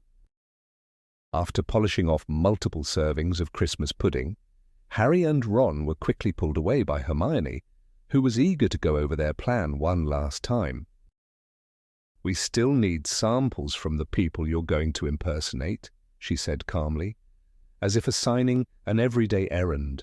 "Crabbe and Goyle would be ideal. They're always with Malfoy, so he'll speak freely in front of them, and we'll also have to make sure the real ones are otherwise occupied while we question him." Thick clouds of black smoke billowed out from the cubicle where Hermione Granger was working, making it nearly impossible to see inside, pulling their robes up to cover their noses. Harry and Ron Weasley approached and tapped lightly on the door. "Hermione." There was a click, and the door creaked open. Hermione stepped out, her face flushed and tense. Behind her, the potion bubbled noisily, thick and sticky, while 3 glass cups sat lined up on the toilet seat. "Did you get the hairs?" she asked quickly. Harry held up a strand from Gregory Goyle as proof. "Perfect," Hermione said, lifting a small bundle, "and I managed to grab some spare uniforms. You'll need them once you transform." The 3 of them leaned over the cauldron. Up close, the mixture looked unpleasant, dense, dark, and sluggish, like mud slowly boiling. "I followed the instructions exactly," Hermione said, glancing nervously at her copy of Moste Potente potions. "It matches the description. Once we drink it, the transformation should last about an hour." "So, what's next?" Ron asked quietly. "We divide it into 3 portions and add the hair samples." Carefully, Hermione poured the thick liquid into each glass. Then, with a slightly shaking hand, she dropped in the hair from Millicent Bulstrode. Immediately, the potion reacted, hissing sharply and bubbling violently before settling into a murky yellow shade. "Oh, that's Millicent," Ron said, grimacing. "Looks revolting." "Your turn," Hermione replied. Harry added Goyle's hair to the second glass, while Ron dropped in Vincent Crabbe. Chapter 13. The Very Secret Diary. Hermione ended up staying in the hospital wing for quite a long stretch, several weeks in total. When students returned from their Christmas break, whispers spread rapidly about what had happened to her. Most assumed she'd been attacked, and curiosity drew crowds. So many tried sneaking past to glimpse her that Madame Pomfrey eventually closed the curtains around Hermione's bed again, shielding her from the embarrassment of being seen in her unusual condition. Every evening, Harry and Ron came to visit. Once classes resumed, they brought along her daily assignments so she wouldn't fall behind. "If I suddenly grew whiskers, homework would be the last thing on my mind," Ron remarked one night, dropping a pile of books beside her. "Don't be ridiculous," Hermione replied firmly. I need to stay on track. She seemed much more cheerful now her face had returned to normal, and her eyes were gradually shifting back to their usual brown. Lowering her voice, she added, "Any progress? Anything new?" making sure Madame Pomfrey couldn't overhear. "Nothing so far," Harry admitted, clearly frustrated. "I still think it's Malfoy," Ron insisted yet again. Harry noticed something gold peeking out from beneath Hermione's pillow. "What's that?" "Just a card," she said quickly, trying to hide it, but Ron was faster. He grabbed it, opened it, and read aloud. "To Miss Granger, wishing you a swift recovery. From your concerned Professor, Gilderoy Lockhart, Order of Merlin, 3rd Class, Honorary Member of the Dark Force Defense League, and 5-time recipient of Witch Weekly's Most Charming Smile Award." Ron stared at her in disbelief. "You keep this under your pillow?" Before Hermione could respond, Madame Pomfrey arrived with her evening medicine, cutting the moment short. "Lockhart really is the most insufferable person, isn't he?" Ron muttered as he and Harry left and headed back toward Gryffindor Tower. Snape had assigned them such an overwhelming amount of homework that Harry felt like he'd never catch up. Ron was in the middle of wondering how many rat tails were required for a hair-raising potion when shouting erupted from the floor above. "That's Filch," Harry said quietly, and they hurried up the stairs, stopping just out of sight to listen. "You don't think someone else got attacked, do you?" Ron asked nervously. They stood still, straining to hear. Filch's voice carried clearly. It sounded panicked and furious. "More work for me. Scrubbing floors all night, as if I don't already have enough. That's it. I'm going straight to Dumbledore." His footsteps echoed away down the corridor, followed by the sharp slam of a distant door. They leaned carefully around the corner to take a look. Filch must have been standing guard in his usual spot, the very place where Mrs. Norris had been found. It didn't take long to see what had set him off.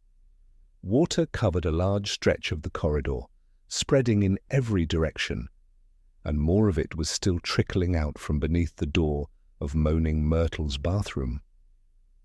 With Filch gone, Myrtle's sobbing could now be heard clearly, echoing through the space. "What's wrong with her this time?" Ron muttered. "Only one way to find out," Harry replied, lifting their robes to keep them dry. They stepped through the shallow flood and reached the door with its familiar out-of-order sign. Ignoring it, as usual, they pushed inside. Myrtle's cries were even louder up close sharp, echoing wails that filled the dim room. The candles had all gone out, drowned by the water that coated both the floor and the walls. She appeared to be tucked inside her usual toilet again. "Myrtle, what happened?" Harry called out. "Who's there?" she moaned thickly. "Come to throw something at me again?" Harry sloshed closer. "Why would I do that?" "How should I know?" Myrtle snapped, bursting up in a dramatic splash that sent more water across the already drenched floor. "I was minding my own business when someone decided it'd be hilarious to chuck a book at me." "But that shouldn't actually hurt you," Harry said cautiously. "Wouldn't it just pass straight through?" That didn't go over well. Myrtle puffed up indignantly, her voice rising into a shriek. "Oh, brilliant. Let's all toss things at Myrtle. She can't feel a thing. 10 points if you hit her stomach, 50 if you aim for the head. Such fun, isn't it?" She sniffed loudly. "I don't think so." "Do you know who did it?" Harry asked, trying to calm her. "No idea," Myrtle replied irritably. "I was sitting in the U-bend thinking about dying, and suddenly bang, it came right through my head." She pointed vaguely. "It ended up over there. The water pushed it out, Harry and Ron followed her gesture. Beneath the sinks lay a small, battered book, soaked through like everything else in the room. Harry moved toward it, but Ron quickly stretched out an arm to stop him. "What?" Harry asked. "Are you serious?" Ron said, eyeing the object nervously. "That could be dangerous."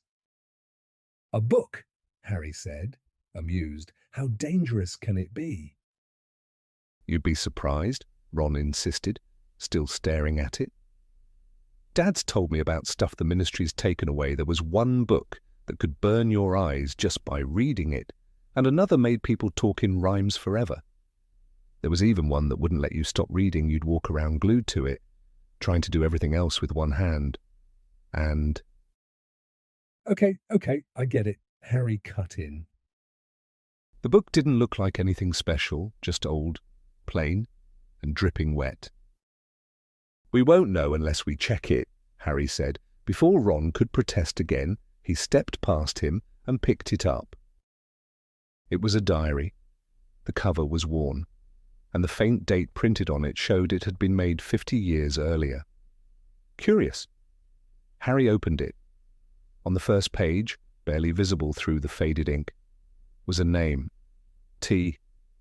M. Riddle. "Wait a second," Ron said, stepping closer with a wary expression as he peered over Harry's shoulder. "That name sounds familiar. T. M. Riddle. I'm pretty sure he won some kind of award for special services to the school about 50 years ago." Harry blinked at him. "How do you even remember that?" Ron scowled. "Because Filch made me polish the trophy over and over again during detention. That was the one I covered in slugs, remember? If you spent that long scrubbing slime off a name, you'd remember it too." Harry carefully separated the damp pages. They stuck together slightly, but when he finally flipped through them, he frowned. Every page was completely blank. Not a single word, no notes, no reminders, nothing at all. "Looks like he never even used it," Harry said, sounding let down. "Then why would anyone try to get rid of it?" Ron wondered aloud. Harry examined the back cover and noticed a printed label from a shop on Vauxhall Road in London. "That probably means he was Muggle-born," Harry said slowly. "He must have bought it there." Ron shrugged. "Doesn't make it useful, though," he muttered, lowering his voice with a grin. "Unless you want to try tossing it through Myrtle's nose. That'd be worth a few points." Ignoring him, Harry slipped the diary into his pocket. By early February, Hermione was finally released from the hospital wing back to normal, with no trace of whiskers, fur, or tail. That evening, in Gryffindor Tower, Harry showed her the diary and explained how he and Ron had found it. Hermione's eyes lit up with curiosity as she took it from him. "This could be enchanted," she said eagerly, examining it from every angle. "If it is, it's doing a great job of hiding it," Ron said. "Maybe it's just too shy to show anything. Honestly, Harry, you might as well throw it away." "I'd rather know why someone else tried to throw it away," Harry replied. "And I'm curious how Riddle earned that award, too." Ron shrugged again. Could have been anything. Maybe he got top marks in everything, or saved someone from the giant squid. Or maybe he got rid of Myrtle honestly. That alone would have earned him a medal.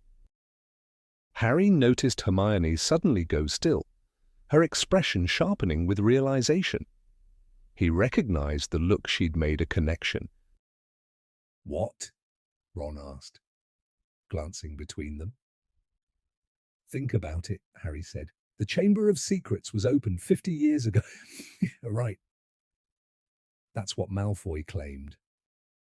"Yeah," Ron replied, though he didn't sound convinced. "And this diary is exactly that old," Hermione added quickly, tapping the cover with growing excitement. Ron frowned. "Okay, Hermione let out an exasperated sigh. Honestly? Ron, try to keep up. We already know the person who opened the chamber back then was expelled 50 years ago, and we know T.M. Riddle received an award for special services around the same time. What if those things are connected? What if he earned that award for catching whoever opened the chamber? She leaned forward, her voice lowering with intensity. If that's true, then this diary could contain everything: where the chamber is, how to access it, even what kind of creature is inside. Whoever is responsible for the attacks now wouldn't want something like that lying around, would they? Ron nodded slowly, then shrugged. Nice idea, Hermione. Just one problem: there's absolutely nothing written in it. But Hermione had already pulled out her wand. It could be hidden, she said in a hushed voice. Invisible ink. Maybe. She tapped the diary a few times and said, Aparecium. Nothing changed. The pages remained stubbornly blank.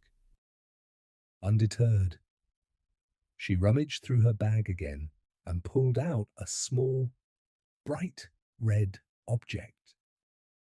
It's a revealer. I bought it in Diagon Alley, she explained. She rubbed it firmly across the first page. Still nothing appeared. I'm telling you, it's empty, Ron said. Riddle probably got it as a present and never bothered to use it. Harry didn't respond. For reasons he couldn't quite explain, he didn't feel like getting rid of the diary. Even though it seemed useless, he kept finding himself flipping through it absent-mindedly, as if expecting something to appear. The name T.M. Riddle lingered in his thoughts too. He was certain he'd never heard it before.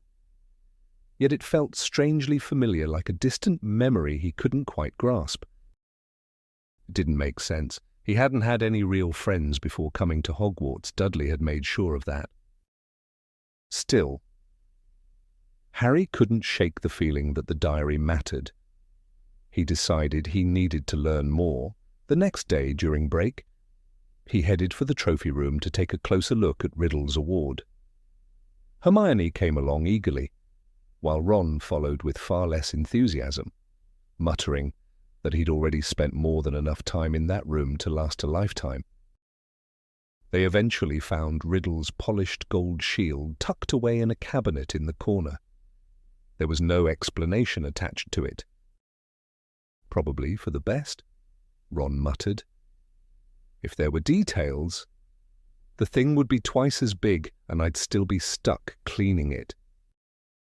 They did, however, spot Riddle's name elsewhere, engraved on an old medal for magical merit and listed among the past head boys.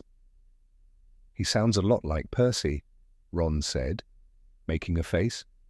Prefect, head boy, probably first in every subject too. You say that as if it's something terrible, Hermione replied, clearly offended.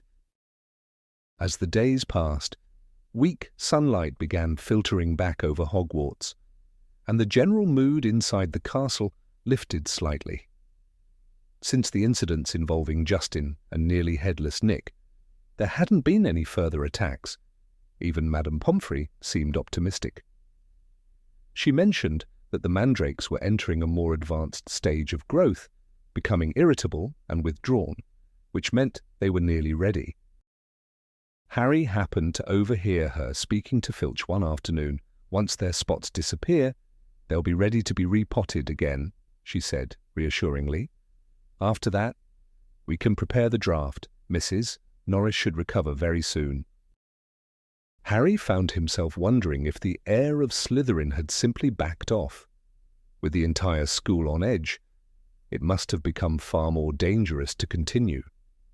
Maybe whatever creature lurked behind the attacks had gone quiet again, waiting, perhaps, for another 50 years. Not everyone shared that hopeful outlook. Ernie Macmillan from Hufflepuff remained convinced that Harry was responsible, claiming Harry had revealed himself during the dueling club. Peeves only made things worse. frequently appearing in crowded hallways to sing mocking little songs about Harry, now accompanied by exaggerated dancing. Meanwhile, Gilderoy Lockhart seemed entirely certain that he himself had solved the problem. Harry overheard him speaking confidently to Professor McGonagall while the Gryffindors waited for transfiguration. "I doubt there'll be any further incidents, Minerva," Lockhart said, tapping the side of his nose and giving a smug wink. "I believe the chamber has been dealt with permanently.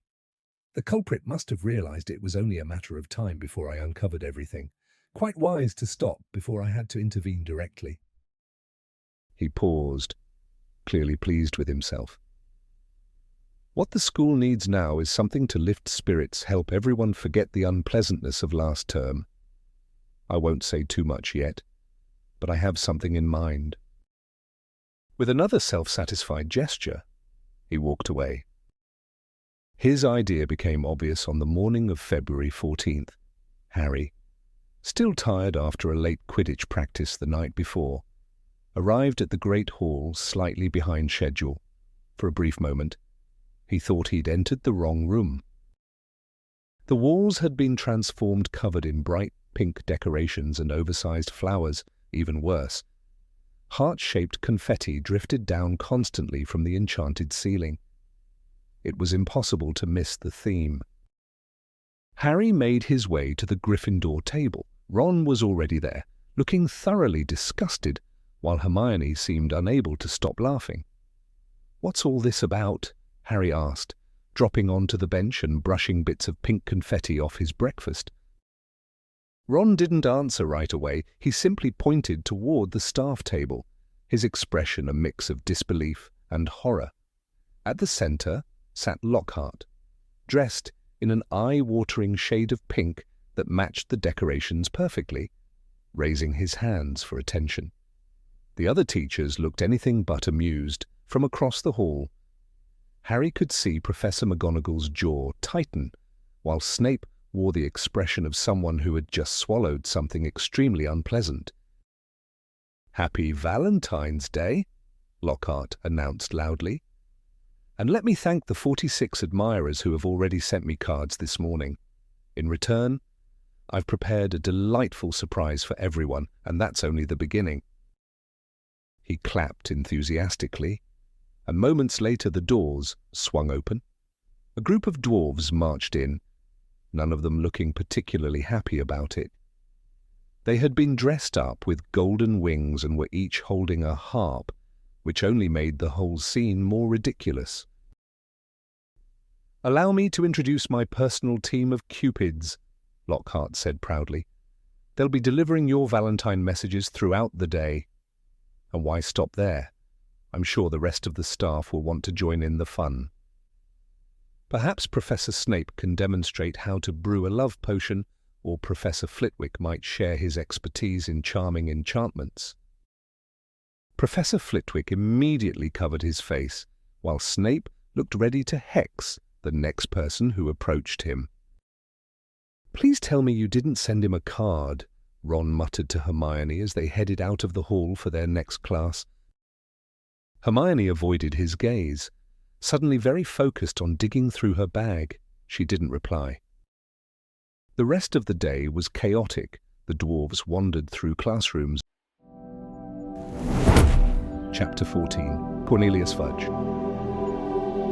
Harry, Ron, and Hermione had never doubted that Hagrid had a soft spot for creatures most people would run from. In their first year alone, he tried raising a dragon in his hut, and none of them would ever forget the enormous three-headed dog he'd named Fluffy.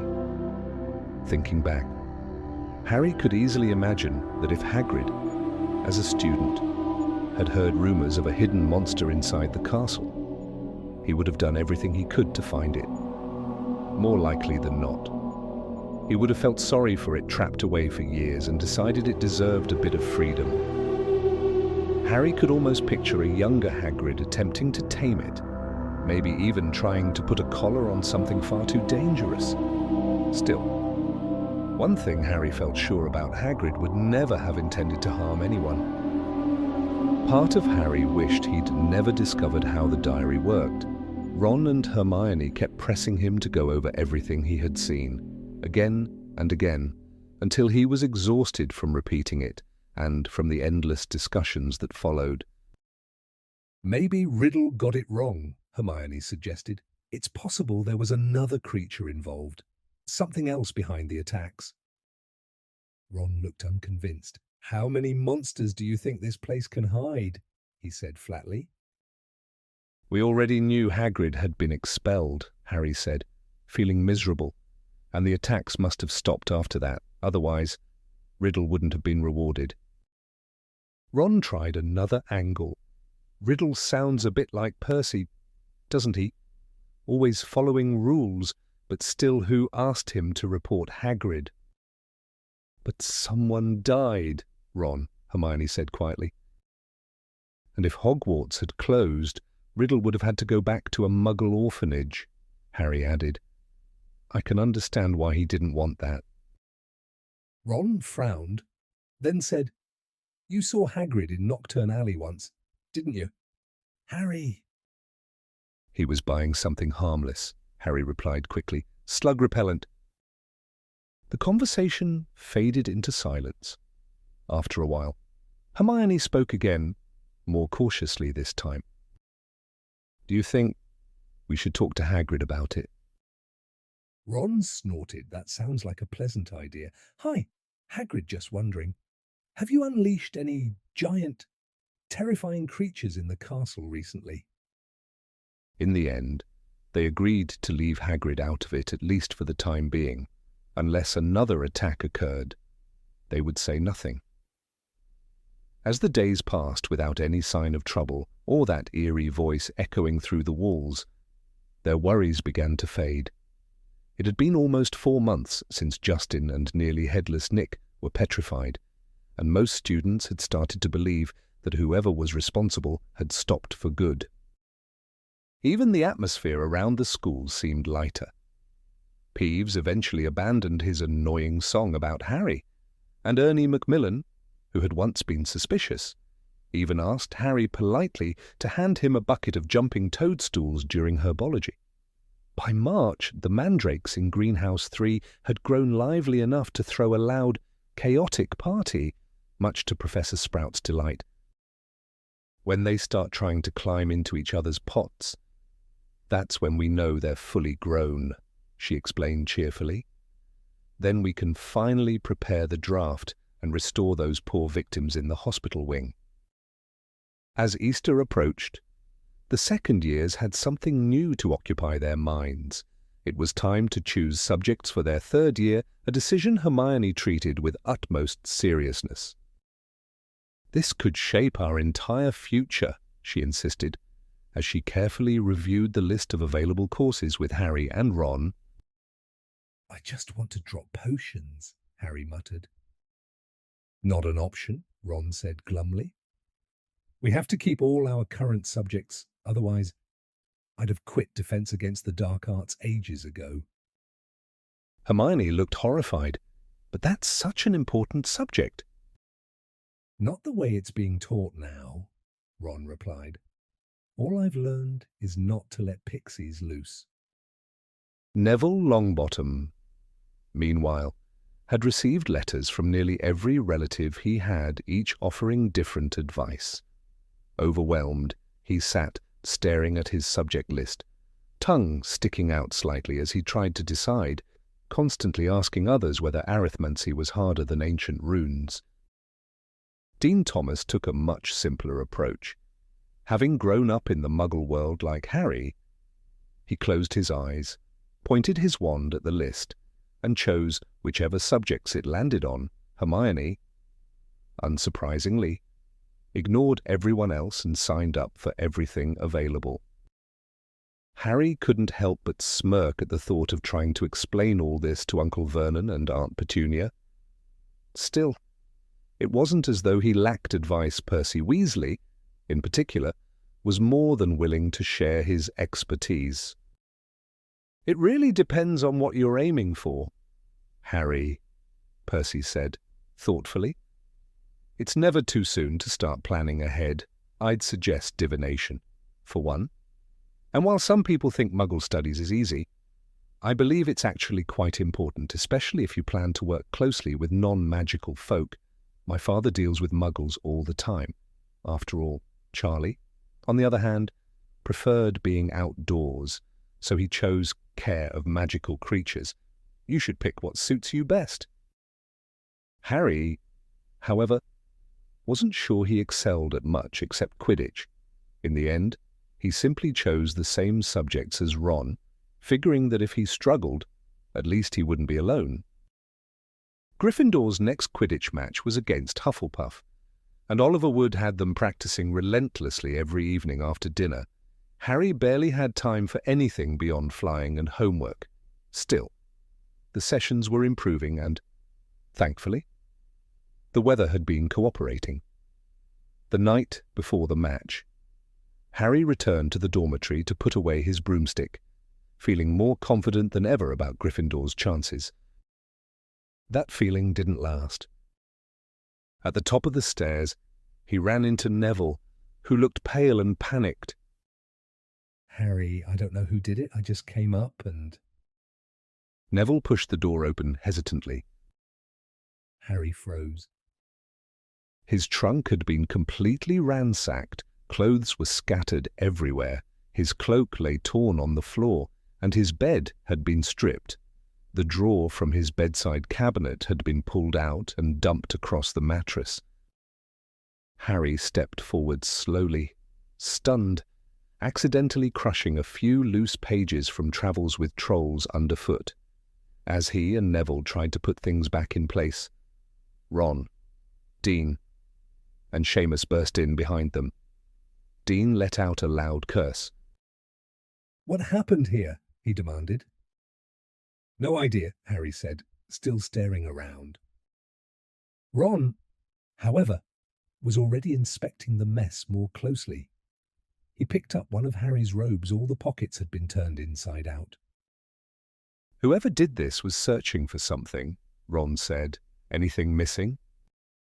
Harry began gathering his belongings, tossing them back into his trunk. It wasn't until he picked up the last of his Lockhart books that he realized what was gone. "The diary," he said quietly to Ron. "Riddle's diary, it's missing." "What?" Ron whispered. Harry nodded toward the door, and the two of them slipped out. They hurried down to the common room, where only a few students were sitting. Hermione was there, alone, reading Ancient Runes Made Easy. When they told her, she looked horrified. "But that means it had to be someone from Gryffindor," she said. "No one else knows the password." "Exactly," Harry replied grimly. The next morning dawned bright and clear, with warm sunlight and a gentle breeze drifting through the castle. Perfect weather for a match. Wood declared happily at the Gryffindor table, piling food onto everyone's plates. "Come on. Harry, you need to eat properly." But Harry barely touched his breakfast. His eyes moved along the crowded table, wondering if the person who had taken Riddle's diary might be sitting right there among them. Hermione had insisted he should report the theft, but Harry didn't like the idea at all. That would mean explaining everything about the diary, and once that came out, questions about Hagrid's expulsion might follow. He wasn't ready to bring all of that back into the open. As he left the Great Hall with Ron and Hermione to fetch his Quidditch gear, another worry suddenly struck him. The moment he stepped onto the marble staircase, he heard it again. "Kill. This time. Tear. Rip." Harry froze, then shouted out loud. Ron and Hermione both jumped back in shock. "The voice," Harry said quickly, glancing behind him. "I heard it again, didn't you?" Ron shook his head, clearly unsettled. Hermione, however, suddenly slapped her hand to her forehead. "Harry, I think I've figured something out. I need to go to the library." Before either of them could respond, she turned and dashed up the stairs. "What's she figured out?" Harry asked, distracted. still scanning the area as if he might hear the voice again. No idea, Ron said, but probably something important. And why the library? Ron shrugged. Because that's Hermione. When she doesn't know something, she goes straight to the library. Harry lingered for a moment, listening, but the noise of students pouring out of the great hall drowned everything else. People were heading outside toward the Quidditch pitch, talking loudly. "You'd better hurry," Ron said. "Kick-off soon." Harry rushed back to Gryffindor Tower, grabbed his Nimbus 2000, and joined the stream of students crossing the grounds. Even so, his thoughts stayed behind in the castle with that voice. As he changed into his scarlet Quidditch robes in the locker room, he found some comfort in knowing that everyone else was outside watching the match. The teams stepped onto the field to roaring applause. Wood immediately took off to circle the goalposts, warming up. Madam Hooch released the balls into play, and the Hufflepuff team, dressed in bright yellow, gathered together for a quick last-minute strategy talk. Harry was just climbing onto his broom when Professor McGonagall came striding, almost running, onto the pitch, carrying a large, purple megaphone. Harry's stomach sank. "This match has been cancelled," she announced, her voice booming across the stadium. A wave of groans and protests rose from the crowd. Wood looked devastated. He landed quickly and hurried toward her, still clutching his broom, clearly desperate for an explanation. "But, Professor," Wood protested loudly, "we have to play the Cup Gryffindor."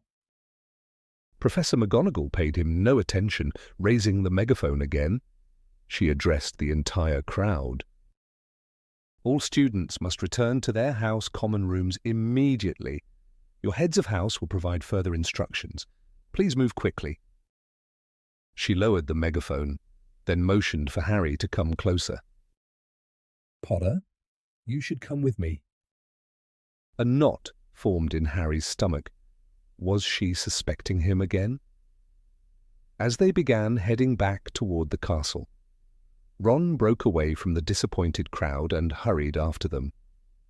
To Harry's surprise, Professor McGonagall didn't stop him. "Yeah, you better come too. Weasley?" Around them, some students were still complaining about the cancelled match, while others had begun whispering anxiously. Harry and Ron followed Professor McGonagall through the entrance hall and up the marble staircase. This time, however, they weren't taken to an office. As they neared the hospital wing, Professor McGonagall spoke in a quieter, more serious tone. "This may be difficult to hear. There has been another attack, or in fact, two." Harry felt his stomach twist. She pushed open the doors and they stepped inside. Madame Pomfrey was leaning over a girl with long, curly hair. Harry recognized her immediately, the Ravenclaw student who had once given them directions, and on the bed beside her. "Hermione!" Ron gasped. Hermione lay completely still. Her eyes were open, but lifeless and unfocused. "They were found near the library," Professor McGonagall said. "Perhaps one of you can explain this." It was discovered beside them. She held up a small, round mirror. Harry and Ron both shook their heads, unable to take their eyes off Hermione. "I will escort you back to Gryffindor Tower," Professor McGonagall said heavily. "I must also speak to the rest of the students." Later, in the Gryffindor common room, the entire house gathered in silence as she addressed them. "All students are to return to their common rooms by 6 o'clock this evening. After that time, no one is to leave the dormitories. You will be accompanied to every lesson by a teacher. No student is to visit the bathrooms alone. All Quidditch practices and matches are suspended until further notice. There will be no evening activities." She rolled up the parchment she had been reading from, her voice tightening slightly. I cannot overstate how serious this situation is. If the individual responsible is not identified, the school may be forced to close if anyone has any information, no matter how small. You must come forward. She climbed out through the portrait hole a little stiffly, and the moment she was gone, the Gryffindor common room erupted into chatter. That makes 2 Gryffindors, not counting nearly headless Nick, plus 1 Ravenclaw and 1 Hufflepuff, said Lee Jordan, ticking them off on his fingers. And funny how none of the Slytherins have been touched, isn't it? Doesn't that seem a bit suspicious?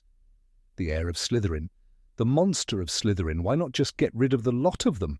He added loudly, earning a few approving nods and scattered applause.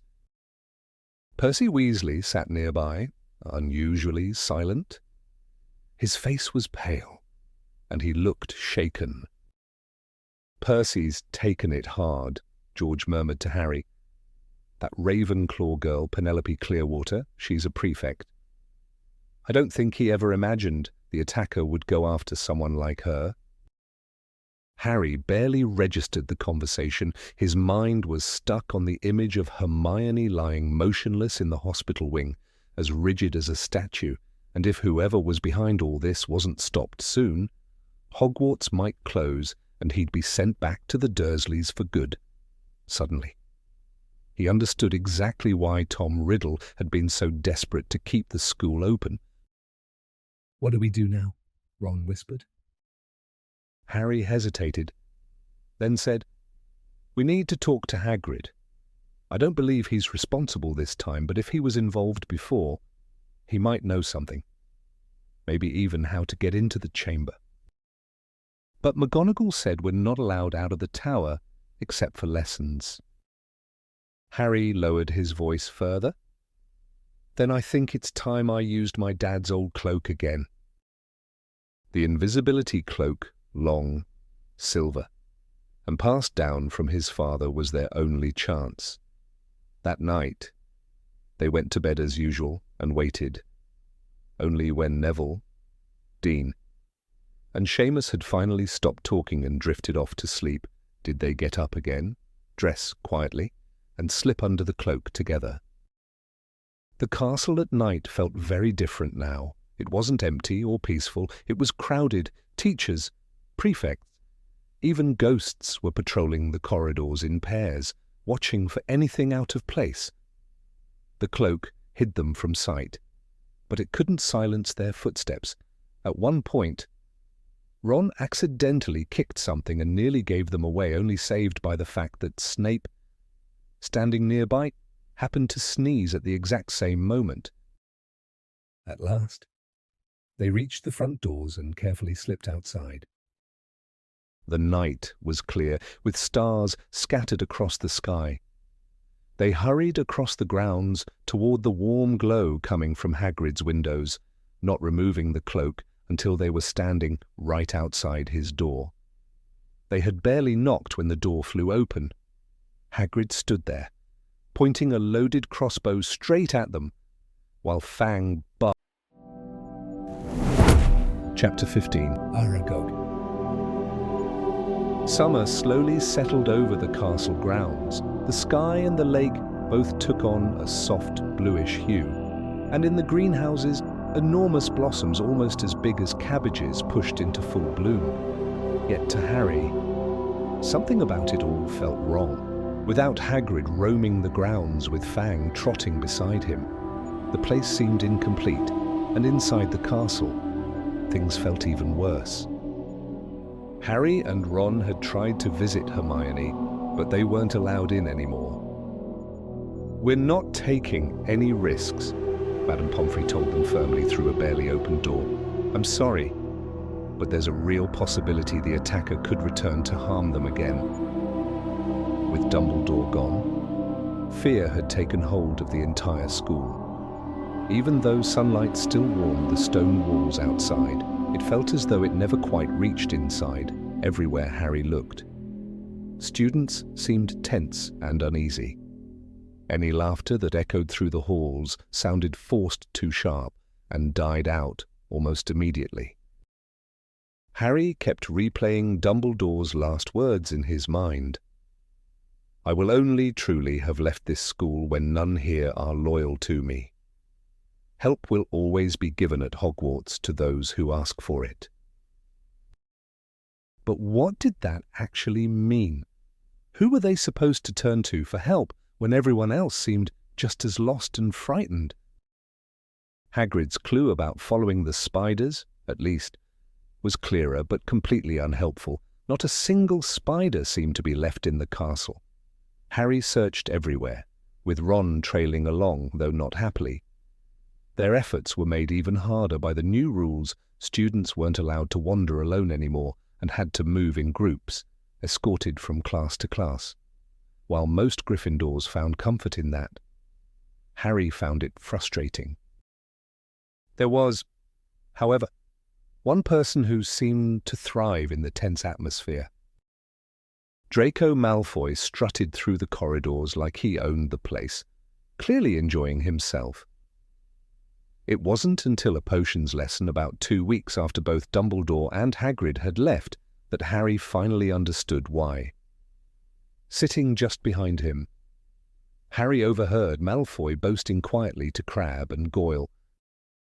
"I always figured my father would be the one to get Dumbledore removed," Malfoy said, speaking loudly enough for half the class to hear. "He's always said Dumbledore's the worst headmaster Hogwarts has ever had. Maybe now we'll finally get someone decent. Someone who won't be so eager to shut down the Chamber of Secrets. McGonagall won't last. She's just a temporary replacement." Snape passed by Harry at that moment, saying nothing about Hermione's empty seat or her unused cauldron. "Sir," Malfoy called out smoothly, "why don't you apply for the headmaster position?" "Careful, Malfoy," Snape replied, though a faint, satisfied smile tugged at his lips. "Professor Dumbledore has only been suspended. I expect he'll return soon enough." "Sure he will," Malfoy said with a smirk. "Still, I'm certain my father would support you." "Sir, I'll make sure to tell him you're the best teacher here." Snape's expression sharpened with quiet pleasure as he moved on, missing Seamus Finnegan, who was pretending to gag dramatically over his cauldron. "I'm surprised the mudbloods haven't all left by now," Malfoy continued casually. "I'd bet 5 galleons the next one actually dies. Shame it wasn't Granger." The bell rang just in time. Ron shot to his feet, fury blazing, but in the rush to pack up, no one seemed to notice as he tried to lunge toward Malfoy. "Let me at him," Ron snarled, struggling as Harry and Dean grabbed hold of him. "I don't need a wand, I'll deal with him myself." "Move along," Snape snapped, herding the class out. They followed him across the grounds toward the greenhouses, with Ron still struggling until they were far enough away from Snape's watchful eye. The mood in herbology was noticeably subdued. 2 students were missing now, Justin and Hermione, and their absence weighed heavily. Professor Sprout set them to trimming the Abyssinian shrivel figs. As Harry carried a bundle of dead stems to the compost heap, he came face to face with Ernie Macmillan. Ernie cleared his throat, looking unusually serious. "Harry, I wanted to say, I'm sorry, people, for suspecting you before. I know now you'd never hurt Hermione, and I regret what I said. We're all dealing with this together, after all." He held out his hand. Harry shook it. Soon, Ernie and Hannah joined Harry and Ron at the same plant. "That Malfoy," Ernie said, snapping off dry branches. "He seems far too pleased about everything that's happening. Honestly, I wouldn't be surprised if he turned out to be Slytherin's heir." "Brilliant deduction," Ron muttered, still clearly holding a grudge. "Do you think it could be him, Harry?" Ernie asked. "No," Harry said firmly, so firmly that both Ernie and Hannah looked startled. Then, just a moment later, something caught Harry's eye. A cluster of hefty spiders darted across the ground beyond the glass, moving with eerie precision, as though they all shared the same destination. Harry nudged Ron sharply with the handle of his shears. "Hey, what was that for?" Ron winced. Instead of answering, Harry gestured toward the spiders, squinting against the sunlight to track them. "Oh, right," Ron muttered, clearly uneasy rather than intrigued. "Still, we can't exactly trail them now. Can we—" Ernie and Hannah had paused their work, watching with interest. Harry leaned slightly closer to the glass, his gaze fixed. If those spiders kept going the way they were, there was only one place they could be heading. They're making straight for the forbidden forest. Ron's expression fell even further at that. When the lesson ended, Professor Sprout led them toward their next class. Harry and Ron deliberately slowed their pace, letting the others get ahead so they could speak freely. "We'll need the cloak again," Harry said quietly, "and we should bring Fang. He knows the forest better than we do. He might help." "Yeah," Ron replied. Though he fiddled nervously with his wand, after a moment, he added, "Aren't there things like werewolves in there?" Harry chose not to dwell on that. There are safer creatures too. Centaurs aren't hostile unless provoked, and unicorns, well, they're harmless. That didn't seem to reassure Ron much. He had never set foot in the forest, and Harry himself had only been there once and had no desire to repeat the experience. When they reached their Defense Against the Dark Arts classroom, they slipped into their usual seats at the back. Moments later, Lockhart burst in, radiating cheerfulness. The class stared. Compared to the tense, worried mood that had taken over the school, his energy felt almost out of place. "Really now," he said brightly, scanning their faces. "Why so gloomy?" A few students exchanged looks of annoyance, but no one answered. "Surely you've realized," Lockhart went on, enunciating as if addressing a group of slow learners, "the threat is over. The guilty party has been dealt with." "According to who?" Dean called out from across the room. "My dear boy," Lockhart replied smoothly, "the Minister of Magic wouldn't remove someone unless he was absolutely certain of their guilt." "Oh, he definitely would," Ron shot back, louder than before. Lockhart turned toward him, his smile tightening slightly. "I believe I'm rather more informed about the situation than you are, Mr. Weasley," he said with quiet satisfaction. Ron opened his mouth to argue, but whatever he was about to say died instantly when Harry's foot connected sharply with his ankle beneath the desk. "We weren't there. Remember," Harry muttered under his breath. Still, Lockhart's overly bright mood, the way he seemed almost pleased to pin everything on Hagrid, and his smug certainty that the danger had passed grated on Harry's nerves. For a moment, he seriously considered launching his copy of Gadding with Ghouls straight at him. Instead, he grabbed a scrap of parchment and scribbled a quick note to Ron. "Tonight." Ron read it, gulped, then flicked a glance at Hermione's empty chair. That seemed to settle it. He gave a small, determined nod. The Gryffindor common room had become unbearably crowded lately. After 6 in the evening, no one was allowed to wander elsewhere. So everyone gathered there, talking in hushed, anxious clusters. Most nights, it didn't quiet down until well past midnight. Right after dinner, Harry retrieved the invisibility cloak from his trunk and sat on it, waiting.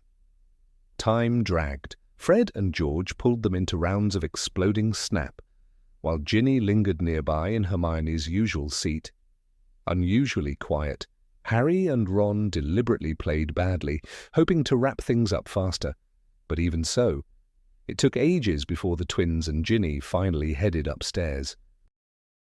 They waited until the dormitory doors shut in the distance. Then, without a word, they threw the cloak over themselves and slipped out through the portrait hole. The trek through the castle was tense, filled with near misses as they avoided patrolling teachers. Eventually, they reached the entrance hall, eased open the heavy oak doors, and stepped outside into the pale glow of moonlight. "You know," Ron said suddenly as they crossed the dark lawn, "we might get there and find nothing. Maybe those spiders weren't even heading for the forest. I mean, it just kind of looked like it, right?" His voice faded, as though he didn't quite believe himself. Hagrid's hut came into view, dark and lifeless.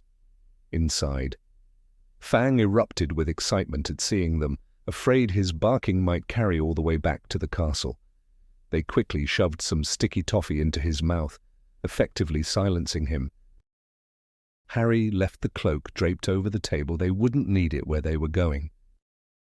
"Come on, Fang," he said, giving his leg a pat. "We're heading out." The boarhound bounded ahead eagerly, racing toward the forest's edge and pausing only to investigate a tree. Harry raised his wand. Lumos. A faint glow flickered to life, just enough to illuminate the ground. "Smart," Ron muttered. "I'd try mine, but it'd probably explode in my face or something." Harry nudged him and pointed. A couple of spiders scurried away from the light, vanishing into the shadows beneath the trees. Ron exhaled slowly. "Right, I'm ready. Let's just do this." With Fang weaving around their legs, nose to the ground, they stepped beneath the trees. The forest swallowed them almost immediately.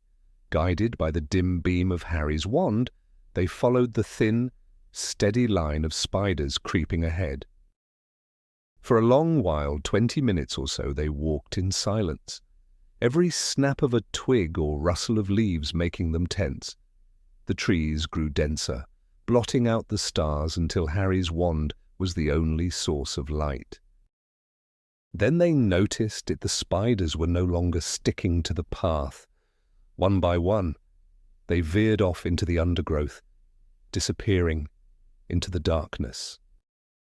Harry stopped, straining to follow the spider's path, but beyond the faint circle of his wand light, the forest was impenetrably dark. He had never ventured this far in before. He clearly remembered Rubeus Hagrid warning him not to stray from the path on his last visit. But Hagrid wasn't here now. He was far away, likely locked in Azkaban, and he had also told them to follow the spiders. Something damp brushed against Harry's hand, and he jerked backward, accidentally stomping on Ron's foot. It was only Fang, nudging him with his nose. "What do you think?" Harry asked, turning to Ron, whose eyes caught the glow of the wand light. "We didn't come all this way to turn back," Ron muttered. So they pushed forward, leaving the path behind and following the faint, shifting movement of the spiders deeper into the forest. Progress was slow. Now roots twisted across the ground, and broken stumps lurked in the darkness, forcing them to pick their way carefully. Fang stayed close, his breath warm against Harry's hand.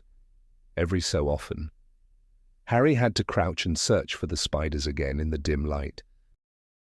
They trudged on for what felt like ages, branches snagging at their robes, thorns catching at their sleeves.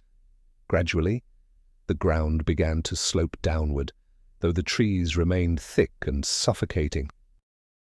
Without warning, Fang barked loudly, the sound echoing through the trees and making both boys flinch. What is it? Ron said sharply, peering into the darkness, clutching Harry's arm. There's something out there, Harry whispered. Listen, it's big. They held their breath, off to their right. Something heavy was forcing its way through the forest, snapping branches as it moved. Oh, no, no, no, no, Ron muttered. Keep quiet, Harry hissed. It'll hear you. Hear me. Ron's voice rose nervously. It already heard Fang.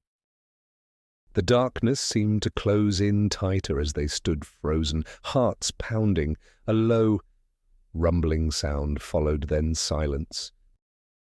"What do you think it's doing?" Harry asked under his breath. Getting ready to jump us, probably, Ron said grimly. They waited, barely daring to move. "Maybe it's gone," Harry whispered after a moment. "No idea." Suddenly, a burst of light flared to their right, blinding after the darkness. Both boys threw up their hands to shield their eyes. Fang yelped and bolted, only to get tangled in a patch of brambles, barking frantically. Harry, Ron shouted, relief flooding his voice. It's the car! It's our car! What?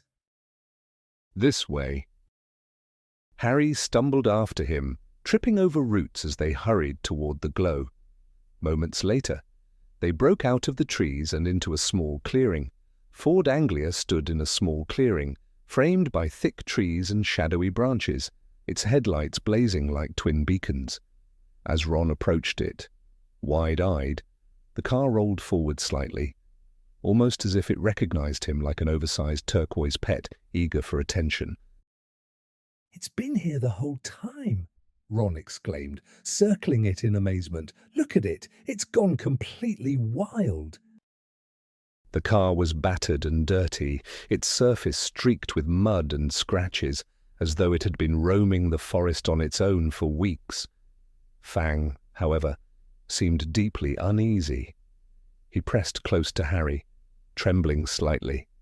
Harry, finally catching his breath, lowered his wand.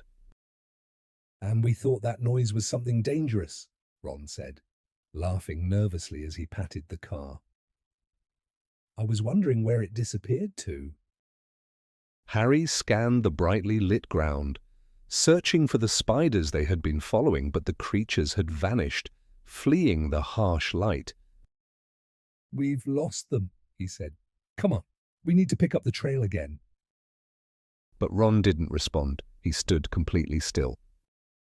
Harry noticed his expression drained of colour, eyes fixed on something behind him, high above the ground.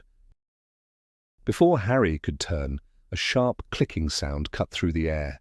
In an instant, something long, hairy, and powerful wrapped around his waist and yanked him upward. He was lifted off the ground, hanging upside down. Panic surged as he struggled, hearing more clicking sounds. Then Ron, shouting, then Ron, too, was dragged into the air. Fang barked and howled helplessly. Chapter 16, Chamber of Secrets. We were in that bathroom so many times, and she was only a few stalls away. Ron grumbled over breakfast the next morning, clearly annoyed. We could have just asked her, and now it's too late. Searching for spiders had already been difficult enough. Slipping away from their teachers long enough to sneak into a girl's bathroom, that particular bathroom, right beside where the first attack had happened, felt nearly impossible. However, something during their first class of the day, Transfiguration, pushed thoughts of the Chamber of Secrets aside for the first time in weeks. Barely 10 minutes into the lesson, Professor McGonagall announced that exams would begin on the 1st of June, just 1 week away. Exam, Seamus Finnegan shouted in disbelief. We're still having exams. A loud crack sounded behind Harry as Neville Longbottom lost control of his wand, causing one leg of his desk to vanish. With a quick flick of her wand, Professor McGonagall fixed it, then turned sharply towards Seamus.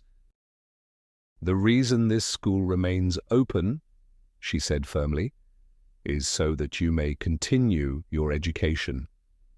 The exams will proceed as scheduled, and I expect all of you to be preparing accordingly." Preparing? It hadn't even crossed Harry's mind that exams would still take place with everything going on in the castle. A wave of muttering spread across the classroom, prompting an even sterner look from Professor McGonagall. "Professor Dumbledore instructed that the school operate as normally as possible," she continued. "That includes assessing what you have learned this year." Harry glanced down at the 2 white rabbits he was supposed to be transforming into slippers. When he thought about it, he couldn't recall learning anything that might actually help him pass an exam. Ron looked as though he'd just been handed a life sentence in the Forbidden Forest. "Can you picture me sitting exams with this thing?" he said, holding up his wand, which had begun emitting a high-pitched whistling sound. 3 days before their first exam, Professor McGonagall made another announcement during breakfast. "I have some good news," she said. Instead of quieting down, the great hall erupted with noise. Dumbledore's back. Several students cheered. "They've caught the heir of Slytherin," cried a girl from the Ravenclaw table. "Quidditch is starting again," Wood shouted excitedly. When the commotion finally settled, Professor McGonagall continued, "Professor Sprout has informed me that the mandrakes are ready to be harvested. This evening, we will be able to revive those who have been petrified. As you know, one of them may be able to tell us who or what attacked them. I am hopeful that this difficult year will end with the culprit being identified." Cheers burst out again. Harry glanced toward the Slytherin table and wasn't surprised to see that Draco Malfoy remained silent. Ron, on the other hand, looked more relieved than he had in days. "Then it doesn't matter that we never asked Myrtle," he said to Harry. "Hermione will probably know everything once she wakes up. Though, she's going to panic when she finds out exams are in 3 days. She hasn't revised at all, honestly. It might be kinder if she stayed like that until they're over." At that moment, Ginny Weasley approached and sat down beside Ron. She looked uneasy and tense, her hands twisting nervously in her lap. "What's wrong?" Ron asked, scooping himself another serving of porridge. Ginny stayed silent. Her eyes darted nervously along the Gryffindor table, her expression uneasy, so much so that it struck Harry as familiar, though he couldn't immediately place why. "Come on, say it," Ron urged, watching her closely. Then it clicked for Harry. The way Ginny shifted slightly in her seat. Rocking just a little, it was exactly how Dobby used to behave when he was on the verge of blurting out something he wasn't supposed to.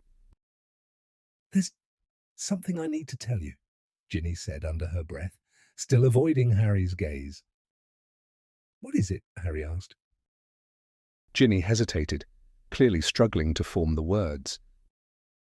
"Well," Ron pressed. She parted her lips, but nothing came out. Harry leaned in, lowering his voice so only the 3 of them could hear. "Is this about the Chamber of Secrets?" he asked. "Did you notice anything strange and anyone behaving differently?" Ginny inhaled sharply, and at that exact moment, Percy Weasley appeared beside them, looking pale and worn out. "If you're done, Ginny, I'll sit here," he said. "I'm starving. I've just come off patrol." Ginny sprang to her feet as if startled, shot Percy a quick, anxious glance, and hurried away without another word. Percy dropped into her seat and reached for a mug. "Percy," Ron snapped. She was about to tell us something important. Percy, mid-sip, nearly choked on his tea. "What kind of thing?" he asked, coughing slightly. I asked if she'd noticed anything unusual, and she was just starting to say, "Oh no, that's got nothing to do with the Chamber of Secrets," Percy interrupted quickly. Ron frowned. "And how would you know that?" Well, the thing is," Percy said, awkwardly, "Ginny happened to walk in on me the other day while I was, well, never mind exactly what. The point is, she saw something, and I asked her not to mention it to anyone. I thought she'd keep quiet about it. It's really nothing serious. I'd just prefer." Harry had rarely seen Percy look so uneasy. "What were you doing, Percy?" Ron said with a grin. "Go on. You can tell us we promised not to laugh." Percy didn't return the smile. "Hand me those rolls. Harry," he said stiffly, "I'm starving." Harry was well aware that the entire mystery might be resolved by the next day without any effort from them, but if there was even a small chance to question Myrtle, he wasn't going to miss it.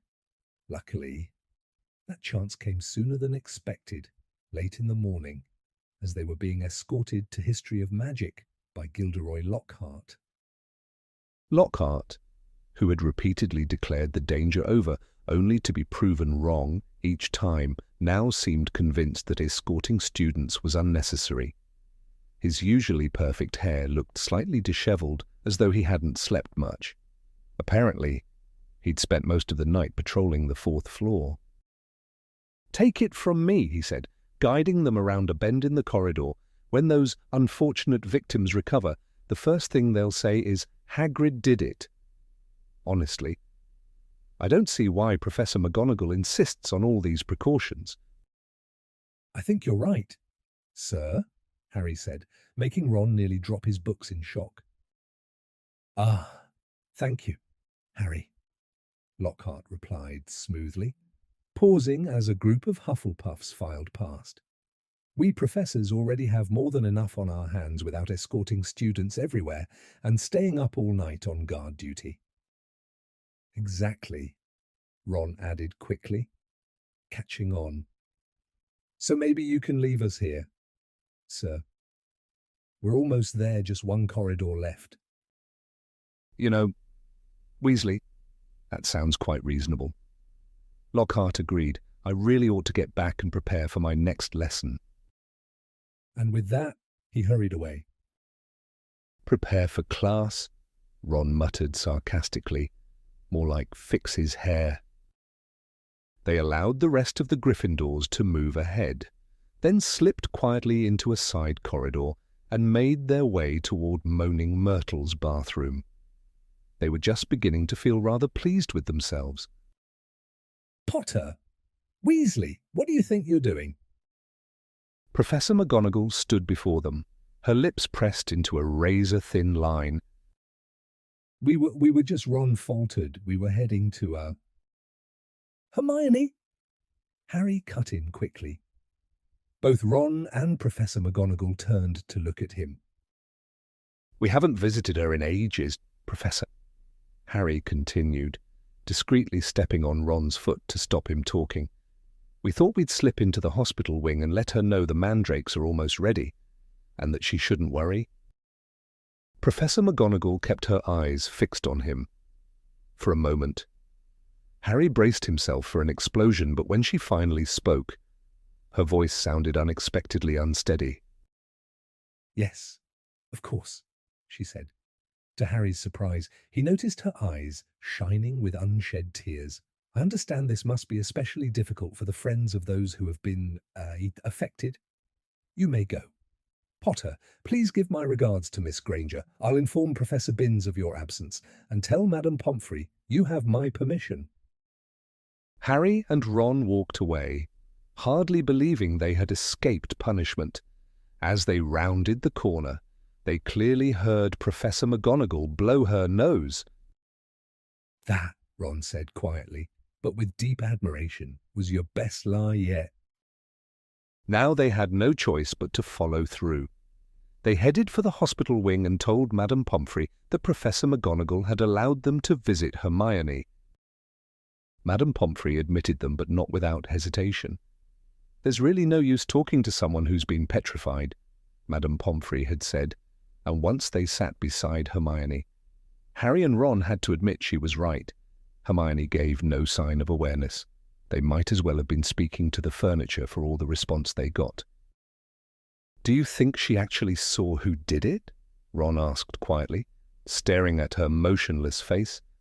"If the attacker caught everyone off guard, we may never find out." But Harry's attention had drifted elsewhere. He wasn't looking at Hermione's face anymore. His eyes were fixed on her right hand. It lay stiffly atop the blanket, fingers tightly curled. Leaning closer, he noticed something crumpled inside her grip. Careful to check that Madame Pomfrey wasn't nearby, he nudged Ron and pointed. "Try to pull it out," Ron murmured, shifting slightly to block the nurse's line of sight. It proved difficult. Hermione's fingers were locked so firmly around the object that Harry feared tearing it. While Ron kept watch, Harry worked slowly, prying and easing the paper free bit by bit. After several tense moments, it finally slipped loose. It was a torn page, clearly from an old library book. Harry smoothed it out quickly, and Ron leaned in beside him as they read. "Of all the strange and dangerous creatures known to roam the land, none is more remarkable or more lethal than the basilisk, often called the king of serpents. This creature, a massive snake capable of living for centuries, is said to be born from a chicken's egg incubated beneath a toad. Its methods of killing are extraordinary. In addition to its venomous fangs, the basilisk possesses a deadly gaze. Any who meet its eyes are killed instantly. Spiders instinctively flee from it, as it is their greatest enemy, while the crowing of a rooster is fatal to the basilisk itself." Beneath the passage, a single word had been added in handwriting Harry immediately recognized as Hermione's. "Pipes." For Harry, it was like a sudden spark of clarity. "Ron," he whispered urgently. "This is it. We've figured it out. The creature in the chamber is a basilisk, a giant snake. That's why I've been hearing that voice when no one else has. I can understand it because I speak Parseltongue." He glanced around the hospital wing, thoughts racing. "It kills by eye contact," he continued. "But no one has actually died because no one has looked at it directly. Colin must have seen it through his camera. The film got destroyed, but he was only petrified. And Justin, he must have seen it through nearly headless Nick. Nick took the full force of it, but he can't die again. So Justin survived, too." Ron stared at him, stunned. "And Hermione?" he asked. "She figured it out," Harry said quickly. "That's why she had this page. I bet she realized what the monster was and warned the first person she ran into to use a mirror to look around corners safely. That Ravenclaw prefect, they found her with a mirror, didn't they? She must have used it and still got petrified." Ron's mouth hung open. "And Mrs. Norris?" he asked eagerly. Harry paused, replaying the scene from Halloween night in his mind. "The water," he said slowly, "from Myrtle's flooded bathroom.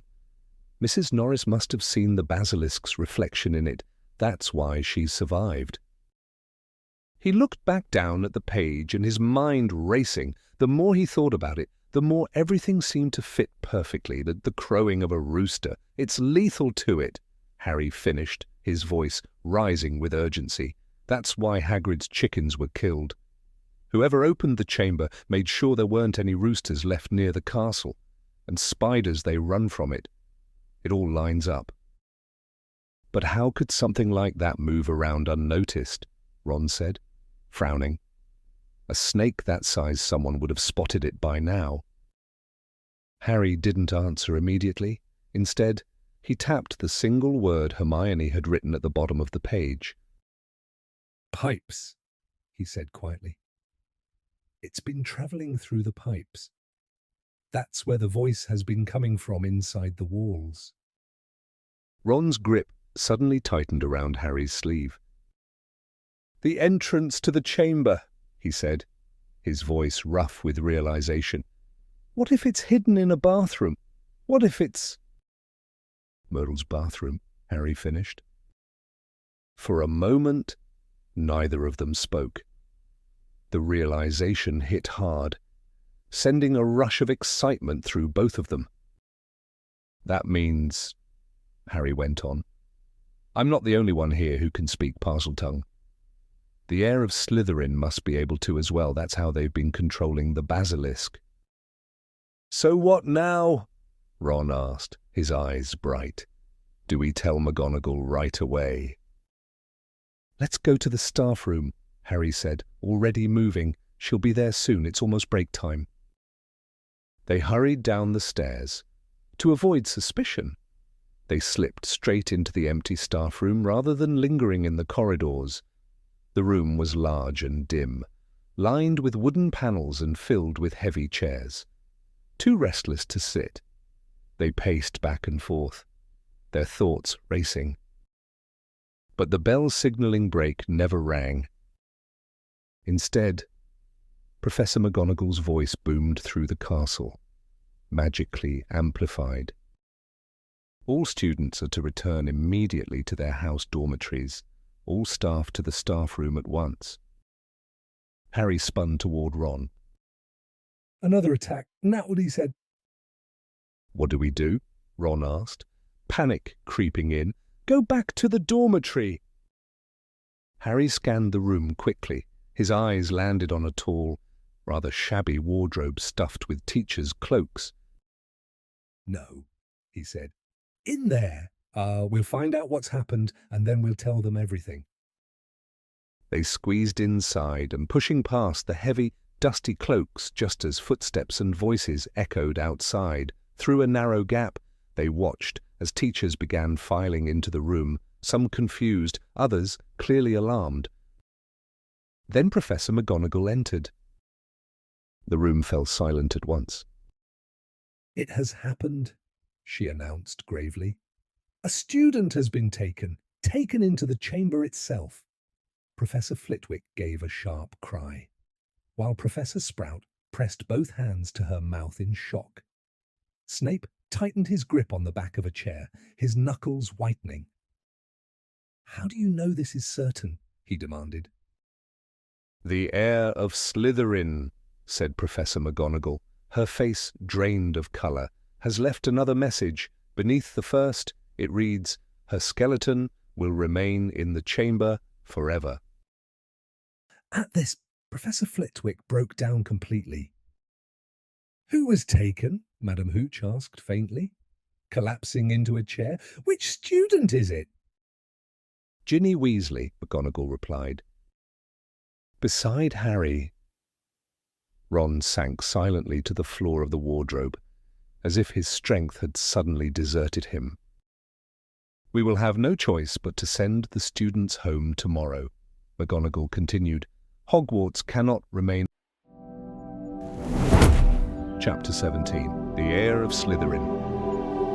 Harry found himself at the far end of an immense chamber, dimly illuminated by a strange greenish light. Massive stone pillars, each wrapped in twisting serpent carvings, stretched upward to support a ceiling that vanished into darkness.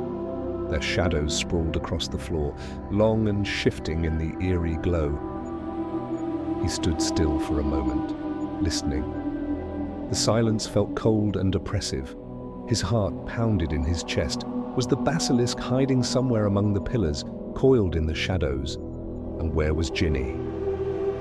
Tightening his grip on his wand, Harry began to move forward. His footsteps echoed sharply in the vast space. He kept his eyes narrowed, ready to shut them instantly if anything moved. The carved snakes seemed to watch him as he passed, their empty eye sockets unsettlingly lifelike. More than once, he flinched, convinced one had shifted. Then, as he passed the final row of pillars, something enormous came into view. A towering statue rose against the far wall, so tall it nearly reached the ceiling itself. Harry tilted his head back to take it in. The face was ancient, almost ape-like, with a long, narrow beard cascading down the length of its stone robes. At its base stood 2 huge feet planted firmly on the floor, and lying between them motionless was a small figure dressed in black, with bright red hair. "Ginny!" Harry breathed. He ran forward and dropped to his knees beside her. "Ginny, please don't!" he stammered, his voice shaking. He cast his wand aside, grasped her shoulders, and gently turned her over. Her skin was pale, almost like stone, and cold to the touch, but her eyes were closed, not frozen open like the others. She wasn't petrified, which meant, "Ginny, wake up," Harry urged desperately, shaking her slightly. Her head fell limply to one side, unresponsive. "She won't wake," the voice came softly from behind him. Harry spun around, still kneeling. A boy stood leaning against one of the pillars, watching him. He was tall, with dark hair, though something about him seemed strange. His outline blurred slightly, as though he wasn't entirely solid. But Harry recognized him immediately. Tom Riddle. Riddle inclined his head, his gaze fixed on Harry. "What do you mean she won't wake?" Harry demanded. She's not. "She's alive," Riddle replied calmly, "but only just." Harry stared at him, struggling to understand. Tom Riddle had attended Hogwarts decades ago, yet here he was, appearing no older than 16, surrounded by a faint, ghost-like glow. "Are you a ghost?" Harry asked, uncertainly. "Not exactly," said Riddle. "I'm a memory one that has been preserved in a diary for 50 years. He gestured toward the ground near the statue's massive feet. There, lying open, was the small black diary Harry had discovered in Moaning Myrtle's bathroom. For a fleeting second, Harry wondered how it had ended up there, but he pushed the thought aside. "There were far more urgent matters. You have to help me." "Tom," Harry said, lifting Ginny's head again. "We need to get her out of here. There's a basilisk somewhere, I don't know where, but it could appear any moment. Please help me." Riddle didn't move. Breathing hard, Harry struggled to lift Ginny, managing only to raise her halfway before reaching down for his wand. It wasn't there. "Did you—" He looked up.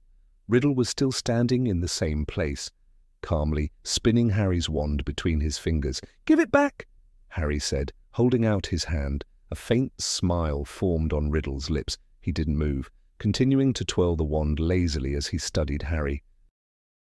"Listen," Harry said urgently, his arms shaking under Ginny's weight.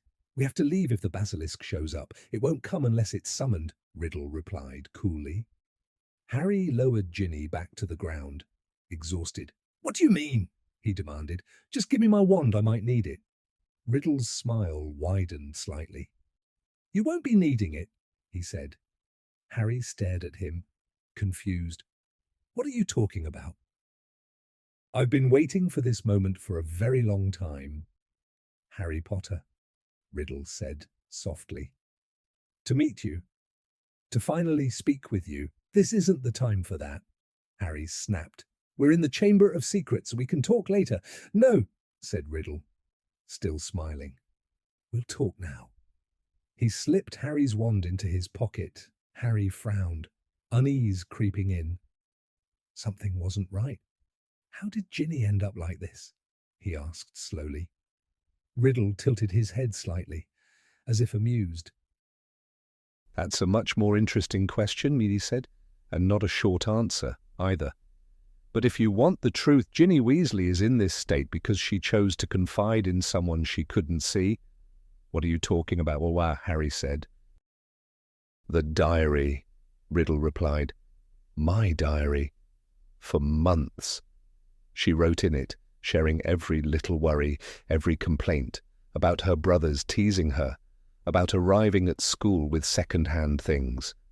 His eyes gleamed, and about how she believed the great Harry Potter would never notice her. Throughout it all, Riddle never looked away from Harry. There was something unsettling in his gaze, an intensity that felt almost predatory. It was tedious, listening to the problems of an 11-year-old girl. He continued, but I was patient. I answered her. I was kind, understanding, naturally. She grew attached. No one understands me like you do, Tom. I'm so glad I can write to you. It's like having a friend with me all the time. Riddle let out a soft, cold laugh that echoed unpleasantly in the chamber. I've always had a talent for gaining people's trust. Harry, he went on, Ginny gave me everything, her thoughts, her fears, her secrets, and that was exactly what I needed.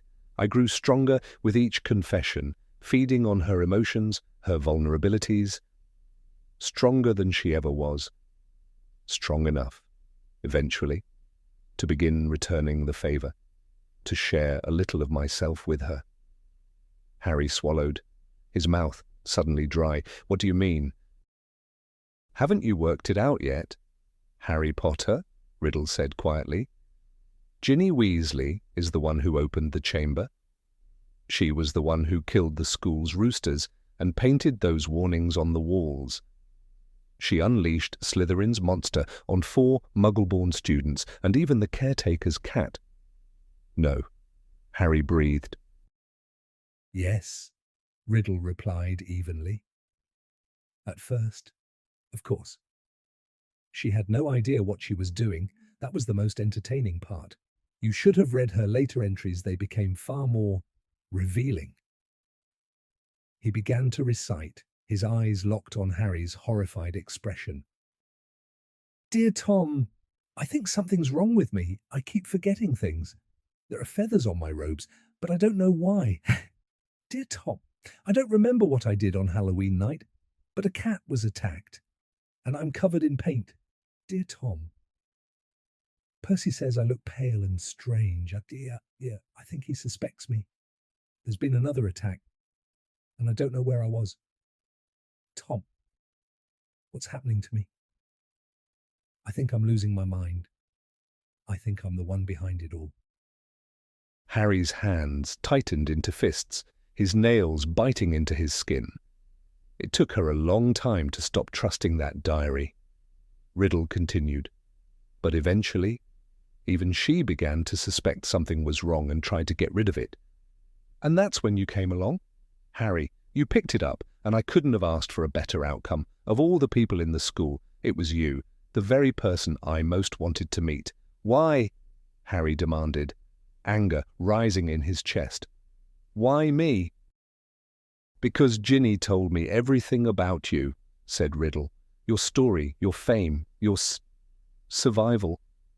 His gaze lingered on the lightning-shaped scar on Harry's forehead, and something in his expression sharpened with intensity.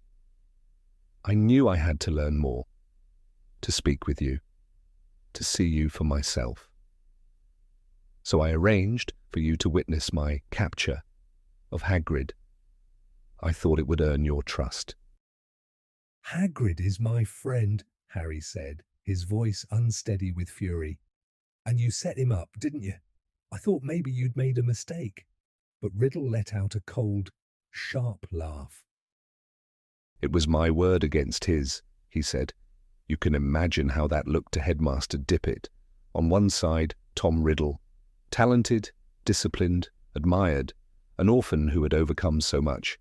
On the other, Hagrid, careless, constantly in trouble, keeping dangerous creatures under his bed, wandering into the forbidden forest to do who knows what. He paused, a faint smile returning. Even I was surprised at how easily it worked. I half expected someone to realize Hagrid could never be Slytherin's heir. It took me years to uncover the truth about the chamber, to find its entrance, to understand its secrets, as if Hagrid had either the intelligence or the power. Dumbledore was the only one who ever doubted Hagrid's guilt, Riddle went on. At the time, he was just the Transfiguration teacher, but he managed to convince Dippet to let Hagrid remain at Hogwarts as gamekeeper. I suspect he had his suspicions. He never trusted me the way the others did. I'm not surprised, Harry said coldly. He probably saw exactly what you were. Riddle gave a careless shrug. He certainly kept a closer eye on me after Hagrid was expelled. That made things inconvenient. I knew better than to reopen the chamber while I was still a student, but I wasn't about to abandon all the effort I'd put into uncovering it, so I ensured my work could continue. I left something behind, a diary containing a version of myself at 16, with luck. It would guide someone else to carry on where I left off, to complete Salazar Slytherin's legacy. Well, you failed, Harry shot back. No one's died this time, not even the cat. In a few hours, the Mandrake draft will restore everyone who was petrified. Riddle's expression didn't change. Didn't I make it clear? He said softly. I'm no longer interested in killing Muggleborn. For quite some time now, I've had a different objective. Harry froze. Do you know how irritating it was? Riddle continued. When the diary was opened again, and it wasn't you writing in it, but Ginny. She had seen you with it, and she panicked. She was terrified you might discover how it worked, or worse, that I might reveal her secrets to you, including what she had been doing under my influence. Harry said nothing, his jaw tightening. So she waited, Riddle went on, until your dormitory was empty and took it back. Foolish girl. But by then, I already understood what needed to be done. It was obvious you were getting close to the truth, from everything she told me. I knew you wouldn't stop, not if there was a mystery to solve, especially if it involved someone you cared about. And she told me about your ability to speak Parseltongue, how the entire school was talking about it. His voice remained calm, almost conversational. So I made her leave a message on the wall, a farewell, and come down here. She resisted. Of course, she cried. It became rather tiresome, but she doesn't have much strength left now. She gave too much of herself to the diary, to me, enough to allow me to step out of its pages at last. Riddle's eyes gleamed as he looked at Harry. I've been waiting for you ever since. I knew you would come. There are things I want to understand about you. Harry Potter. Like what? Harry said sharply, his fists still clenched. Well then, Riddle said smoothly, a polite smile playing on his lips. Explain something to me. How did you, a scrawny boy with no remarkable magical skill, manage to overcome the most powerful wizard of the age? Or how did you walk away with nothing more than a scar, while Lord Voldemort lost everything? A strange, almost feverish glint burned in his eyes. Why does it matter to you? Harry asked cautiously. Voldemort came after your time. Voldemort, Riddle replied in a low voice, is my past, my present, and my future. Harry Potter. He drew Harry's wand from his pocket and moved it through the air. Glowing letters appeared, suspended in front of them. Tom Marvolo Riddle. With a flick of his wrist, the letters shifted, rearranging themselves into a new message. I am Lord Voldemort. You understand now, he murmured, even at school. I used that name, but only among those I trusted most. Did you really think I would keep the name of my Muggle father? A man who abandoned my mother the moment he discovered she was a witch. His voice sharpened, pride and bitterness intertwining. I carry the blood of Salazar Slytherin through my mother's line. Why should I bear the name of a weak, ordinary man who wanted nothing to do with me? No. I chose a new name, a name that would one day inspire fear across the wizarding world when I rose to become its greatest sorcerer. Harry's thoughts reeled. He stared at the boy before him, the same boy who would grow into the man responsible for his parents' deaths and countless others. Finally, he forced out the words. You're not, Harry said quietly. though his voice trembled with anger. Riddle's expression hardened. "Not what?" "Not the greatest wizard in the world," Harry replied, breathing fast. "That title belongs to Albus Dumbledore. Everyone knows it, even at your strongest. You never dared challenge him at Hogwarts. He saw through you back then, and he still scares you now, wherever you're hiding." Riddle's smile vanished, replaced by something cold and dangerous. "Dumbledore fled this castle because of me," he hissed. "He's not gone the way you think," Harry shot back. He wasn't sure it was true, but he wanted Riddle to believe it. Riddle opened his mouth to reply, then stopped. A sound had filled the chamber. "Music!" Riddle turned sharply, scanning the empty space. The melody swelled, strange and haunting, echoing through the vast chamber. It sent a shiver through Harry's spine, raising the hairs on his neck. His chest tightened as though his heart were expanding with the sound. The music grew louder, so powerful it seemed to vibrate through his bones. Then, suddenly, flames burst to life atop one of the pillars. From the fire emerged a bird, deep crimson, about the size of a swan. It sang as it rose, its voice ringing through the chamber. Its tail shimmered gold, long and flowing like a peacock's, and its talons, bright and gleaming, clutched a worn, bundled object. A moment later, the bird swooped directly toward Harry. It released the worn bundle it had been carrying, letting it fall at his feet before settling firmly on his shoulder as its wide wings folded in. Harry caught a clearer glimpse. Its beak was long and gleaming gold, its small black eyes sharp and alert. The music ceased. The bird remained still, its warmth steady against Harry's cheek, its gaze fixed unwaveringly on Riddle. "A phoenix," Riddle murmured, studying it with narrowed eyes. "Fawkes," Harry whispered. In response, the bird's golden talons tightened slightly on his shoulder, almost reassuringly. And that Riddle continued, now glancing down at the object on the floor, appears to be the sorting hat. Harry looked down. It was indeed the hat, worn, patched, and limp, lying uselessly at his feet. Then Riddle laughed. The sound echoed wildly through the chamber, multiplying against the stone until it seemed like a dozen voices laughing at once. "So this is what Dumbledore sends to protect you," he mocked, "a singing bird and a tattered hat. Tell me, Harry Potter, do you feel braver now? Safer?" Harry said nothing. He didn't understand what either Fawkes or the hat could do, but he was no longer entirely alone, and that alone steadied him. Chapter 18. Dobby's Reward.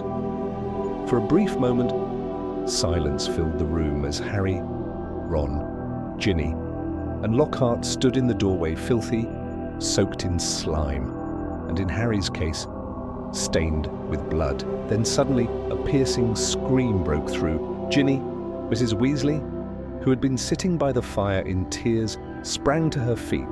Mr. Weasley followed instantly, and together they rushed forward, wrapping their daughter in a desperate embrace. Harry barely noticed. His eyes had already moved past them. Professor Dumbledore stood by the mantel, smiling warmly, while Professor McGonagall beside him struggled to steady her breathing, one hand pressed tightly to her chest. At that moment, Fawkes swept past Harry and settled gracefully onto Dumbledore's shoulder, just as Harry and Ron were pulled into Mrs. Weasley's crushing hug. "You saved her. You saved her. How did you do it?" "I believe we would all like to hear that," said Professor McGonagall faintly. Mrs. Weasley finally released Harry. He hesitated, then stepped forward to the desk and placed the sorting hat, the ruby-studded sword, and what remained of Riddle's diary upon it. Then he began to explain everything. For nearly 15 minutes, the room remained utterly silent as Harry spoke. He described hearing the mysterious voice no one else could hear, how Hermione had realized it was a basilisk traveling through the pipes, how he and Ron had followed the spiders into the forbidden forest and spoken with Aragog, learning about the creature's last victim. He explained how that led him to Moaning Myrtle, and how they discovered that the entrance to the Chamber of Secrets lay hidden in her bathroom. "Well then," Professor McGonagall said when he paused, "so you discovered the entrance, though I must note you broke a considerable number of school rules in the process, but how exactly did you manage to come back alive?" "Potter," Harry continued, his voice now growing rough with exhaustion. He told them about Fawkes arriving just in time, and how the Sorting Hat had provided him with the sword, but then he hesitated. Until now, he had avoided mentioning the diary and Ginny. She stood quietly beside her mother, her face buried against Mrs. Weasley's shoulder, tears still streaming silently down her cheeks. A wave of anxiety hit Harry. What if they expelled her? The diary was destroyed now. There was no proof left. How could he convince them that it had been Riddle, not Ginny, behind everything? Almost without thinking, Harry turned to look at Dumbledore. The old wizard gave a faint smile, the firelight reflecting softly in his half-moon glasses. "What intrigues me most," Dumbledore said calmly, "is how Lord Voldemort was able to influence Miss Weasley, considering my information suggests he is currently hiding somewhere in the forests of Albania." A wave of relief flooded through Harry, warm, overwhelming, and impossible to hide. "What?" Mr. Weasley stammered, completely shocked. "You know who influenced Ginny. But Ginny's not. She hasn't been, has she?" "It was this diary," Harry said quickly. Picking it up and handing it to Dumbledore, Riddle wrote in it when he was 16. Dumbledore examined the ruined pages carefully, peering over them with great interest. "Remarkable," he murmured. "He was, after all, one of the most brilliant students Hogwarts has ever produced." He then turned to the Weasleys, who still looked utterly confused. "Very few people are aware that Lord Voldemort was once known as Tom Riddle. I taught him myself. Many years ago at Hogwarts, after leaving school, he vanished, travelling far and wide, delving deeper and deeper into the dark arts. He associated with some of the darkest witches and wizards of our time, and altered himself through dangerous magic to such an extent that, when he reappeared as Lord Voldemort, he was almost unrecognizable. Few ever made the connection between him and the gifted, charming head boy he once was." "But Ginny," Mrs. Weasley said, her voice trembling. "What does our Ginny have to do with him?" "It was the diary," Ginny sobbed. "I've been writing in it, and he's been writing back to me all year." "Ginny!" Mr. Weasley exclaimed, stunned. "Haven't I warned you about things like this? What have I always told you? Never trust anything that can think for itself if you don't know where it keeps its brain. Why didn't you show it to me or your mother? Something like that, clearly filled with dark magic, should never have been kept secret." "I didn't know." Ginny cried. "I found it inside one of the books Mum gave me. I thought someone had left it there and forgotten it." "Miss Weasley should go to the hospital wing immediately," Dumbledore said firmly, cutting her off. "She has endured quite enough. There will be no punishment. Even far older and wiser witches and wizards have been deceived by Lord Voldemort." He walked to the door and opened it. "Some rest, and perhaps a large mug of hot chocolate," he added kindly, his eyes twinkling. "I find that helps tremendously. Madame Pomfrey should still be awake. She's likely administering mandrake juice. I expect the petrified students will be recovering very soon, so Hermione's going to be okay, Ron said, brightening instantly. There will be no lasting harm, Dumbledore assured them gently. Mrs. Weasley guided Ginny out of the room, with Mr. Weasley following close behind, still visibly shaken. You know, Minerva, Dumbledore said thoughtfully, turning to Professor McGonagall. I believe this occasion calls for a celebration. Would you be so kind as to inform the Kitchens? Of course, said Professor McGonagall briskly, heading toward the door. I'll leave you to handle Potter and Weasley. Shall I? Certainly, Dumbledore replied. Once she had gone, Harry and Ron stood awkwardly, exchanging uneasy glances. What exactly did handle mean? Surely they weren't about to be punished. I seem to recall telling you both that any further rule-breaking would result in expulsion, Dumbledore said. Ron's mouth fell open in alarm. Which only proves that even the best of us must occasionally revise our words, Dumbledore continued, smiling. You will both receive special awards for services to the school and, let me think, yes, 200 points each for Gryffindor. Ron turned a shade of pink that rivaled Lockhart's Valentine decorations and quickly shut his mouth again. But there is one individual who has been remarkably quiet about his role in this rather dangerous adventure, Dumbledore added. Why so modest? Gilderoy. Harry blinked in surprise. He had completely forgotten about Lockhart. Turning around, he saw him standing in the corner, wearing his usual vacant smile, when Dumbledore addressed him. Lockhart glanced over his shoulder, as though wondering who was being spoken to. Professor Dumbledore, Ron said hurriedly. Something went wrong in the chamber. Professor Lockhart. I'm a professor, Lockhart interrupted, and blinking in confusion. Oh dear, I hope I wasn't too terrible at it. He tried casting a memory charm, Ron explained in a low voice, but it backfired on him. Ah, I see, Dumbledore said, giving a small, knowing nod as his moustache trembled slightly, a spell rebounding on its caster. How unfortunate. Gilderoy. A spell, Lockhart echoed vaguely. I don't seem to have one, although that boy does. He pointed cheerfully at Harry. Perhaps he could lend it to you. Ron, would you take Professor Lockhart to the hospital wing? Dumbledore said calmly. I'd like to have a word with Harry. Lockhart wandered out absent-mindedly, and Ron followed, pausing briefly to glance back before shutting the door. Dumbledore moved closer to the fire and gestured toward a chair. Please, sit down. Harry. Harry obeyed, though a strange nervous feeling crept over him.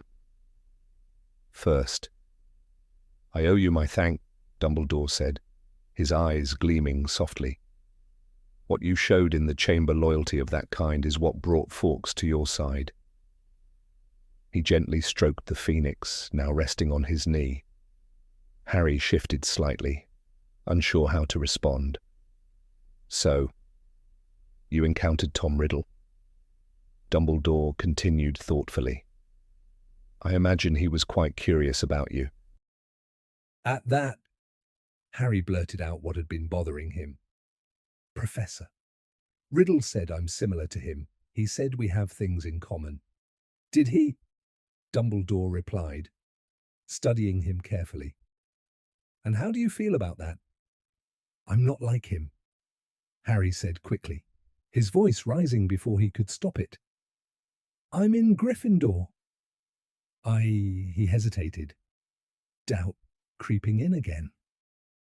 Professor, the Sorting Hat once said I could have done well in Slytherin, he admitted more quietly, and people thought I might be Slytherin's heir because I can speak Parseltongue.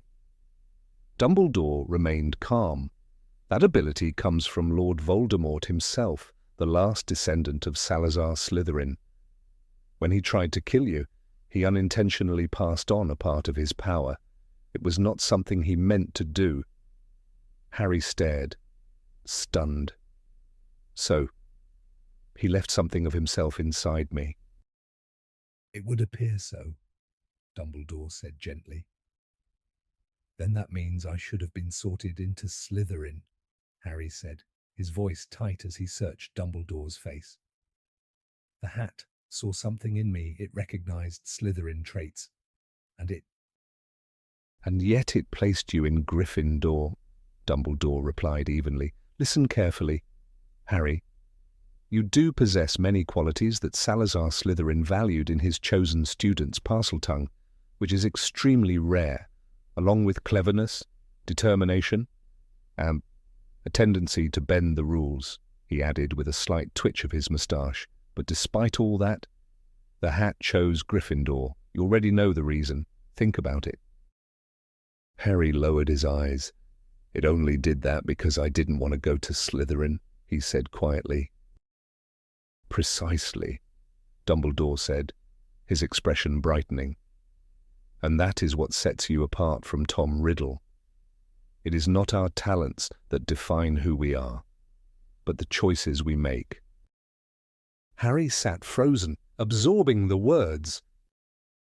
If you still need proof that you belong in Gryffindor, Dumbledore continued, take a closer look at this.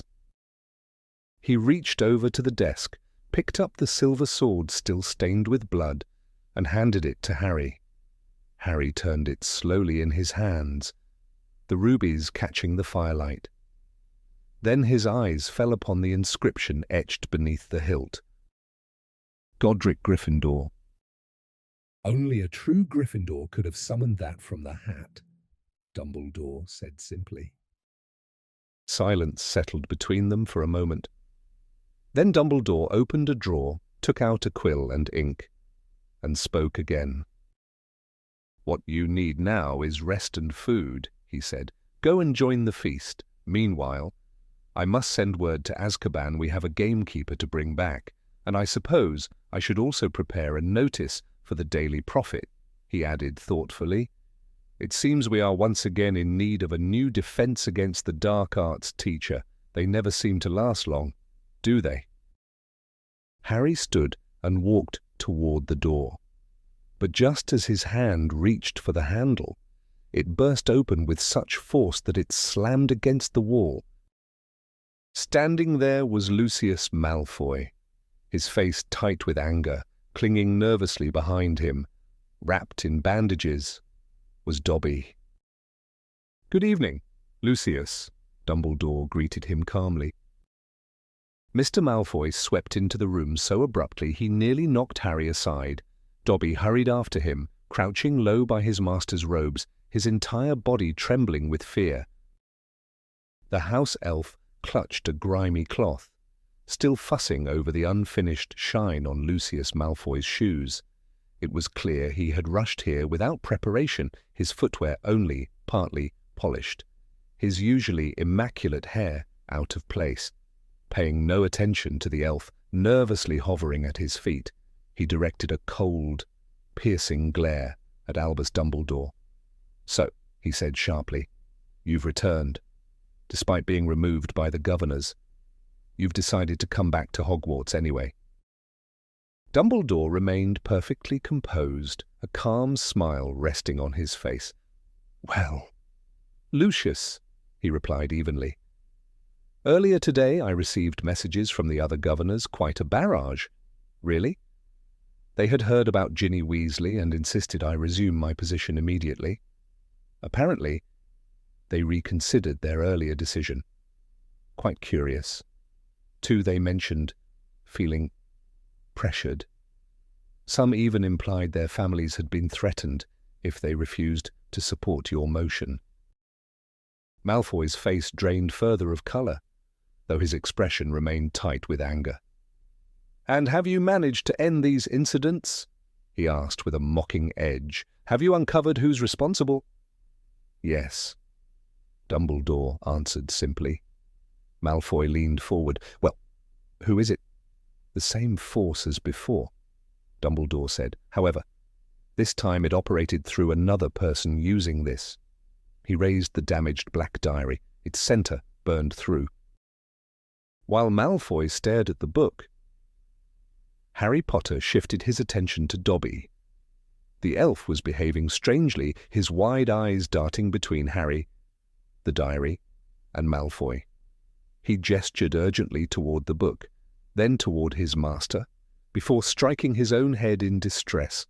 "I understand," Malfoy said slowly.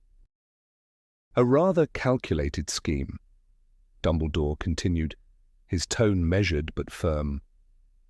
Had Harry and Ron Weasley not uncovered that diary, Ginny might have been blamed entirely. No one would have been able to prove otherwise.